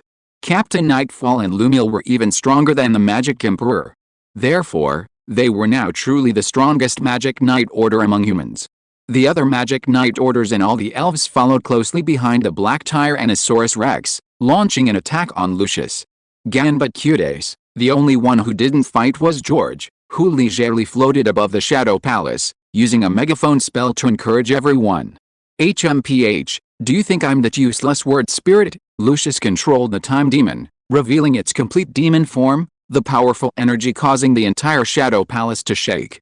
Since that's the case, then I'll wipe you all out here first. Time Domain, Time Stop, centered on Lucius. Time throughout the Shadow Palace was frozen, and Yami and the others were also frozen within this domain due to time magic. At this moment, only 3 people could still move within the time domain. The first was naturally Lucius, who cast the time domain. The second was Julius, who possessed the 4-leaf clover time magic book. The third was George. You really do know time magic. Lucius's gaze sharpened as he looked at George, who floated in the air completely unaffected by the time magic. Julius's time magic hadn't worked on George earlier, so he had already suspected that George might be proficient in time magic, and now it was indeed true. A tiny bit, George shrugged, not stepping forward to help. Because at this moment, Julius had already used his control over time magic to minimize its impact on everyone. Although Julius's time magic level was not as high as the Time Demon's, he was still a Magic Emperor, and could still exert some influence. At this moment, the Time Domain, interfered with by Julius, could no longer freeze everyone, at most slowing them down by half. Roar, even though Knight and Lumiel were slowed by half, they were still fast as dragons, and they were the first to reach Lucius and Roar. Lucius was not flustered, he had already seen the attack with his time magic and had a countermeasure. He easily avoided the terrible attack. Thus, the two sides began a massive brawl in the Shadow Palace. As the battle intensified and the members of the Black Tyrannosaurus Rex became more proficient in their dragon-slaying magic, Lucius, who had initially gained the upper hand, gradually found himself struggling to cope. Damn it, what kind of power is this dragon power? How did it increase the power of these mages so much?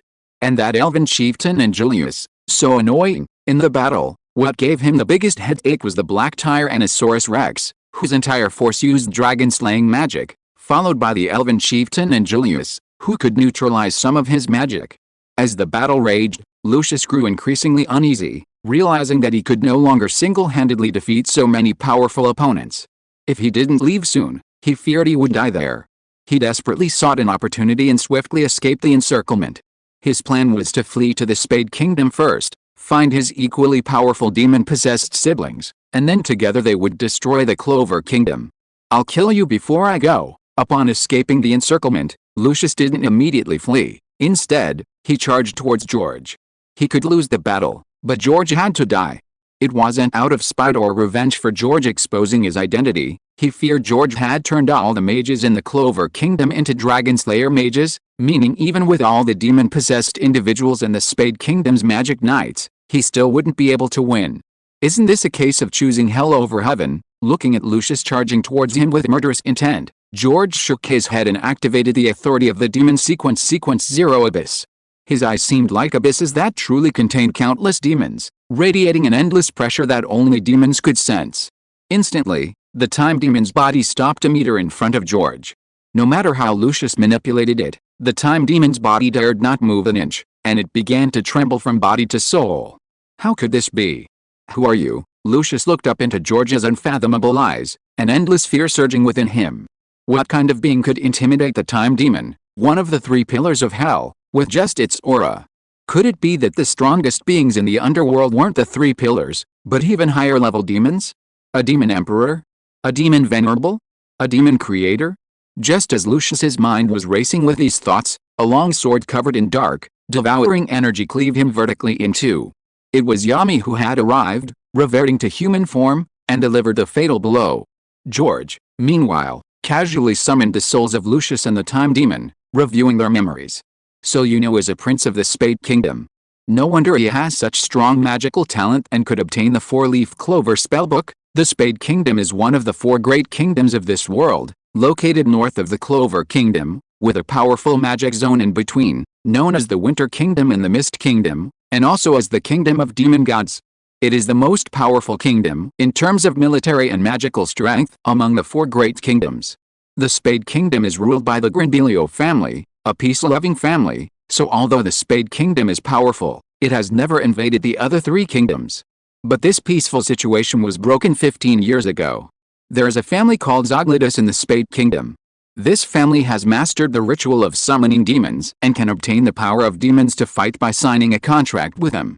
Originally, with the talent of the mages in this family, they could only summon mid-level demons to sign a contract at most.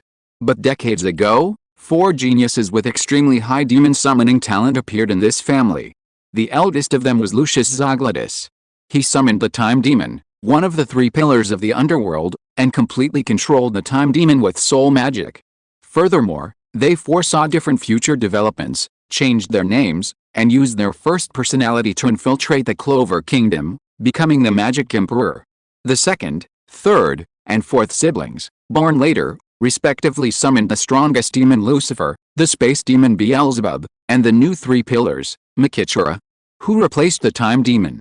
However, lacking soul magic to fully control these three strongest demons, they were instead influenced and gradually corrupted. 15 years ago, the three siblings used demonic power to launch a coup, killing the king and queen and seizing control of the Spade Kingdom. Only the newborn Prince escaped the Spade Kingdom under the protection of the 1st Division commander, arriving at Haji village on the border of the Clover Kingdom. Presumably to lure away pursuers, the 1st Division commander placed outside an orphanage. This led to his later adoption along with Asta and his participation in the Magic Knight's examination in the capital. Lucifer and his companions influenced the siblings' coup to control the entire Spade Kingdom, cultivate a large number of demon-possessed individuals, invade the other three major kingdoms, and ultimately establish a passage that would allow all demons to descend upon the human world. Lucius had foreseen the outcome through time magic, knowing their ultimate failure was inevitable. Therefore, he waited for Lucifer and the other demons to be defeated by humans, absorbed their power, and became the most powerful Magic Emperor, fulfilling his goal. Once everything was over, the Shadow Palace closed, and Julius recounted all the memories sealed by Lucius. George added some extra details. The Dark Triad, after hearing Julius and George's account, everyone's faces turned solemn. They had personally experienced the Time Demon, one of the three pillars. It took so many people ganging up on it to barely defeat it. The Dark Triad had three demons of that level, along with numerous demon possessors. Each of these possessors possessed the strength of a captain. In a real fight, the mages of the Clover Kingdom would be outnumbered. Actually, we still have advantages. Seeing everyone's serious expressions, George smiled and analyzed. First, we have the advantage in intelligence. We currently know a lot about the Dark Triads, while they are unaware that we know about them. So we have the initiative in terms of intelligence. We can launch a preemptive strike before they act, catching them off guard, or ganging up on isolated individuals, eliminating one after another. Second, we are not isolated. As long as we inform the Heart, Diamond, Underwater Temple, and Witch Forest of the Dark Triad's objectives, I believe they will do their utmost to help. After all, if the Dark Triads achieve their goal and allow demons to invade the human world, they will all be finished. Third, since is the Prince of the Spade Kingdom, the rightful heir, we can use identity to get most of the Spade Kingdom's mages to choose neutrality. Finally, We only need to deal with the Dark Triads and their demon-possessed subordinates. Hearing George's analysis, everyone's eyes gradually brightened. Looking at it this way, the Dark Triads didn't seem so difficult to deal with after all. George is right. Next, Julius nodded and quickly began making arrangements. That's it. If everything goes smoothly, we'll attack the Kingdom of Spades in a week. We must end the battle before they can react. Chapter 848, Section 847, George, the God of Demons. Horizontal ellipsis. To catch the Dark Tripolar off guard, Julius and his group immediately took action after discussing the matter. The leader of the Coral Peacock Guild, Dorothy Ainsworth, a witch from the Witch Forest, and Veranissa Anatica, daughter of the Demon Queen from the Witch Forest, from the Black Deer Anasaurus Guild, led a group of mages to the Witch Forest to persuade the Demon Queen. Asta, Noel, and others who had previously visited the Undersea Temple and had good relations with it went to persuade the Undersea Temple. Yami, along with the Azure Rose and the Emerald Mantis Guild, went to the Diamond Kingdom, using a combination of force and reason to make the warlike Diamond Kingdom understand the horrors of demons. Lumiel, with Crimson Lion and Silver-Winged Eagle, went to the Heart Kingdom, where he knew the water spirits. Golden Dawn, Violet Orca, and Aquamarine Deer, in the name of Prince Yuno of the Spade Kingdom, secretly contacted the mages of the Spade Kingdom who outwardly submitted to the Dark Tripolar through the vice leader of the Black Bulls Guild, who were infiltrating the Spade Kingdom. Julius remained in the Clover Kingdom, dealing with the Puppet King and the other nobles, formulating a more detailed plan, and overseeing the overall situation. As for George, he naturally wouldn't participate in these matters, instead focusing on studying the remaining magic stones. He also infused Julius with Time Dragon power, allowing him to grow into a powerhouse comparable to a true Time Demon. 6 days later, most of the experts from the Diamond Kingdom, the Heart Kingdom, the Witch Forest, and the Underwater Temple quietly arrived at the border between the Clover Kingdom and the Spade Kingdom, Asta's hometown, Haji Village. Most of the nobles from the Spade Kingdom gave at least a neutral response. The plan was progressing smoothly. They only needed to teleport directly to the Spade Kingdom's palace via a space mage the next morning to launch the siege. That night, George put down all the magic stones and disappeared from the Haji Village camp. It's time to go to the underworld. After studying the 10 magic stones, he had basically grasped most of the rules of this world. A trip to the underworld would likely allow him to complete and replicate this world. Arriving once more at the Shadow Palace, this space between the human world and the underworld, George waved his hand, tearing open the spatial barrier and stepping into the underworld. Simultaneously, on the 7th level of the underworld, Lucifer, Beelzebub, and Makitra, the strongest of the 3 pillars, opened their eyes. Humans have entered the underworld. The Tree of Evil connects the entire underworld, and as the 3 pillars at its deepest point, they can control the entire underworld through the Tree of Evil. They had just sensed a spatial rift appearing on the top level, and a human-like being had entered the underworld through the rift. All demons, heed my command. Capture the human who has trespassed into the underworld alive. The voice of Demon King Lucifer instantly resounded throughout the underworld. Why had they bestowed power upon the 3 siblings of the Spade Kingdom and helped their regime? It was precisely to allow the 3 brothers to open the passage between the human world and the underworld, enabling them to enter the underworld smoothly. And now, humans had actually come to the underworld. This meant that this human had mastered the method to enter and exit the underworld. If they could capture this human, perhaps they wouldn't need the 3 siblings. They could freely enter and exit the human world. As for why they didn't personally capture the human, it was because they were unsure of the human's strength. After all, even Beelzebub, the space demon renowned for his special magic, couldn't open a special rift to enter and exit the underworld. Therefore, this human either possessed strength surpassing theirs, or was lucky enough to possess extremely special magic, or had discovered a special passage to the underworld. If it was the former, then they could use the countless demons within the 7th layer to wear down the human's power, and they could also take the opportunity to obtain information about the human's magic, eventually joining forces to capture him. If it was the latter, then they wouldn't need to take action. Their subordinate demons could find and capture the human, and they only needed to wait for their subordinates to present him. Humans have actually come to the underworld. Upon hearing Lucifer's command, all the demons on the 7th layer instantly erupted in excitement. For 99% of the demons, they had only heard of humans and the human world. They had never been to the human world, nor had they ever seen humans. So even without Lucifer's orders, upon learning that a human had entered the underworld, they would try every means to capture that human, examine them closely, and then torture them for their amusement. Similarly, George, who had just entered the uppermost level of the underworld, also heard Lucifer's command, but he ignored it. He simply activated his abyssal authority, once again emanating the abyssal aura that even the time demons feared to the point of immobility.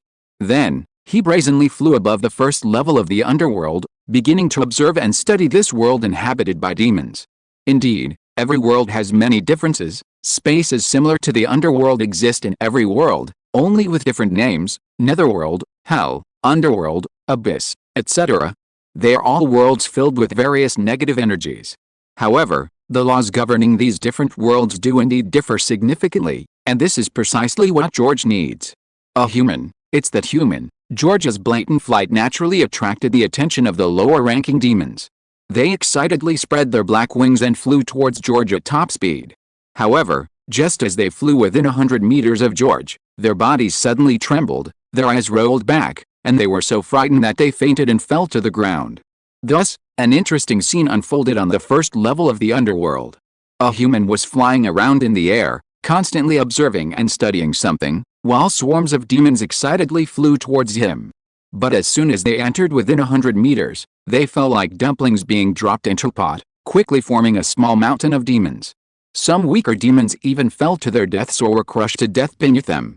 Demons are known for their cunning, and even the weakest demons possess considerable intelligence. Seeing that they couldn't even get close to George, they knew that this was not something they could handle.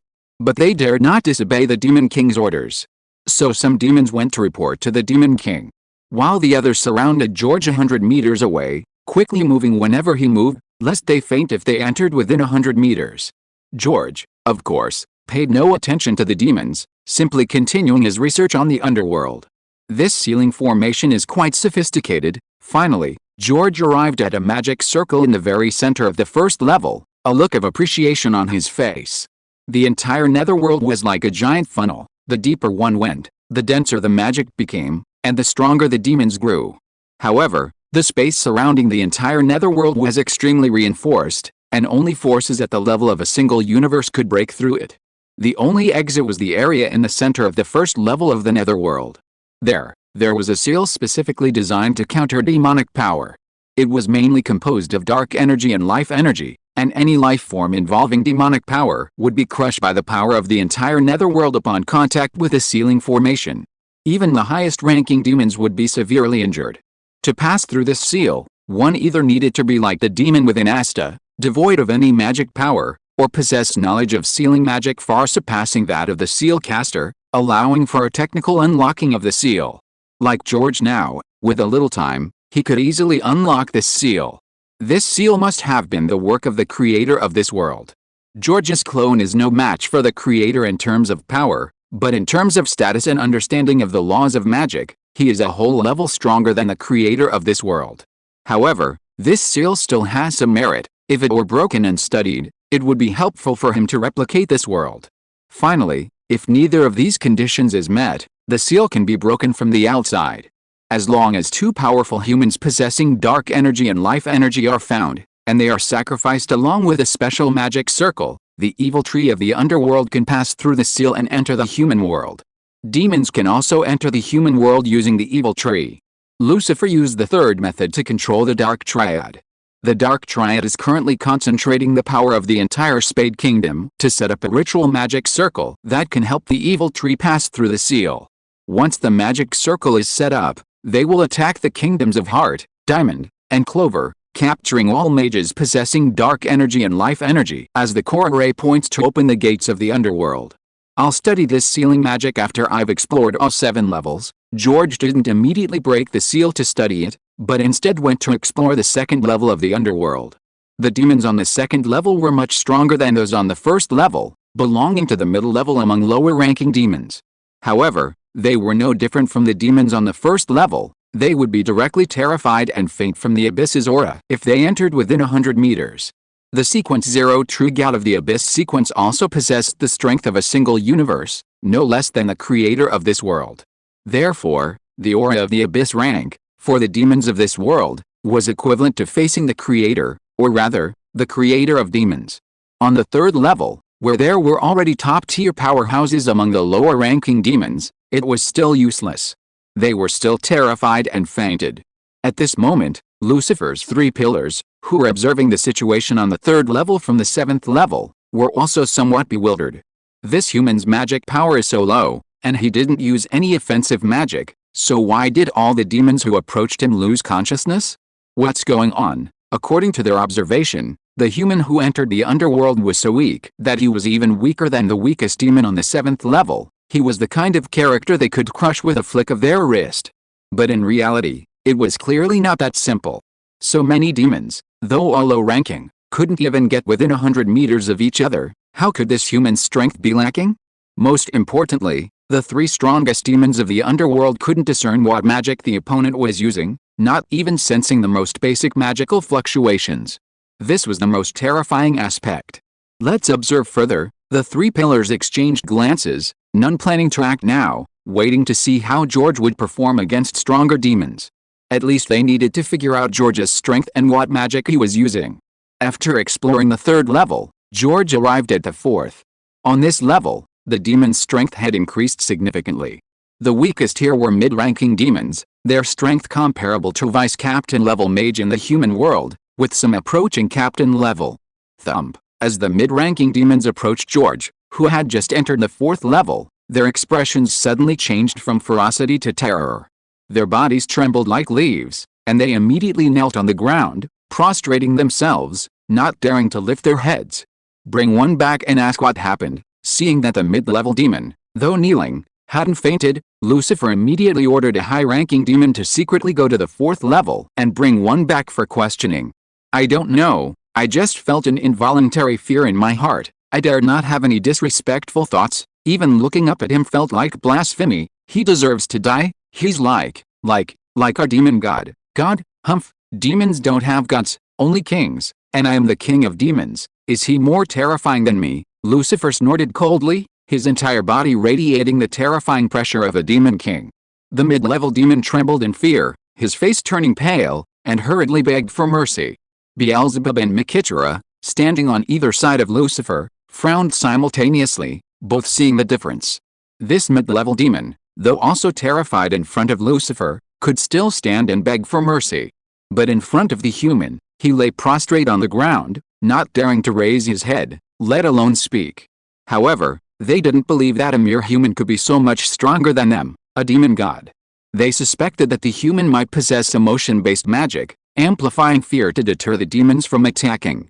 Their reasoning was that the human's magic power was low, and aside from intimidating the demons, he hadn't actually attacked. But they didn't rashly intervene themselves, instead continuing to monitor how effective the human's fear magic was against demons. Simultaneously, they issued attack orders to the top-tier mid-level demons on the fifth floor. Since they weren't affected within 100 meters, they would attack from that distance. The top-tier mid-level demons weren't already on par with human captain-level mages, and many were skilled in ranged attacks, capable of harming enemies 100 meters away. Attack. When George entered the fifth floor, the prepared top-tier mid-level demons had already conjured massive fireballs, ice spikes, and lightning spears, long-range spells.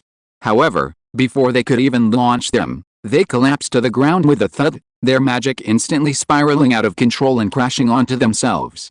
I didn't say my aura could only cover 100 meters, did I? George shook his head upon seeing this and continued exploring the fifth level.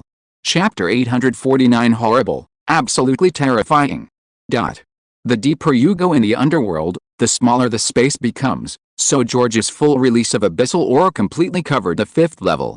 At this moment, all the demons on the fifth level were prostrate on the ground, as if worshipping their god, trembling and not daring to move an inch. Snap! On the seventh level, Lucifer's terrifying gravity magic instantly lowered the entire ground by one level. Who is this guy, to make even top-tier mid-level demons look so pathetic? This can't be explained by fear magic alone. There must be some other magic they don't know about at work.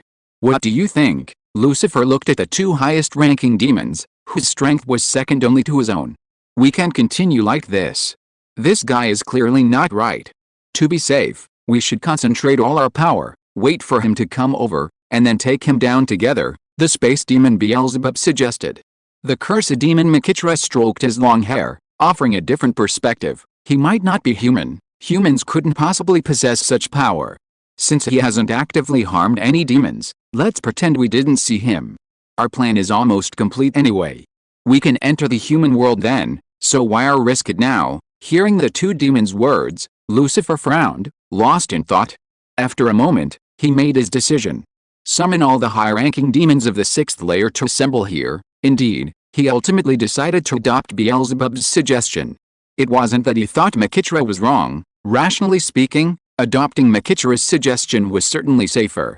However, in this situation, reason alone couldn't suffice. As the ruler of the underworld, the strongest demon, if he allowed a human to roam freely here, what would become of his demon king's authority? If all the demons thought him weak, they might even consider taking his place. Makitra's suggestion might have been a test. If their plan succeeds, they will no longer rule only the boring underworld, but also the vibrant human world. If he, the Demon King, is not powerful enough, Beelzebub and Makitra, who are second only to him, wouldn't mind joining forces to kill him, devour his power, and then elect a new Demon King. Huh? Nobody's here. George arrived at the 6th level and found no demons at all, a hint of surprise on his face, but he quickly figured it out. But he didn't care, because the result wouldn't be any different. Even if all the demons of the 6th level went to the 7th level, or even if all the demons of the underworld became the highest-ranking demons, it would be the same result. This is the suppression of rank. Mainly, the difference in rank is too great, quantity is meaningless. The strength of the highest-ranking demon is at most at the level of a Heavenly Father, and the 3 pillars are at most at the peak of the Heavenly Father level, while his rank is at the Multiverse level. Even if it's just a small avatar, his rank won't change.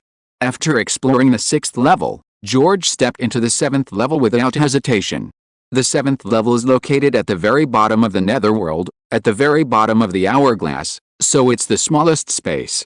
As soon as George entered, he saw countless demons, each radiating powerful magic. Even the weakest among them possessed strength approaching that of a word-power demon. Human, Lucifer, seeing George appear, didn't immediately attack, intending to probe to see if he could uncover George's true identity so he could launch a targeted attack. However, as soon as he spoke, he felt a terrifying abyssal aura, a tremor originating from his very soul, freezing him in place. No matter how hard he tried, how much magic he channeled, his body wouldn't obey him. He couldn't move an inch, like a terrified quail. He managed to move his head and look around, finding Beelzebub and Metacritic in the same state, frozen in place, trembling and unable to move. As for the higher-ranking demons, while they didn't prostrate themselves like the mid-ranking demons, they all couldn't help but kneel down. The human didn't even glance at them, as if they were insignificant ants on the ground, utterly unworthy of attention. After circling around, the human left the 7th level, and they returned to normal, though they were drenched in sweat. Terrifying, utterly terrifying. How could such a terrifying being exist in the world? Having experienced it firsthand, they no longer believed it was some kind of fear magic, a trick to fool people. The other party was definitely a being far more powerful than them, capable of easily annihilating them all. Perhaps it really was a god. Lucifer, what do we do now? Beelzebub and Makitra looked at Lucifer with lingering fear.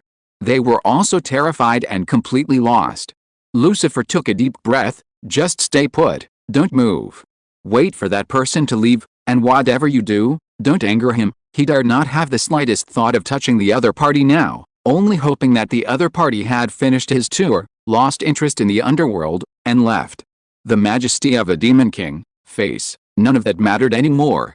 Beelzebub and Makitra nodded vigorously, now completely agreeing with Lucifer's decision. Meanwhile, George, having thoroughly studied the entire underworld, returned to the seal on the 1st level. In truth, while he could use his authority to intimidate Lucifer and the other demons, he couldn't actually kill them. His magical power was too low to break through their defenses. The time demon had been finished off by Yami. Unless he used devouring magic to quickly absorb and increase his magical power, but that would be too conspicuous and easily discovered by the creator of this world. However, that wasn't the most important reason.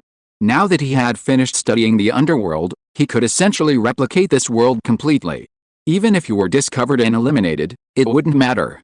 He hadn't emptied the underworld of demons because he felt that keeping them alive wasn't a bad thing. On one hand, It was a valuable experience for the Black Tyrannosaurus Rex, and Asta and Lib wanted to personally kill Lucifer to avenge their mother.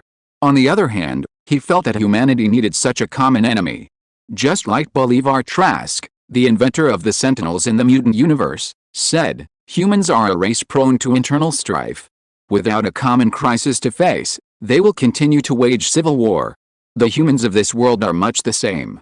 If it weren't for the demon crisis, the Four Kingdoms, the Witch Forest, and the Underwater Temple wouldn't be so united. Even if he significantly increased the power of the Clover Kingdom, allowing it to rule the other kingdoms, peace wouldn't last forever after his departure.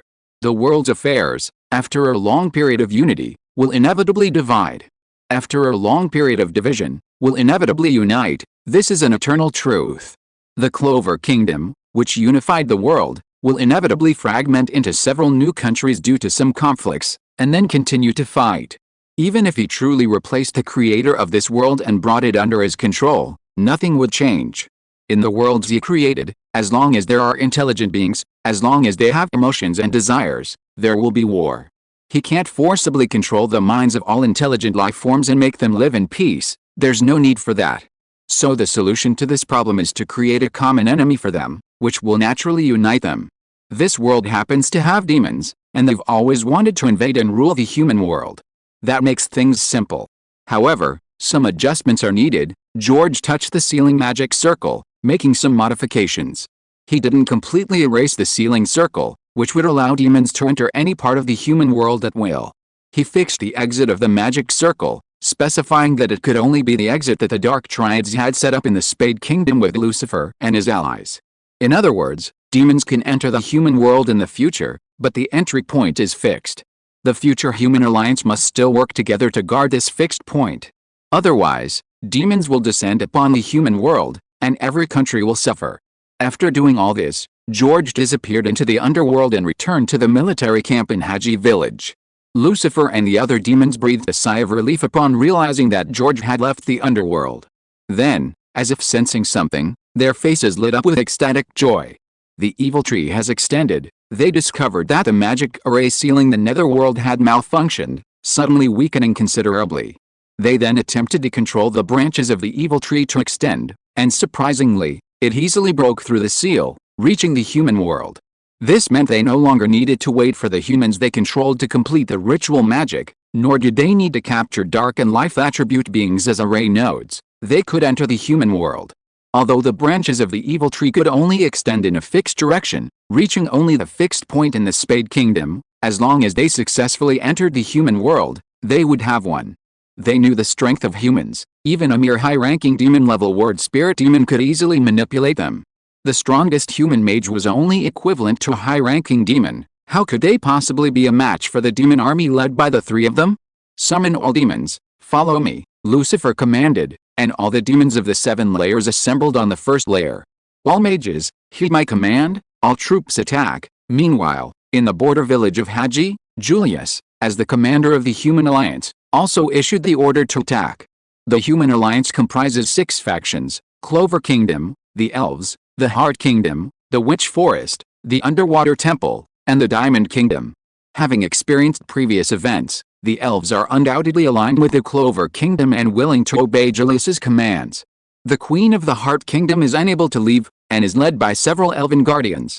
Furthermore, the Queen of the Heart Kingdom was cursed by the 3 pillars, Mijitura, during her battle with the Dark Triad, leaving her with only 1 year to live. It was George who teleported her and lifted the curse. Therefore, the mages of the Heart Kingdom are also willing to obey Julius's orders. Banatha Anatika of the Black Tyrannosaurus Rex is the daughter of the Witch Forest Queen. Unwilling to accept the fate her mother had given her, she fled the Witch Forest. This time, representing the Clover Kingdom in negotiations with the Witch Forest, she defeated the Witch Queen with the overwhelming power of a Dragon Slayer mage, achieving reconciliation with the mother and daughter. Therefore, the witch army that came this time was also following Banatha's orders and obeying Julius's lead. The Underwater Temple was already somewhat dependent on the Clover Kingdom, so naturally, the Clover Kingdom was the main force this time as well. Finally, there was the Diamond Kingdom. Although the Diamond Kingdom agreed to join forces with the Spade Kingdom to stop the demons from invading the human world, they were unwilling to let the Clover Kingdom take the lead. They wanted to be the commander of the Allied forces. Because if they could defeat the demons, then as the leader of the Allied forces, they would definitely be able to gain great benefits afterward. However, after the Diamond Kingdom's strongest warriors, the 8 Immortals, were defeated by Yami alone, their idea naturally fell through. Therefore, the supreme commander of the Allied forces is still the Magic Emperor Julius of the Clover Kingdom. Julius originally wanted to abdicate in favor of the first Magic Emperor, Luciel, but Luciel declined on the grounds that he was not familiar with the current mages of various countries. With Julius's order, a dense array of mages took to the air. Most of them rode magical brooms, but many also rode their own specially made magical flying devices, such as flying carpets, flying cars, and airships. Even more powerful were those who used elemental mimicry to create various flying creatures to carry them. And then there were those like Lumiel who directly conjured a lightsaber to carry themselves. After crossing the border, the army encountered no resistance from the border guards and headed straight for the capital of the Spade Kingdom. This was because the high-ranking nobles of the Spade Kingdom responsible for this area had been secretly persuaded by Yuno, the prince of the Spade Kingdom, to wait and see. Enemy attack. Enemy attack. Inside the Spade Kingdom's palace, the Dark Triad was discussing the construction of a ritual magic circle with his Dark Apostles. Suddenly, a soldier rushed into the palace in a panic. A large number of unknown mages have appeared in the skies above the royal capital, and they're flying towards the palace. How interesting. We haven't even gone looking for them, and they've already come to their deaths. Dante Zogladus, the leader of the Dark Triad, sitting on the throne in the palace, waved his hand to activate the palace's magic mirror. Looking at the scene above the capital reflected in the mirror, a disdainful expression appeared on his face. He had already recognized the mages who attacked the palace. He guessed that their plan had been discovered, so the 3 great kingdoms and some other forces outside had joined forces to stop them. However, he wasn't worried at all. They hadn't attacked the other 3 kingdoms not because they lacked confidence, but simply because they were preparing the ritual magic circle for the demon's descent. If they really attacked, they, the 3 siblings, could wipe out the 3 kingdoms without any subordinates. Chapter 850 The Demon Army That Was Scared Away. Previously, the 3rd sister, Vanica, had attacked the Queen of the Heart Kingdom. Although she didn't kill the queen, she successfully cursed her, preventing her from living more than a year. It's important to know that the Queen of the Heart inherited the power of her ancestors. Within the Heart Kingdom, her individual strength was comparable to the combined strength of all the mages in the Clover Kingdom. Vanica was stronger than the queen, and her brothers were stronger than Vanica, so we can conclude that the 3 siblings were strong enough to sweep through the other 3 kingdoms, not to mention they had many powerful Dark Apostles as subordinates. Has Duke Charles, who is guarding the border, not sent any messages? The second brother, Zenon Zogladus, frowned. Such a large-scale invasion, reaching even the capital, couldn't possibly have gone unnoticed by Duke Charles, who was guarding the border. No messages have been received regarding the border, a Dark Apostle below replied. Dante, the leader, sneered, after 15 years of forbearance, it seems they've finally shown their true colors. Good, after dealing with these invaders, we can clean up these traitors. 40% demonic power assimilation. The Black Triad and the Black Apostles simultaneously activated demonic assimilation, acquiring demonic power through contracts, unfurling demonic wings, and charging towards Julius and his group. All mages, attention. Attack. Seeing the Black Triad and the Demon Apostles take to the air, Julius showed no sign of halting negotiations, immediately ordering all mages to attack. A dense barrage of magic swept over the Black Triad and the Black Apostles. Gravity magic, the Demon King's presence. Facing the overwhelming barrage of ranged magic, Dante raised his hand, and terrifying gravity instantly drew all the incoming ranged spells downwards. Before his gravity magic, no ranged magic had any effect. HMPH, what's wrong with your attacks in the face of my gravity magic? Just as Dante was about to mock the Human Mage Alliance, he suddenly noticed something was wrong. Not all ranged spells were suppressed by his gravity magic. Several special spells actually broke through the gravity suppression and continued to bombard them. That's right, it was the Dragon Roar spell unleashed by Julius, Lumiel, and Yami. Dante's gravity magic could indeed counter ranged attack spells, but only if the spell's power couldn't exceed his gravity magic by too much. Now that Julius and the other 2 had become Dragon Slayer mages and could even transform into dragons, their strength was no less than that of the 3 supreme demons they had sworn allegiance to. Even if Lucifer himself came, it would be difficult to influence the three's Dragon Slayer magic with gravity magic. Let alone the Dark Tripolar, which had only borrowed a portion of demonic power. Big brother, this is bad. Quickly unleash the demonic power to its limit. Sensing the terrifying magical power contained within the three Dragon Slayer spells, the second brother, Xenon, immediately changed his expression.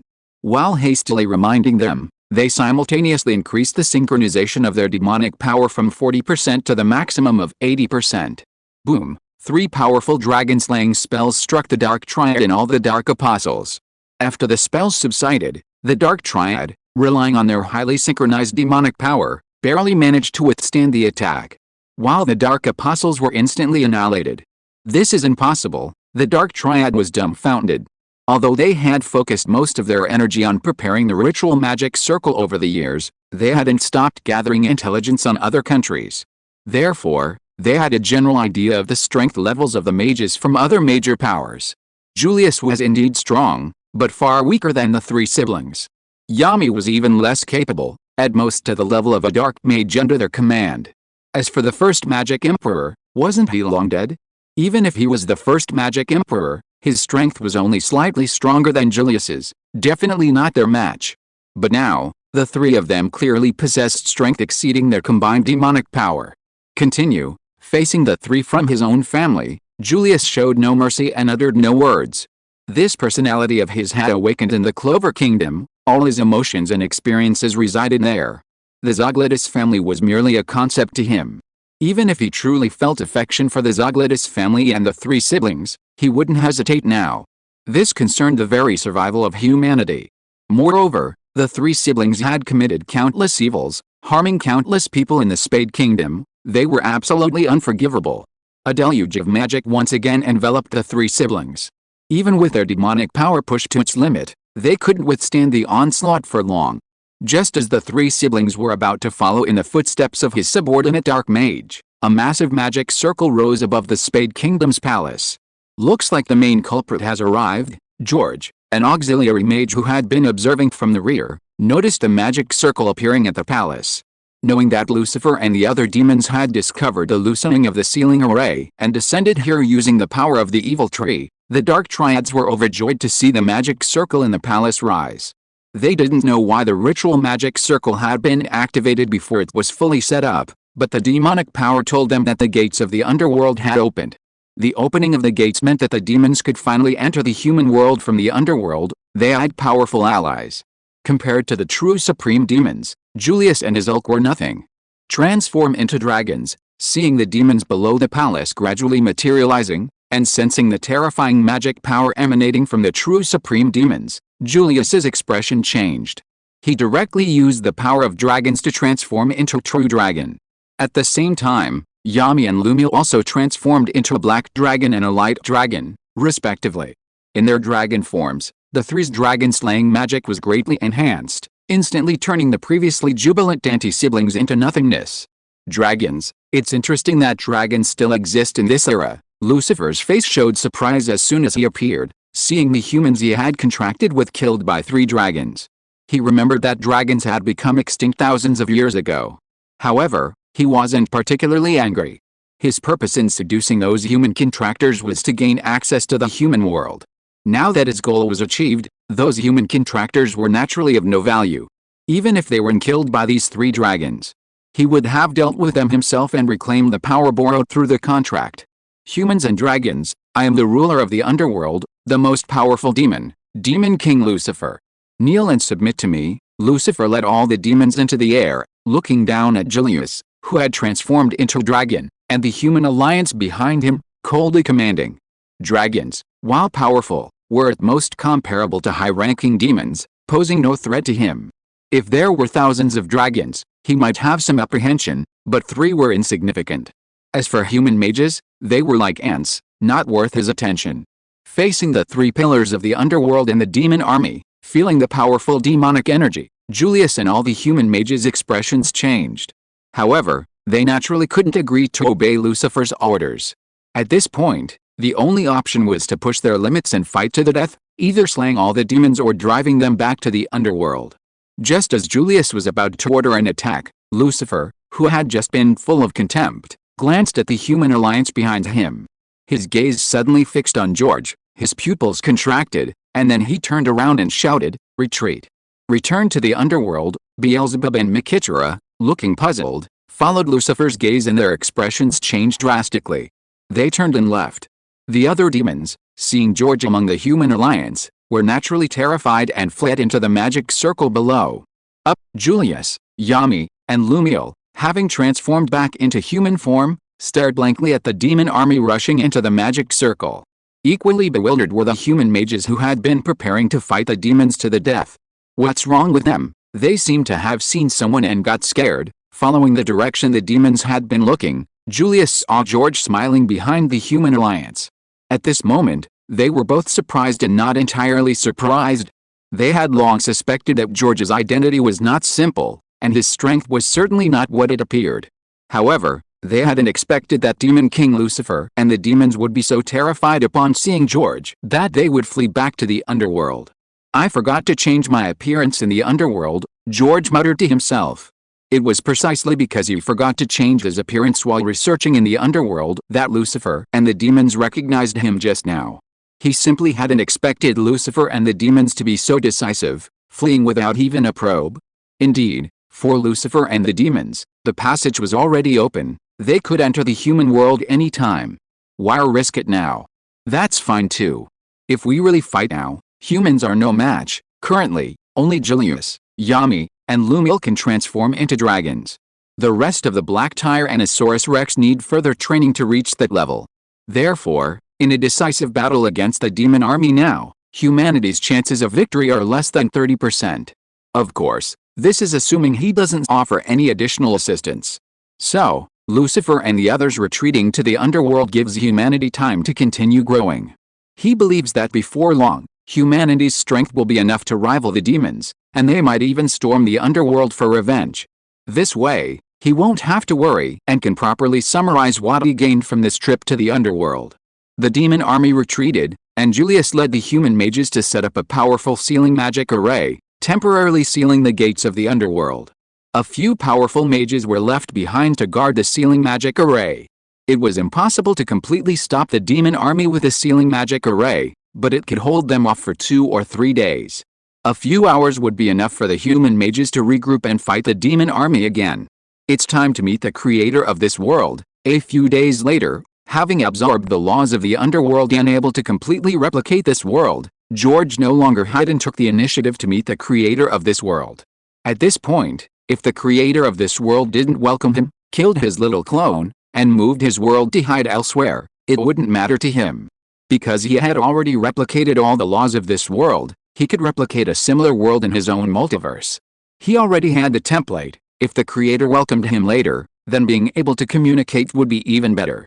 Compared to researching on his own, communicating with the creator would allow him to obtain more details, and the replication effect would be much better. Actively releasing his power, George followed the aura of the creator he had sensed when he first discovered this world and quickly found the creator's palace in the River of Time. When he entered, the creator, dressed in a magnificent robe and appearing as a young man, was smiling and waiting for him. "Friend, you have impressive skills. You've managed to stay in my world for so long. If I hadn't actively released my aura, I wouldn't have noticed you yet. I'm sorry." "I'm sorry." Seeing the creator's friendly attitude, George immediately bowed and apologized. Secretly infiltrating the other's world to study its laws was indeed his fault. Since the other was friendly, he was willing to apologize and offer appropriate compensation. "A guest is a guest, and I'm not a petty person. I just don't know what you intend to do in my world, friend." The young creator invited George to sit down and continued to ask with a smile.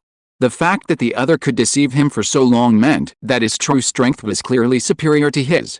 Although he could easily deal with the other's clone and then move his world elsewhere, he still didn't want to offend anyone if possible.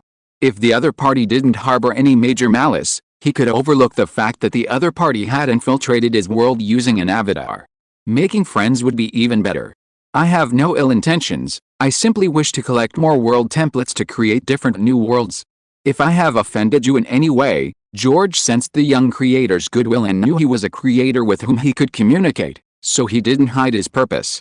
At the same time, He shared some of his insights into the laws of this world and offered valuable experience on advancing from a single universe level to a multiverse level and splitting into new worlds.